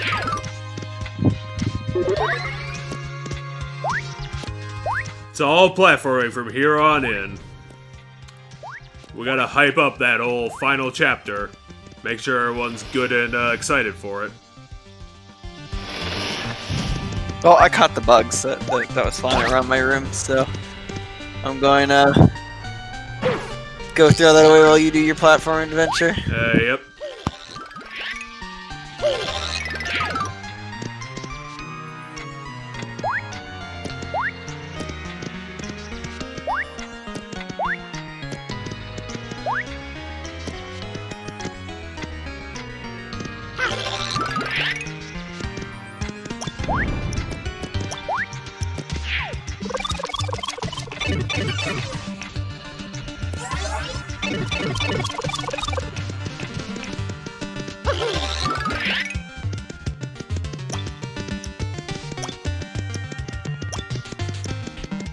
Tiny. There's a slit in the wall. I cannot see that very well. I don't know what the hell's going on.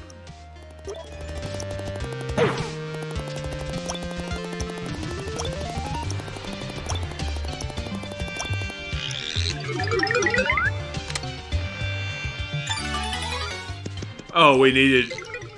It didn't matter, we needed to come here. Dungeon key.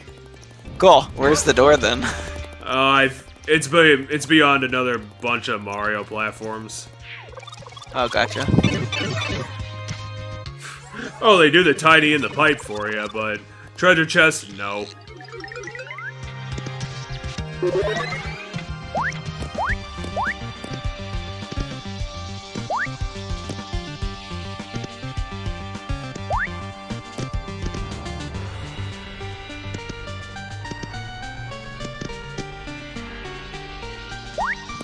Come on, platforms, come on, come on.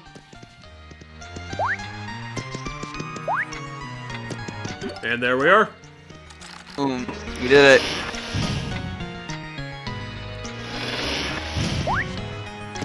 I don't know how many more rooms they're gonna make us do.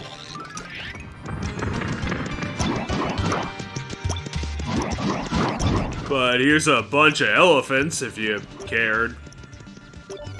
Don't, but you know. I mean, maybe don't make a mechanic in the game that you can literally just walk around all the enemies in it.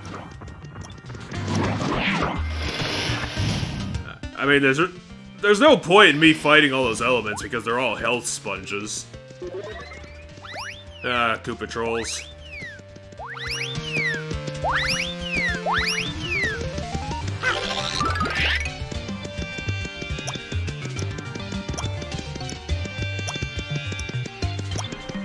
Oh, this looks like a fun part of the game. Hey, find more invisible doors. You're gonna be able to. I don't think you're gonna. I don't think it's just gonna be. Oh man, one of those. I think there'll be a visual tell, not a button prompt.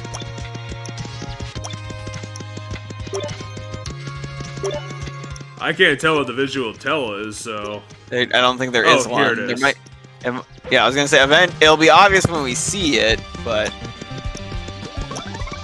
Okay, but which one of these rooms is the room we need to be in? That's the real question. Well, let's keep going until we find a door. We found a treasure chest.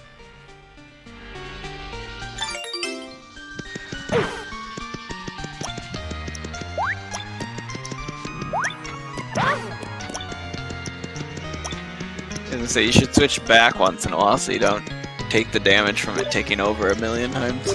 Oh, fine. I'll play it a bit more safer.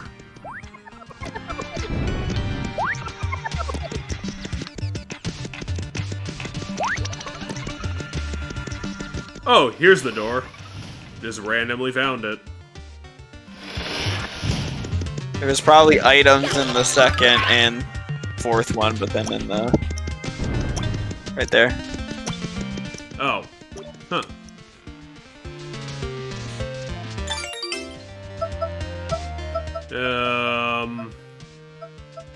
No, we have to keep the sheep. That's a vital item. Get rid of one of the lightnings or something.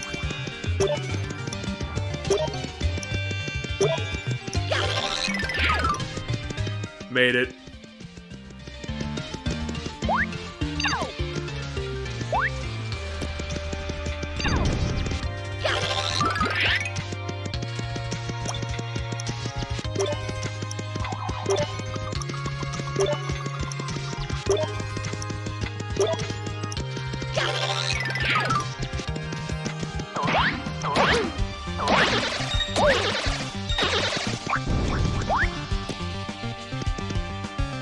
Oh, hey, mushrooms, they'll heal us. Yeah, for 1 HP. Oh, is that all that heals for?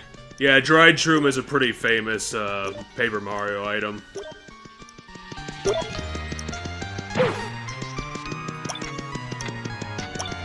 More doors! Welcome, everybody to the Black Labyrinth. I hope you enjoy your stay being lost forever.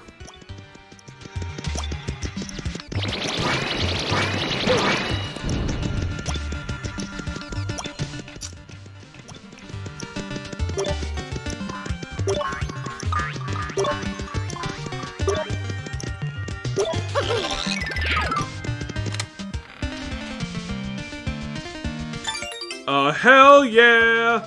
Get out of here, shooting star. Might want to just eat the big egg or something. Do you have something that heals for, like, they'll heal you, but not necessarily heal you to full right now? Because you might as well just use that one. The big egg will do 12. Yeah, so there you go. Because that's why I thought the big egg was 12. Because as long as it doesn't heal you to full. Something gives me a feeling that this is where the door is.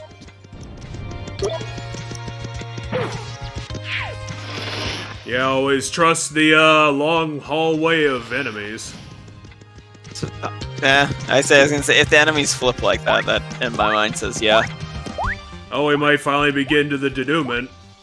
Or at least the final battle. Oh yeah, we're definitely getting there. Hey, we made it before midnight. Nice. This world's a hell of a lot shorter than fucking... Because we're only an hour into this world. It took us 3 hours to do the last world. I don't know, Tippy. Hey, we made it to their meeting room. And they've literally been standing there the entire time! What?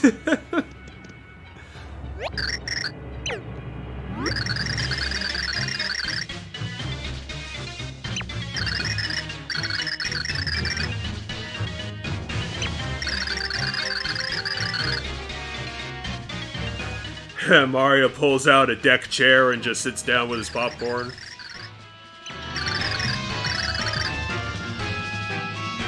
Because he's the prophesized hero of evil. That's how... Because he read a book and went insane. As does most people who read, dark text. Yeah, basically, yeah. He got sad that Tippy, well, whatever. That whoever got ripped away from him and then... Tipadi. Sought out the evil book of the evil tribe that didn't even, secure it very well. It was just, the mayor had it and gave it to his kid. Tippy's calling him out.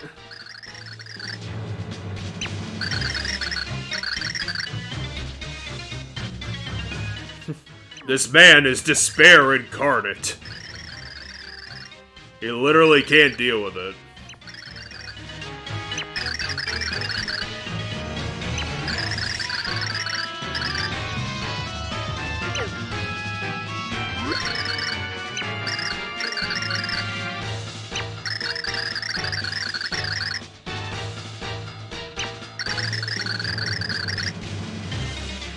I mean, it's just gonna be we fight him and then the fucking Dementio shit probably happens. What are you talking about? Anastasia hasn't done anything this entire chapter. Now you're just wanting her to go away. She hasn't basically done anything this entire story. The one thing she did was brainwash Luigi, and that's it. Yeah, after the first half, they completely forget that Anastasia's even there. Which is kind of a shame, because she's an interesting character, too. Well, they add this bit that makes her sound like that she loves Black, too. So that you have this, love triangle thing. Well... With, Black... Well, she serves him because apparently Anastasia saved her life. How can I can't stomp on him. That's my one thing. Yep.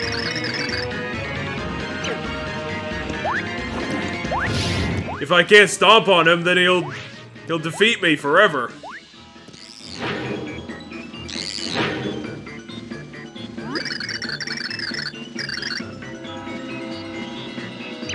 Ah, damn, we failed. We came all this way and we failed. No.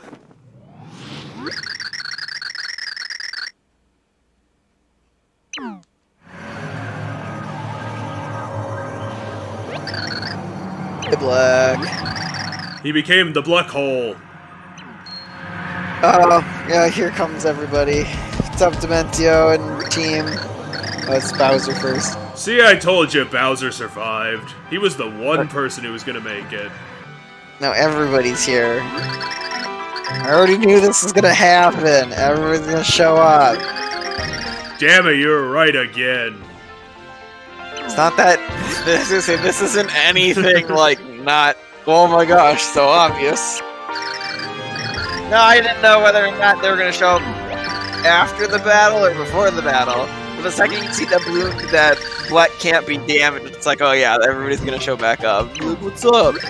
So what? Power of friendship. What happened to Dementio, though? That doesn't make sense.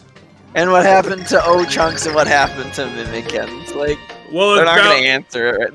There'll be like a scene where they're all chilling and during the end credits or something. Like you'll see that Oh. they're not dead.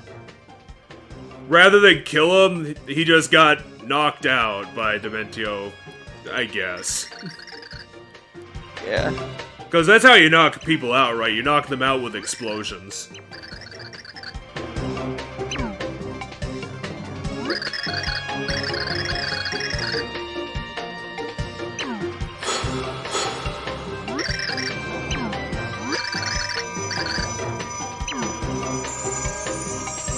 power of friendship.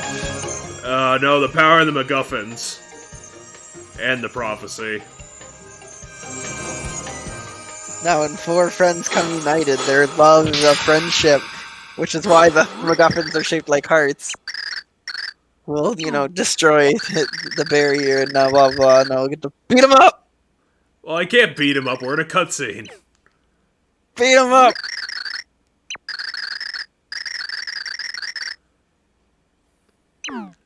Now we're gonna actually kill Black. That's why he didn't exist outside of this game. Because he died. Beat them up. I'm trying to, but I'm in a thing. Black, how the fuck did you miss?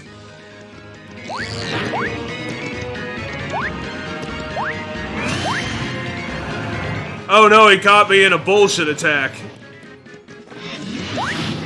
Did 8 damage. Damn.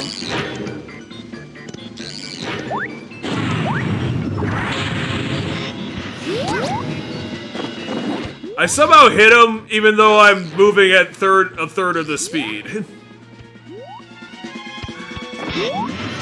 Actually, I feel like this makes it easier to fight him. You're in the air longer, so thus you can line up your jumps better. Well, that and my hitbox is active for like 3 times as long. Where did Black go? Holy hell, this battlefield is huge. Black, where are you, you dumb shit? There, where you can just, fall down on top of them.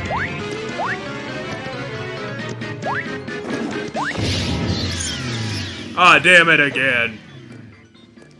Damn it, here we come. Oh, it's only 3 this time.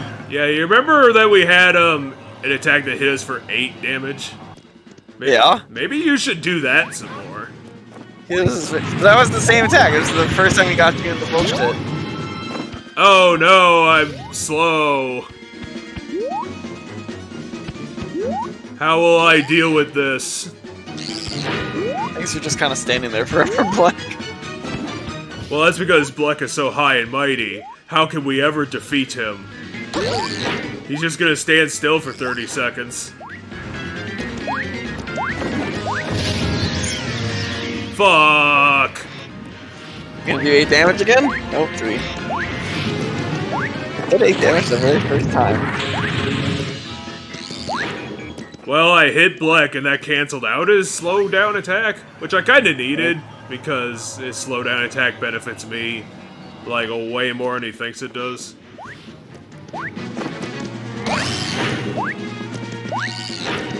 Also, Black just has a crazy big hitbox. Yeah. Because his hat is so wide and his cape is like twice as big as him. Ah, damn, I missed. Okay, how the hell did that hit him and not me? That's like the second time he's done that attack, and it looked like he was gonna hit you, and instead he took damage. Maybe Black is just a bad fighter. I mean, it would explain why he has so many minions.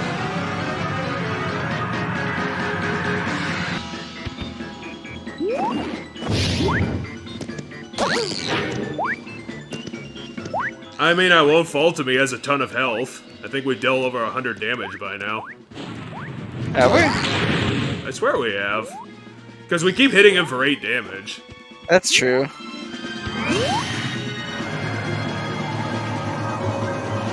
Look at Mario do the black hole boogie. I do find it weird that because of how the black hole works, you like stay in the air even though you're walking. Black, maybe work on making that attack make you invincible while you're doing that, so you don't take damage while you're trying to hit somebody. Yeah, because it just always takes damage. Every time he does that attack, he just ends up taking damage. What are you doing? Yeah, I'll get the flavor text. This dark figure wants to destroy. He was once Bloomer, the man that I loved. Yeah, we already got that part. Well, if you're just gonna give max it, HP is 150. Attack is 8, which but he's is not doing 8. He's doing 3. which is a lie.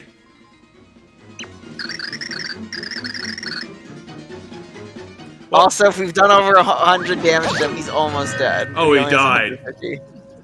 I was gonna say, if he only has 150, and you said like a while ago that we did over 100 damage to him, means he probably was only 1 or 2 hits away. Well, we saved the world. No, we did phase 1. Where did Black go? Black, where are you? The Chaos Heart's still here. Where'd you go? Oh, there he is. Aw, we ruined his top hat. Look at how many stains are in it. Well, I guess you were right when you said the boss of this game, the final boss of this game, or at least the boss of this game. It was fucking. It's pathetically Easy. easy.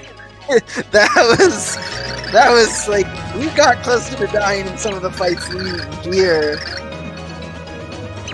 I think you've taken more damage in certain rooms with common enemies than in this boss fight.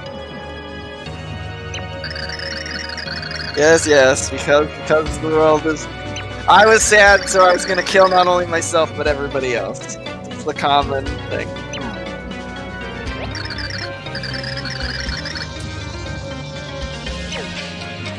Yeah, but you know, they're ripped apart dimensions and shit like that. Like, there should never have been a way that this would have worked. But it still did. Like, they're not just star-crossed lovers, they're dimension-crossed as well.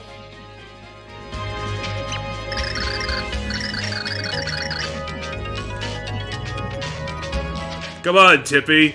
Kill Black with your power. I mean, okay, just a heads up. Remember, boys and girls, if he gets a game over, he goes to the underwear, where you can still see him. Oh, damn. Also, the stage yeah, had it was died. so obvious Dementio was gonna come up. I kinda hoped Natasha, whatever the hell her name is, So yeah, would've done more. you were right. Dementio comes in and does his whole bit. Ha ha ha, of course, this is my moment. I'm Dementio, and everything I've been trying to do is so that I get to be the bad guy.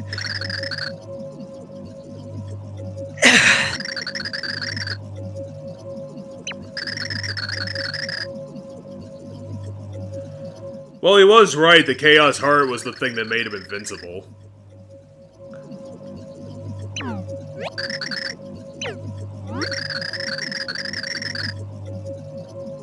Why didn't you do that the 2 times that you had the opportunity? You had 2 opportunities to do that. Huh. Neat. I wasn't expecting this twist. Like, I didn't think that, like, Luigi could be swapped back to Mr. L. Well, he's got the plant ability to do that.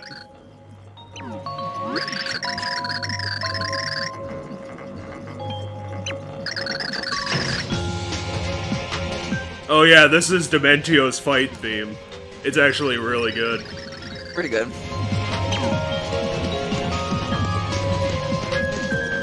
Mario, you wanna go stop your brother? You could just grab Luigi now as he's walking away.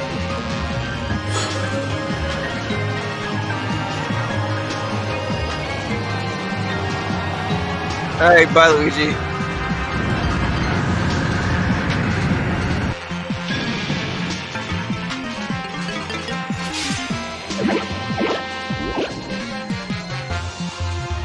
So Luigi built a giant. So yeah, mech. that's the final boss.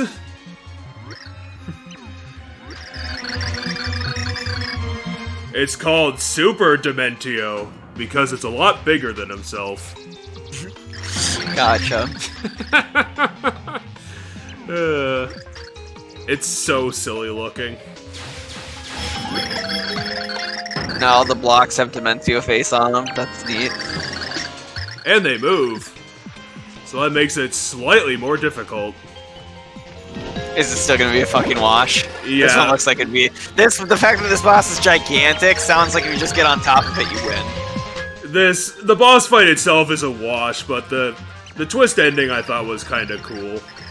That Dementio was planning all this in the background, and I mean, we kind of already knew that, though. Like, well, yeah, this but isn't anything new. Well, it's still all surreptitious. Like, the twist, I guess, is that Luigi is still under his control, or is Luigi's under his control via the plant from the one chapter. Because technically it was Anastasia's power that did it the first time. Oh yeah, apparently I can't hurt him because he's also invincible. Ah, damn, he fired a pong bullet. What, are we at just me.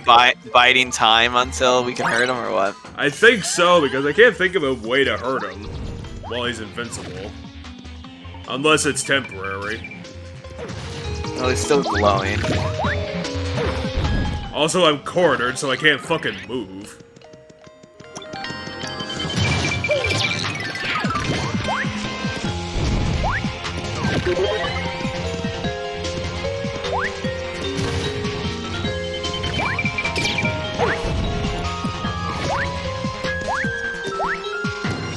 What? Why'd you take damage there? I think one of the pong bullets came over here, and I didn't see it. Oh, yeah, maybe.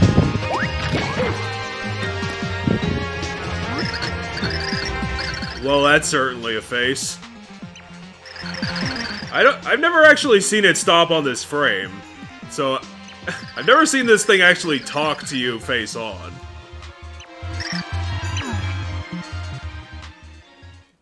Oh no, what can be done to save us? Magic. Probably Tippy doing some shit. I don't know. I guess Tippy got warped away with Black and them, so I don't know. But probably Tippy doing some shit. Well, there goes Flopside. There goes Line Land. Mario, you done goofed. The entire world is destroyed.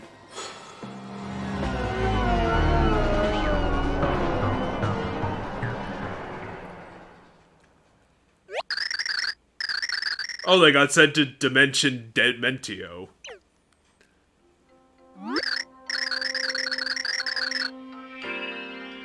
Well, what happened to the Pure Hearts? Did they just go away?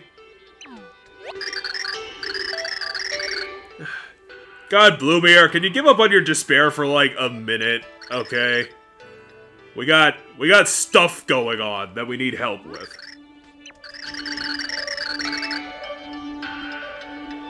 Try? Have you tried trying?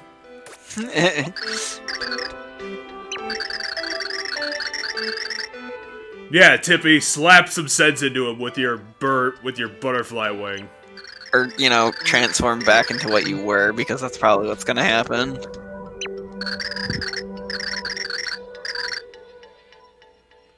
You promised we'd be soulmates! Promised me happiness. That's right, Count. Hey look, What's up? they survived. Mimi and O-Chunks, you're just here too, I guess. Don't know how you got here, but... I would bet, considering this is Dementio Dimension, they probably know how to get into it. I just assumed it was Dementio's gimmick, not other people's gimmick. But... He didn't come here! Dementio sent him here! Hold on! Anastasia said for us to come here. Anastasia's been out cold since before they got sent here. Maybe she did it before Chapter 8-4 for some reason? Well, yeah, she died for him. Look, she died. She's dead right there. See? Look, they're so honorable they'll stick behind Bleck no matter what. I mean, I'm not surprised that these ones are all sticking to Bleck. Well, yeah, but doesn't it make their character arc so much more meaningful? I mean, it does. Look, they made the Shadow Hearts! The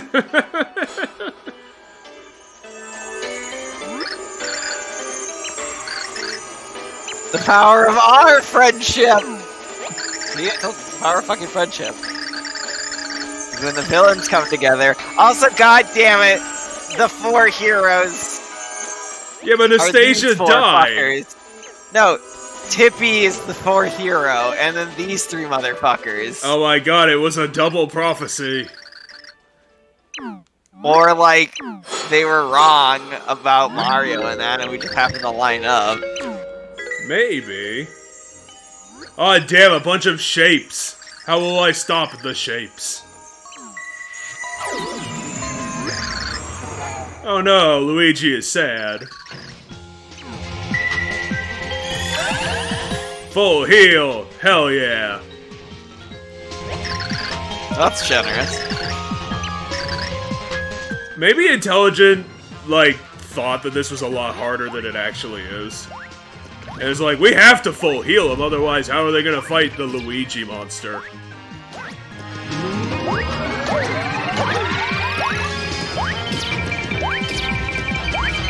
The head counts as 8. The whole thing is a hitbox, as long as you hit the top of it. Yeah, the head is 8 damage though. The body was 4, so you do more damage to the head.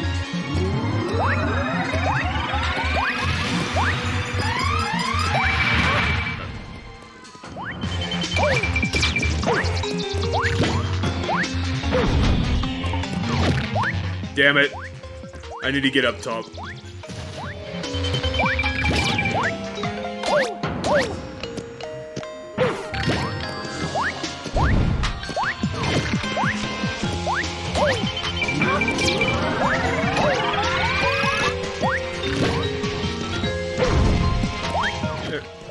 Why did they play the rocket sound effect but it didn't move?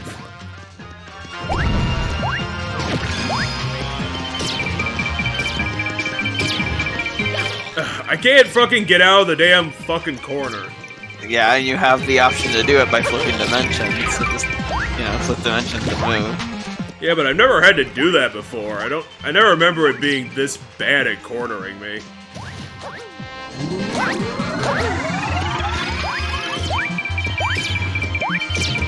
I'm still waiting for you to get that, 5 hits in a row because it doesn't move and you, line up a jump where you just kind of keep bouncing off its head, because that's gotta be possible. There was 3 hits, but you did one where you hit the head twice and then the body once. This is a terrible spot to be.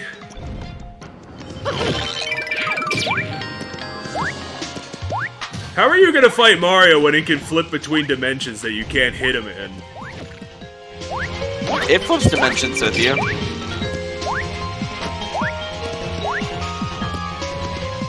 Come on, move so I can get... Ah, damn it, moved.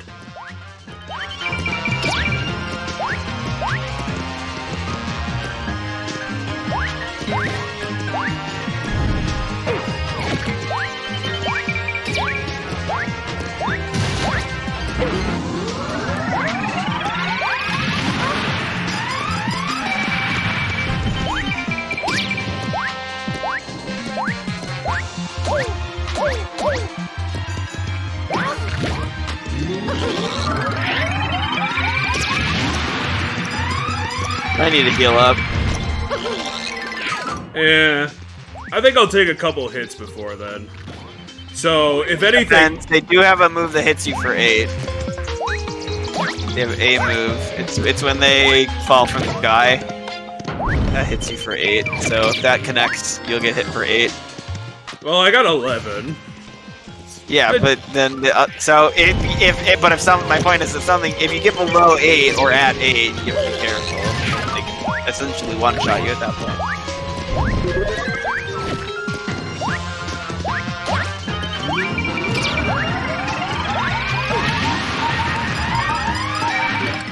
Okay, there's 6.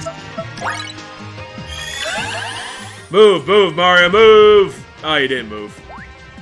Oh, I hit you for 6 that time. One of the times I hit you for 8.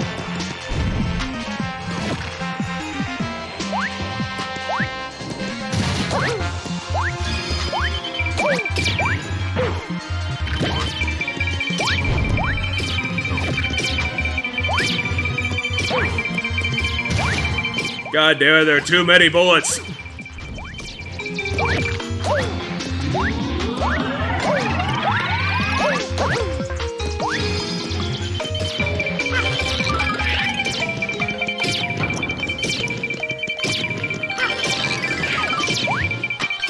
I'll be getting close to dead though.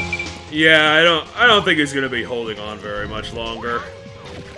But yeah, like I was gonna say, if you need there's no better example for how abandoning turn-based combat in this series went bad than this boss fight. Because this is just very, very bad. I mean, it's just keep moving the buff, but yeah, you literally were just one hit away. And there we go. Now we get to see the fulfilling ending.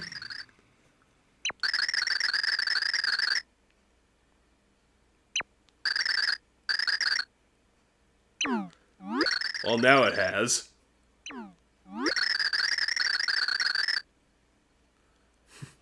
Bowser doesn't believe in prophecy, he believes in anger! He believes in beating people up. He believes in smashing 2 bricks together on your face!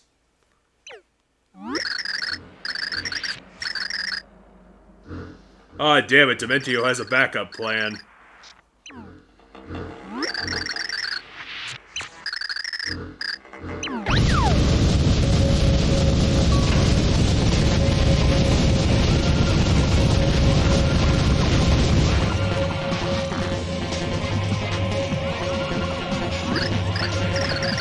We just like the fuck happened.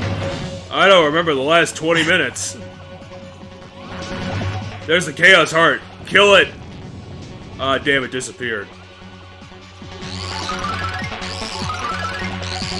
Oh, Black, you're fine. What's up? Blackened team. Hey, how's it going, Power of Friendship?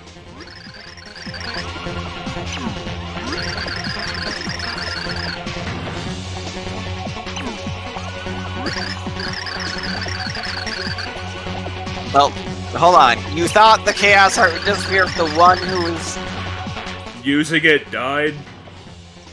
But... no, that's not how that works. Well, Bleck says it works, and Bleck is the only one who could know how it works. So now how are we gonna defeat Dementio's shadow?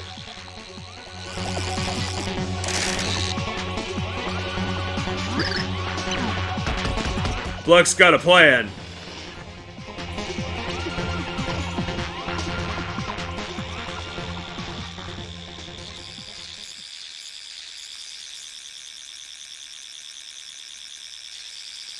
He built a giant machine for this specific purpose.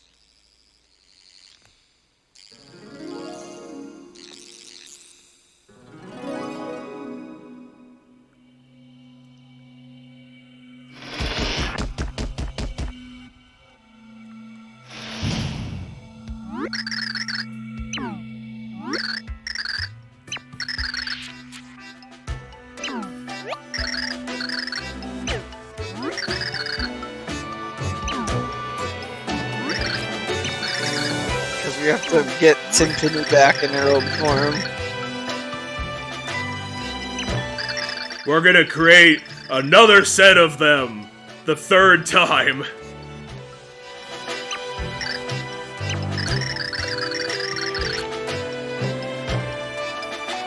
He had the power of believing this entire time. And that's all he needed.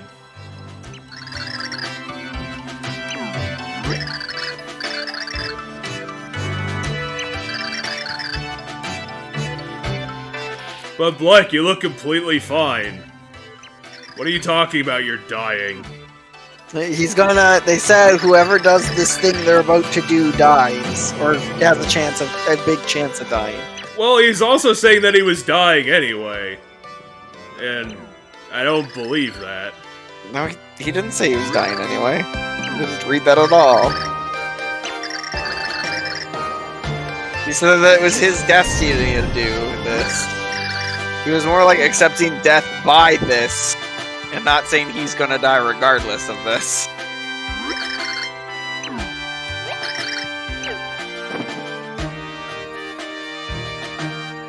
And then Tippy also might die, because Tippy is too good too.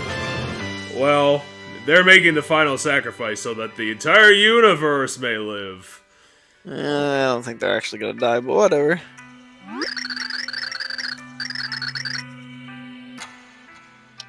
Well, maybe you should have had more than 3 dates Do before... we ever get to see... Hold on, do we ever get to see what Timpani looks like other than the butterfly? Like, have her go back to the way she was?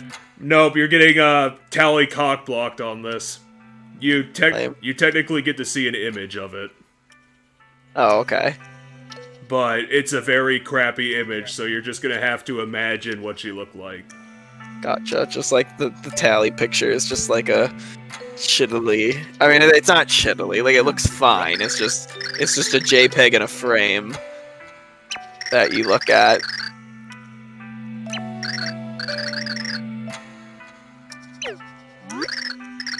Did they have true love this entire time? I doubt it. I mean, he was literally so distraught over the loss of her that he was going to destroy everything. I think that constitutes that he still has feelings for her.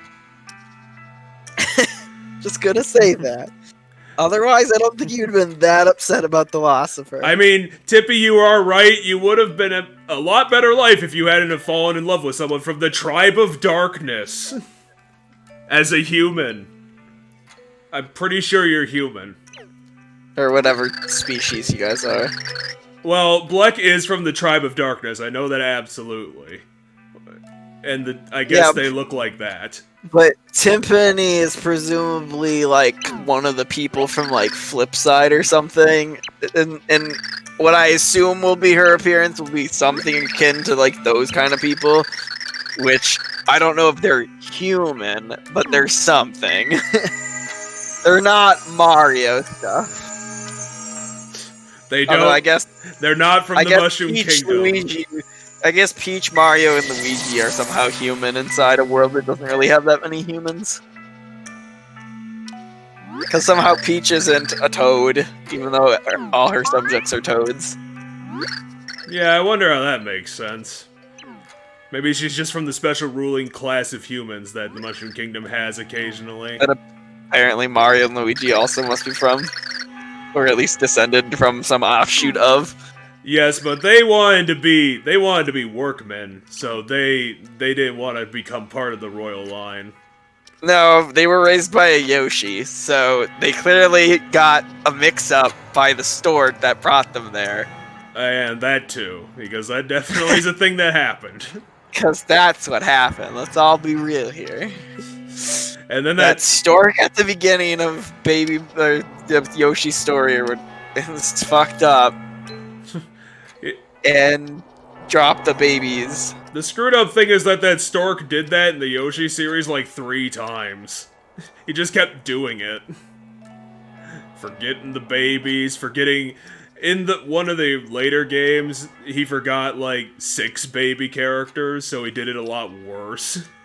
Yeah, this is the one that has like baby Wario in it. Is that the one you're talking about? Yep. That was a good game at least. Hey look, Japanese land is fine. Shogun land is fine. The king is a dick, but it's fine. I actually don't, but I imagined you just wanted to live together forever. It was promised her happiness or whatever. Oh, that's the promise. They were gonna run away together. Well, they'd find a place that would make that where they could be happy together. Yes, which was the promise of happiness.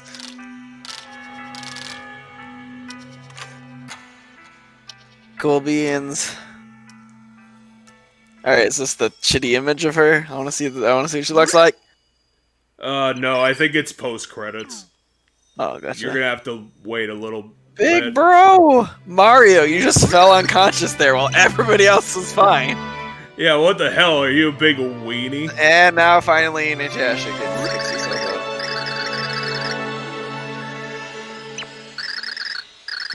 Damn it, Dementio, stop fake killing everybody. You're so bad at being a villain.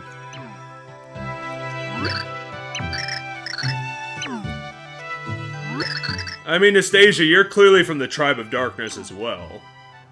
Yeah, presumably. And Mario, once again, saves the day. And by that I mean he kinda did. Like, he stopped the giant robot. Like, it was the one that physically stopped the robot. The one who magically stopped the robot were the other bad guys. And then the people who technically closed the vortex was Black and Tiffany. It was all thanks to you and no one else. Don't write down anybody else's name. Mario did it. Just Mario. Alone and full of bravery. Don't write down Peach, don't write down Bowser, don't write down O-Chunks or Natasha. Or, Mimikins.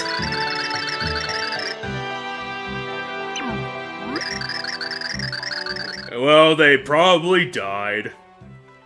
That's a shame. Nastasia, don't be naive. They got crushed by the dimension falling apart. They overcame time and fulfilled their own vows. Okay. Sure Cool they bean. did. They're off chilling in World 9, the Forbidden World. where World the negative characters- 1. Oh wait, that was No, hell. World 9. Yeah. They're in World 9. Nastasia can't handle being alone. You're not alone, you have O-Chunks and Mimikins. Calm down. You got your best friends. You're your work buddies. You have your friends from work. The one with the worst beard and the one with the worst dress sense. Mimikins just dressed in like a basic sundress. Just a polka dot sundress.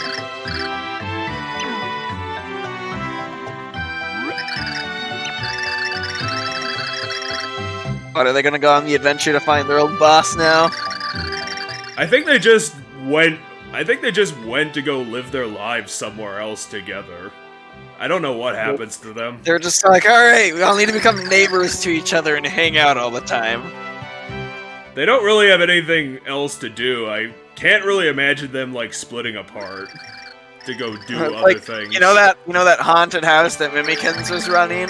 they They went just back there and fixed it up, and now it's all good and cool looking and nice. they just came back, stole didn't Merlee's show back. mansion, and just live there now. Wasn't she dead though? No, she wasn't dead. No, she's right.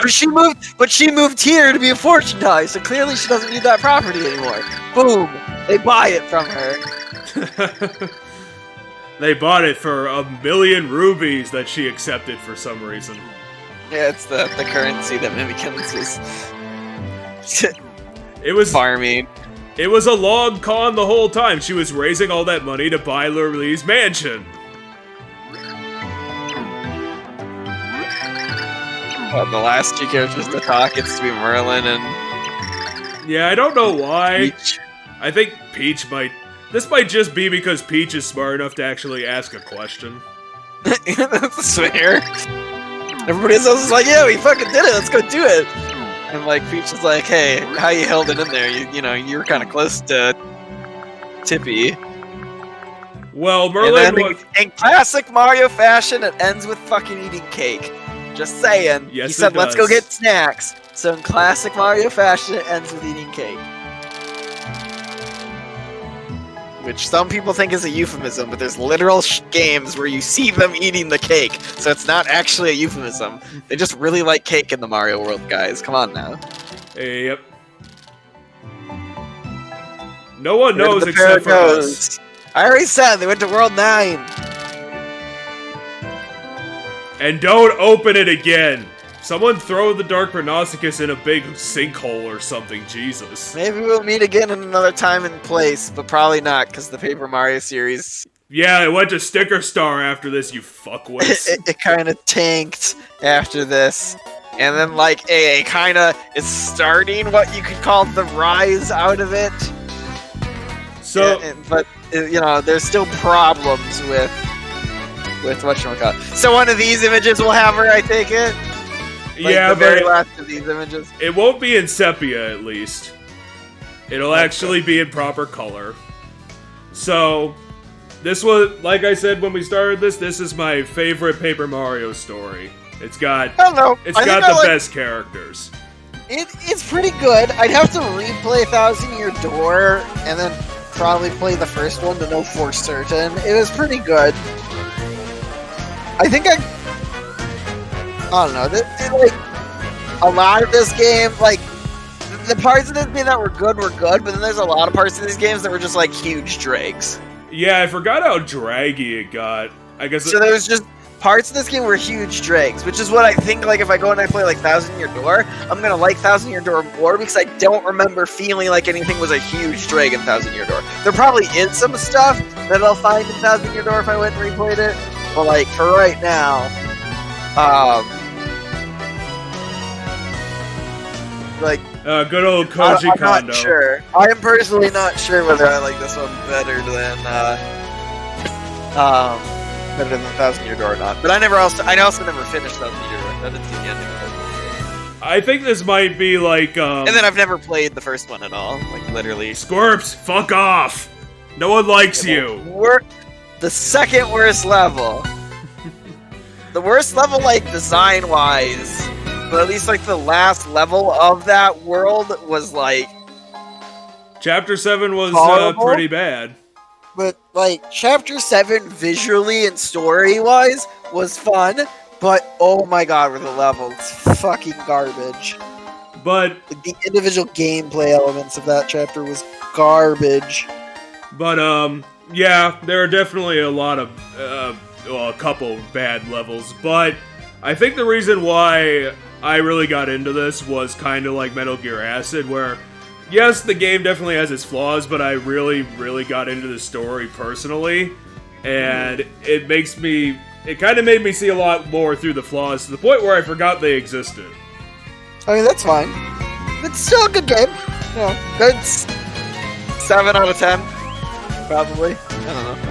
That's like an off-the-cuff number, so it's like, I'd have to like actually think deep about it before I got like what would be a true number. But off the top of my head, if it's a good, 7, 8, maybe 8 out of 10, I don't know. I think I gave it an 8.5. I don't know if I gave it a 9 because the gameplay was just a bad idea. Because it dragged, for me personally, like, I'll say the story wasn't bad, but the story wasn't anything new to me. Like, I feel like I've seen stories like this before. We have like the whole star-crossed lover thing, and like, oh man, one of the persons you've been traveling with the entire time is romantically invested in the villain, and then at the end, the villain's gonna have the turn of heart to go back to his love, right? And oh, here's the picture, right? Aw, they did make it. Okay, but we don't get to see what she looks like, do we? Because this doesn't tell us what she looks like. This is just super zoomed out. Well, that's her Like, this on is the worse. right. Yeah, but if this is it, this is worse than the tally thing. You can't say this is the same level. Because at least there is a picture. Like, this is just like, aw, they're alive. But it's a shitty silhouette that doesn't tell you anything. Well, that's why Like, I was trying to tell you that you're gonna get a cop out at the end. You're not gonna see what Tippy looks like. But that's worse. Now, given you haven't seen the tally thing, I just kind of described it. But that's worse than the tally thing, because the tally thing's at least like an actual picture that you can look at. It's just people found out how they made the pictures. They literally just took like a stock photo of a woman on like a and edited it to be Alien, and that's supposed to be Tally, and it's lame that they didn't like make it from scratch. So, But yeah, good game. Good game. I like that you get to play Princess Peach because not a lot of Mario games let you play as Princess Peach. so yeah, And I always like it. I like it when the characters typically like a damsel in distress gets to be playable. It's always kind of fun. so yeah, I mean, And you get to play as Bowser. I like games where you get to play as the typical villain of the franchise. like I said, I probably got way more into that game than other people, which is why I said, either to you privately or at the beginning of this, that I did get kind of emotional seeing that Blumiere and Tiffany did make it after all this bullshit they had to go through, and how impossible it was that any of this happened. The charms worn off of it. I saw it already, so it didn't have much of an impact this time. Yeah, it was good. Yeah. But all right. For our next project, it's gonna be 2 weeks from now, and it's gonna the drum roll, and it's gonna be a big secret. Cheddar has his guess already. One of his guesses. Is the drum roll reveal now, or is it 2 weeks from now? It'll be 2 weeks from now. It's gonna be a secret right up until. But like I said, It's either that or it's Silent Hill. Like, I'm pretty sure based on the hint you gave me, it's very clearly got to be one of those two games. I don't know what else it would be. Because what were your hints? You said it was on the PlayStation. The original PlayStation. The hint. And you said it was a horror game. The hint is we're gonna be doing a series of horror games. The first one we're gonna be doing on the PSX. So, that's gonna be the one. We're gonna be doing a PSX horror game. So it's either Resident Evil or it's Silent Hill. And I don't think I've ever heard you talk about Silent Hill before. To me, at least. Maybe you have. I don't remember. But I know you about Resident Evil with me. Which is why I'm going to assume it's Resident Evil. I did really like the original trilogy of Resident Evil. I think it's a fantastic story about Umbrella fucking up so epically hard that it led a million games if we're playing every year. That it led up. Well, we're not going to be playing the whole franchise of whatever I put up. We're just going to be doing. Okay. We're just going to be doing the original when it was good. When it was good. That's a difficult one to say because arguably Resident Evil is still good, but there are bad Resident Evils. It did have a slump, a very obvious slump. But I'd argue, from what I understand, 7 is a game people enjoyed, right? 7's the one where you play as what's his dingus? And it's in first person. That's 7, right? That is 7. I'm not getting the number wrong, right? No, you are right. That was 7 Biohazard, and it. I did like that game. I thought that the story was kind of weak, and they're having a hard time building up a new villain, because ever since Is 8 out now? Is 8 out? Out of curiosity, did that come out yet? I know the demo is out at least. I think it's nearing release. Gotcha. But ever since Resident Evil 5 killed off Wesker, they kind of had a problem building up the next villain. Because they keep trying new villains, but they killed them off pretty much immediately, which is a problem. I mean, there's Resident Evil games that are good that don't have Wesker as the villain. 4, Wesker's not the villain in 4, if I recall. He's involved, like, very slightly in it, but you're right. And 4 is like, to most people I know, 4 is the best Resident Evil. That or 2. It's very hard to argue that 4 is not the best because it is just so perfectly well made. I was gonna say, 4 was pretty great. I haven't played it to completion. I watched a playthrough that got farther than I did, but I don't recall if I watched it to completion. And then I've watched a playthrough of the remake of 3 to completion. I've watched a playthrough of the 2 remake up to a point, and then I've beaten the ones that people will call the bad ones, because I've beaten 5 and 6. You've beaten 5 and 6, but you haven't played 2 or 3. Yes, I've never played 2 or 3. I've hardly seen anything of what happens in 1. One was one of those games like we talked about with the original God of War, where they kind of threw everything into the original Resident Evil and made it like a really full, complete game. And then later, just it expanded and oh no, that's not actually the story. Resident Evil was apparently such a success for Capcom that they didn't just want to make sequels, they threw everything in it. They wanted to make a video game universe out of Resident Evil after it came out, which was... Devil May Cry was supposed to originally be a Resident Evil game. And Dino Crisis was spun out of that as well. Rob, bring back Dino Crisis. I want a Resident Evil kind of game where it's fucking dinosaurs. That sounds cool. I've never played Dino Crisis. But, like, from what I understand of it, it's just Resident Evil, but instead of zombies, it's your fucking Jurassic Park. And it's like, that sounds fun. Like, don't get me wrong. I think it's one of those games... Resident Evil also sounds fun, but I like the idea of Dino Crisis. Capcom, please. You're arguably my favorite video game company. I love so many of your properties to death. They definitely made a huge comeback since the Crapcom game days of like 9 years ago. Yes.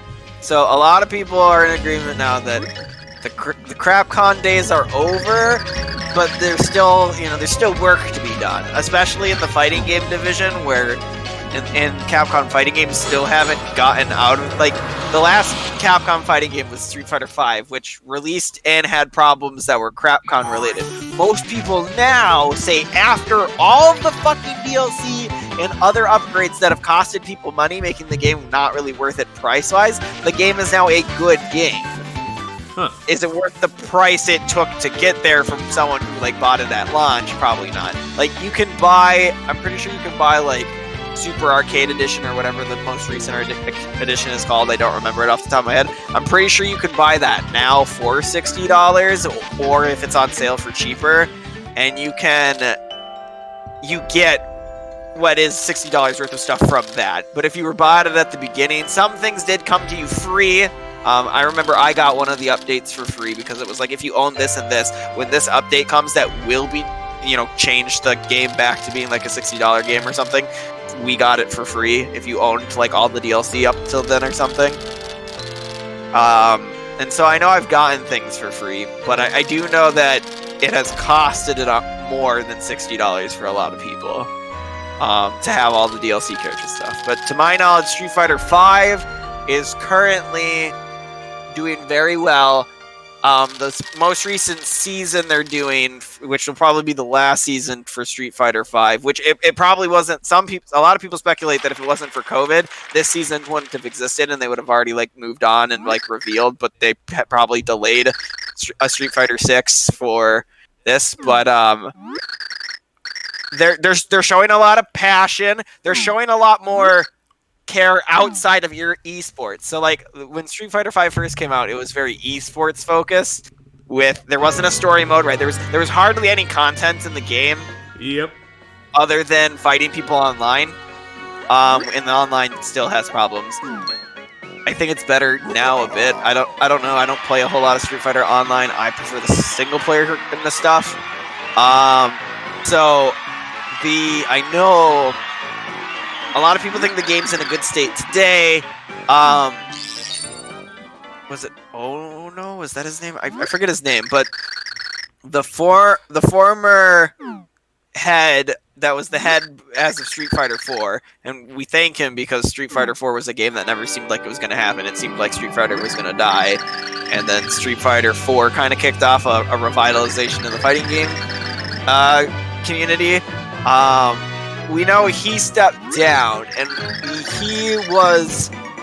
he did a lot of good things in his career, but at the same time, I know a lot of people find him responsible for a lot of the bad choices that got made for some of Capcom's most recent fighting games, which the last two being Street Fighter V and the horrendously received Capcom X Tekken. Oh. Street Fighter Cross Tekken. Street Fighter Cross Tekken was considered a horrible cash grab of a game where it had like microtransaction related stuff and then on disc DLC stuff that was considered some really scummy practices. And we know that from what I remember, we know that his decisions kind of helped. It helped bring Street Fighter and fighting games out from a hole they were in back in like the early mid 2000s era. But then it also helped cause the problems that the Capcom fighting game eventually had that other companies didn't. And so he left the company a year or two ago now, just before this most recent season of Street Fighter. So instead of him telling us the announcements for the new Street Fighter stuff, it's been these other younger developer guys who were, they were in charge of other stuff for Street Fighter before, but now they have presumably more creative control, and they seem to be having a lot more fun with things. Things seem to be less focused on the competitive esports side and a bit more on the fun side, which I know a lot of people are liking, but also there is still the esports stuff to look forward to. And so I know it seems like these guys might be the next up-and-comers to help usher in a new Capcom game, and we'll see what happens, because this season of DLC is, I think, wrapping up come the end of this summer or the beginning of the fall. And I know they announced all the DLC characters that were going to be in this season early on, except for the last one they kept hidden. And a lot of people think that's because the last character is going to hint at whatever the next project is. So whether it's a brand new character who's going to all introduce Street Fighter 6 at the same time, or if it's going to be a brand new or a character from an old fighting game franchise that Capcom owns, like Rival Schools or something, that's going to help say, hey, we're making a new Rival Schools. There is a Rival Schools character that got announced in Street Fighter that's one of the announced characters, but some people think the protagonist of Rival Schools is going to be the last guy announced, and that'll be like whoa, Rival Schools is being revived, and along its dead franchise, Capcom might have a chance again, or the crazier theory would be like, oh, holy shit, it's a Darkstalkers character, because everybody wants Darkstalkers back, but that's probably not happening. Poor Darkstalkers. I mean, Morgan gets to be in everything. Well, that's about it. Every time Capcom does something that's, hey, this is a bunch of Capcom stuff, Morgan gets to be in it. Whether or not those ever happen again, because we saw what happened with the last Capcom versus Marvel. Marvel vs. Capcom Infinite was not a good game. That didn't go over well. It's one of the fighting games that decided that Chris Redfield should get involved. Chris Redfield was in Marvel vs. Capcom 3, though. Yep. It's just kind of odd to see him in a fighting game. I mean, Jill was in Marvel vs. Capcom 2. I think Jill would have fit a lot better because she doesn't look so boring as Chris does. That and Jill's moveset in Marvel vs. Capcom 2 is more interesting because her moveset, like, zombies will come onto the screen and attack the other person, but then she'll, like, kill them, kind of deal. So, like, she has moves that summon zombies, but it's, like, flavored as the zombies are happening across her and this guy's fight, her opponent's fight, and then she kills the zombies, and so that's kind of cool. Meanwhile, Chris's moveset's just guns, and more guns. Like, there's nothing inherently Resident Evil feeling in it other than, like, guns, and more guns.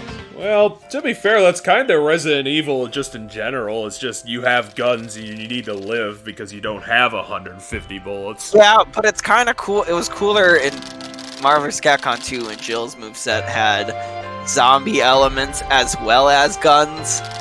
Like, she had a gun and you could just shoot them with the gun. But she also had the zombie elements, and that was cool. I just wouldn't expect anything from Chris. He's basically just Mr. Protagonist guy. Yeah, Chris is kind of the least interesting of the Resident Evil protagonists. My personal favorite's Jill Valentine. I like Jill the most. Most people like Leon the most. And I mean, it's fair. I think Leon's a little overrated for that. Because of the hype everybody gives them, but I would side with Jill too. She was one of my favorites. I was gonna say, I like Jill the most, which is weird coming from the fact that I haven't even played any of the ones where Jill's playable.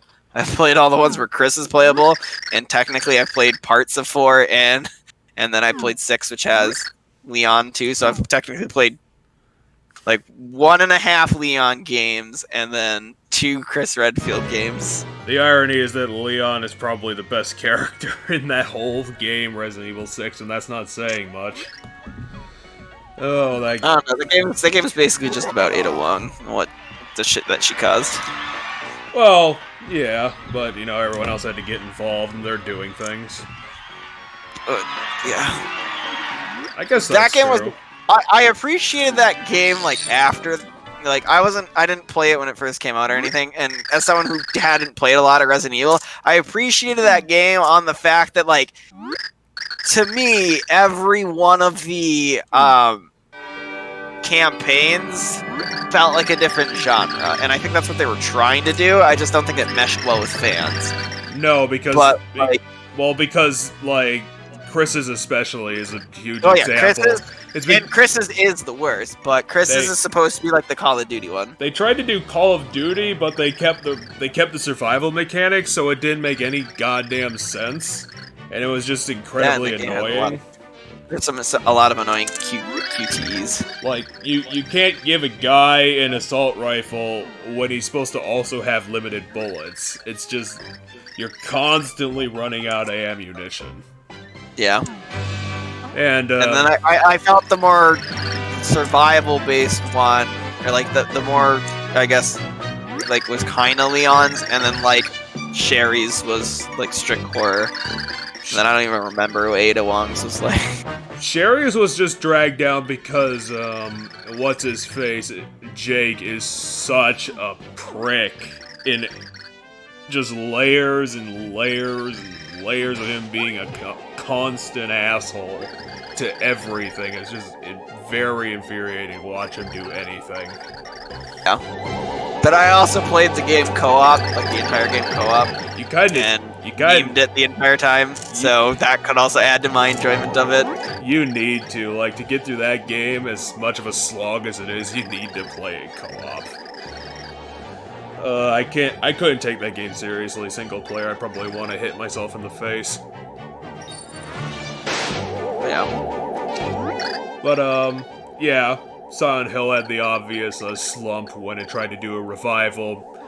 Threw out Team Silent, didn't bring any of them back. Tried to bring in all these other developers that didn't know how to recapture the spark, and that. What's the really weird one that like tried? It's like during that time period where Japanese game developers were trying to like westernize, in a sense, their gameplay. Like, they were trying to appeal super heavily to Western audiences without realizing what actually made their games appealing.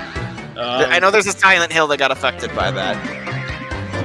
Which one is it called? You'd probably know what it's called. The only one I could think of that could fit that was Book of Shadows, but that was a PS Vita game. No, I don't think that's what it was. I don't really. I mean, maybe that's what it was. You played as like an cop. I don't remember. Hold on, I'm gonna look it up. Homecoming was the one that was an ex-soldier, but I think that might have been made by a Western team. I don't know if that maker was Japanese. Hold on. Is it? Hold on. I gotta look. Is it Downpour? Is that the one? Oh yeah, that Downpour? was. You play as Murphy Pendleton, the nerdiest named guy in the world, who gets basically knocked into Silent Hill because his prison bus crashed because he's being transferred to a different prison. Oh, you're a criminal. That's what it is. Okay. But I know that's the one, if I recall correctly. I was watching. I've showed you Matt McMuscle's What Happened before his series on YouTube. I've seen Matt a couple McMuscle's episodes of watching, who might want to see it. his stuff. Oh. I enjoy his series a lot. He goes over like what kind of happened with games that kind of developed badly, or sometimes games that shouldn't have succeeded that did. Great series. Check them out. I know that the people who made Downpour made basically nothing and might have immediately closed down after Downpour. Yeah, I don't remember the full story, but I'm pretty sure that's one of the games, because you start to realize that this trope, and I think Matt himself brings up this trope, but you start to realize that during the, 360 era, there were a lot of games coming out of Japan where they were trying to appeal to a Western audience super hard by making these weird design decisions, and what it caused, or what happened with a lot of them, were these game series that had been long, big series that people loved started to flounder because the things that were charming about them were lost when they tried to appeal to just hyper focus on appealing to Western audiences. Okay. And so I know that game had it happen to it. I think there's a Ninja Gaiden game he brings up where that happened to it. I would definitely believe that, but I don't give a shit about Ninja Gaiden. And I could definitely believe that Story of Konami was the one mandating all of that, because he might have discussed this. Vatra, who made it, was Czech. It's from the Czech Republic. He probably would have. He probably said he would have probably mentioned that Konami handed the reins off to this Czech place. And what I thought was correct. They basically dragged these guys out of a gutter, worked with them on a couple games, and then they immediately went bankrupt. Like these guys have no work history. Yeah, and he brings that up too. Which Downpour wasn't even all that bad. I don't really even shit on the Western games. It happened to what was it called? What was the game called? It happened to Frank. I covered Wars, the Capcom game, the other Capcom game where you fight zombies that I've never played. What the Dead Rising? Yes, it happened to that, I believe too. I mean, it was pretty westernized by the start of it, from what I remember seeing about it. Like, yeah, I mean, it might have been the success of that kickstarted some of it, because I'm sure there were some successes in that weird strategy of stuff, but I don't know. I'm not the best person to, off the top of my head, tell you these stories. Just go check out the Macro Muscles videos. I can always take a crack at it. I know a little bit about video game history. Because I find how he puts it is pretty good. But yeah. Alright then, next week we do the very last mission. Well, we check out some extra features of the one DLC, the Shadow Broker DLC. And some extra features at the start. We finish up Mass Effect 2 Arrival, and then we go immediately into Mass Effect 3, which means I need to do editing work, which I don't like doing.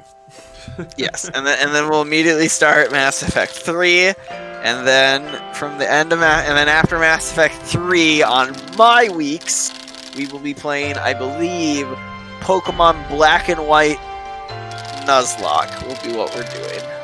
It's gonna be an odd one, because we're gonna have to do a strategy without just spoiling everything. Oh, I will try my damnedest to help you not lose a Black and White Nuzlocke, but it will be hard, because Black and White's got some tougher if you're not prepared for them spots. Now, I will state Pokemon games typically aren't that hard, but it's gonna be some grinding sections. There are some tougher parts where we might have to do a bit of grinding in hopes of surviving. Or there'll be times where we have to sacrifice one of our beloved Pokemon because, like, I'm going to tell you right here, right now, second gym, something's dying because of the TM from that gym is retaliation. And how that move works is it doubles in power. It doubles in power the turn after one of their Pokemon dies. So when she sends out her strongest Pokemon, you just KO something. Retaliation's coming. It's gonna be really high base power plus stab. And so it's gonna do hella damage to whatever it hit. And at that point in time, there's a high chance that nothing we have from our Nuzlocke run will be able to survive it. It depends on the RNG of our Nuzlocke run. In theory, there was a couple things that could probably survive it, because there is a Rock-type Pokemon we can get before that gym. It's just, in a Nuzlocke, everything we get is down to RNG, so we might not get the Rock-type Pokemon that might be able to survive it. We're just gonna get a bunch of those, whatever the Zigzagoon equivalent is gonna be, and then have to deal with that. That's the Zigzagoon equivalent. And we might, I'll let you decide. There are options, because Nuzlocke is just rules that players self-impose.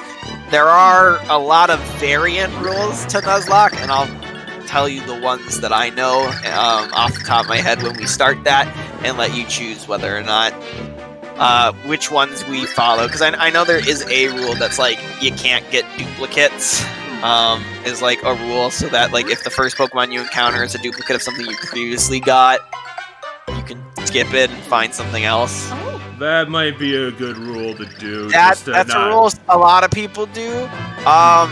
In my opinion, it depends on the game, because if the game has a lot of repeaters, then yeah, go for it. But if the game doesn't have a whole lot of repeaters, I say no. You can get stuck with a couple of repeaters. Because most people I know who, when they tell the story of their Nuzlocke campaigns, they don't get stuck with a lot of repeaters, and like in the games I've Nuzlocked, I haven't really gotten stuck with too many repeaters. I would imagine it'd probably be a worse problem if you tried to like Nuzlocke Gen 2, just because there's not a lot available. Yeah, if a lot of routes have the same Pokemon, then you get screwed.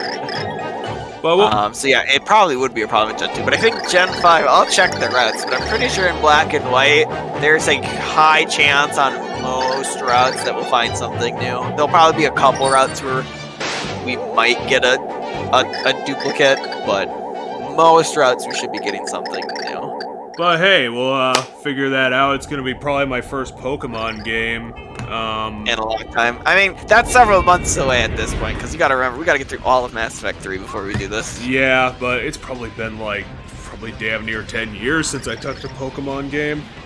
There we go, that'll be great then.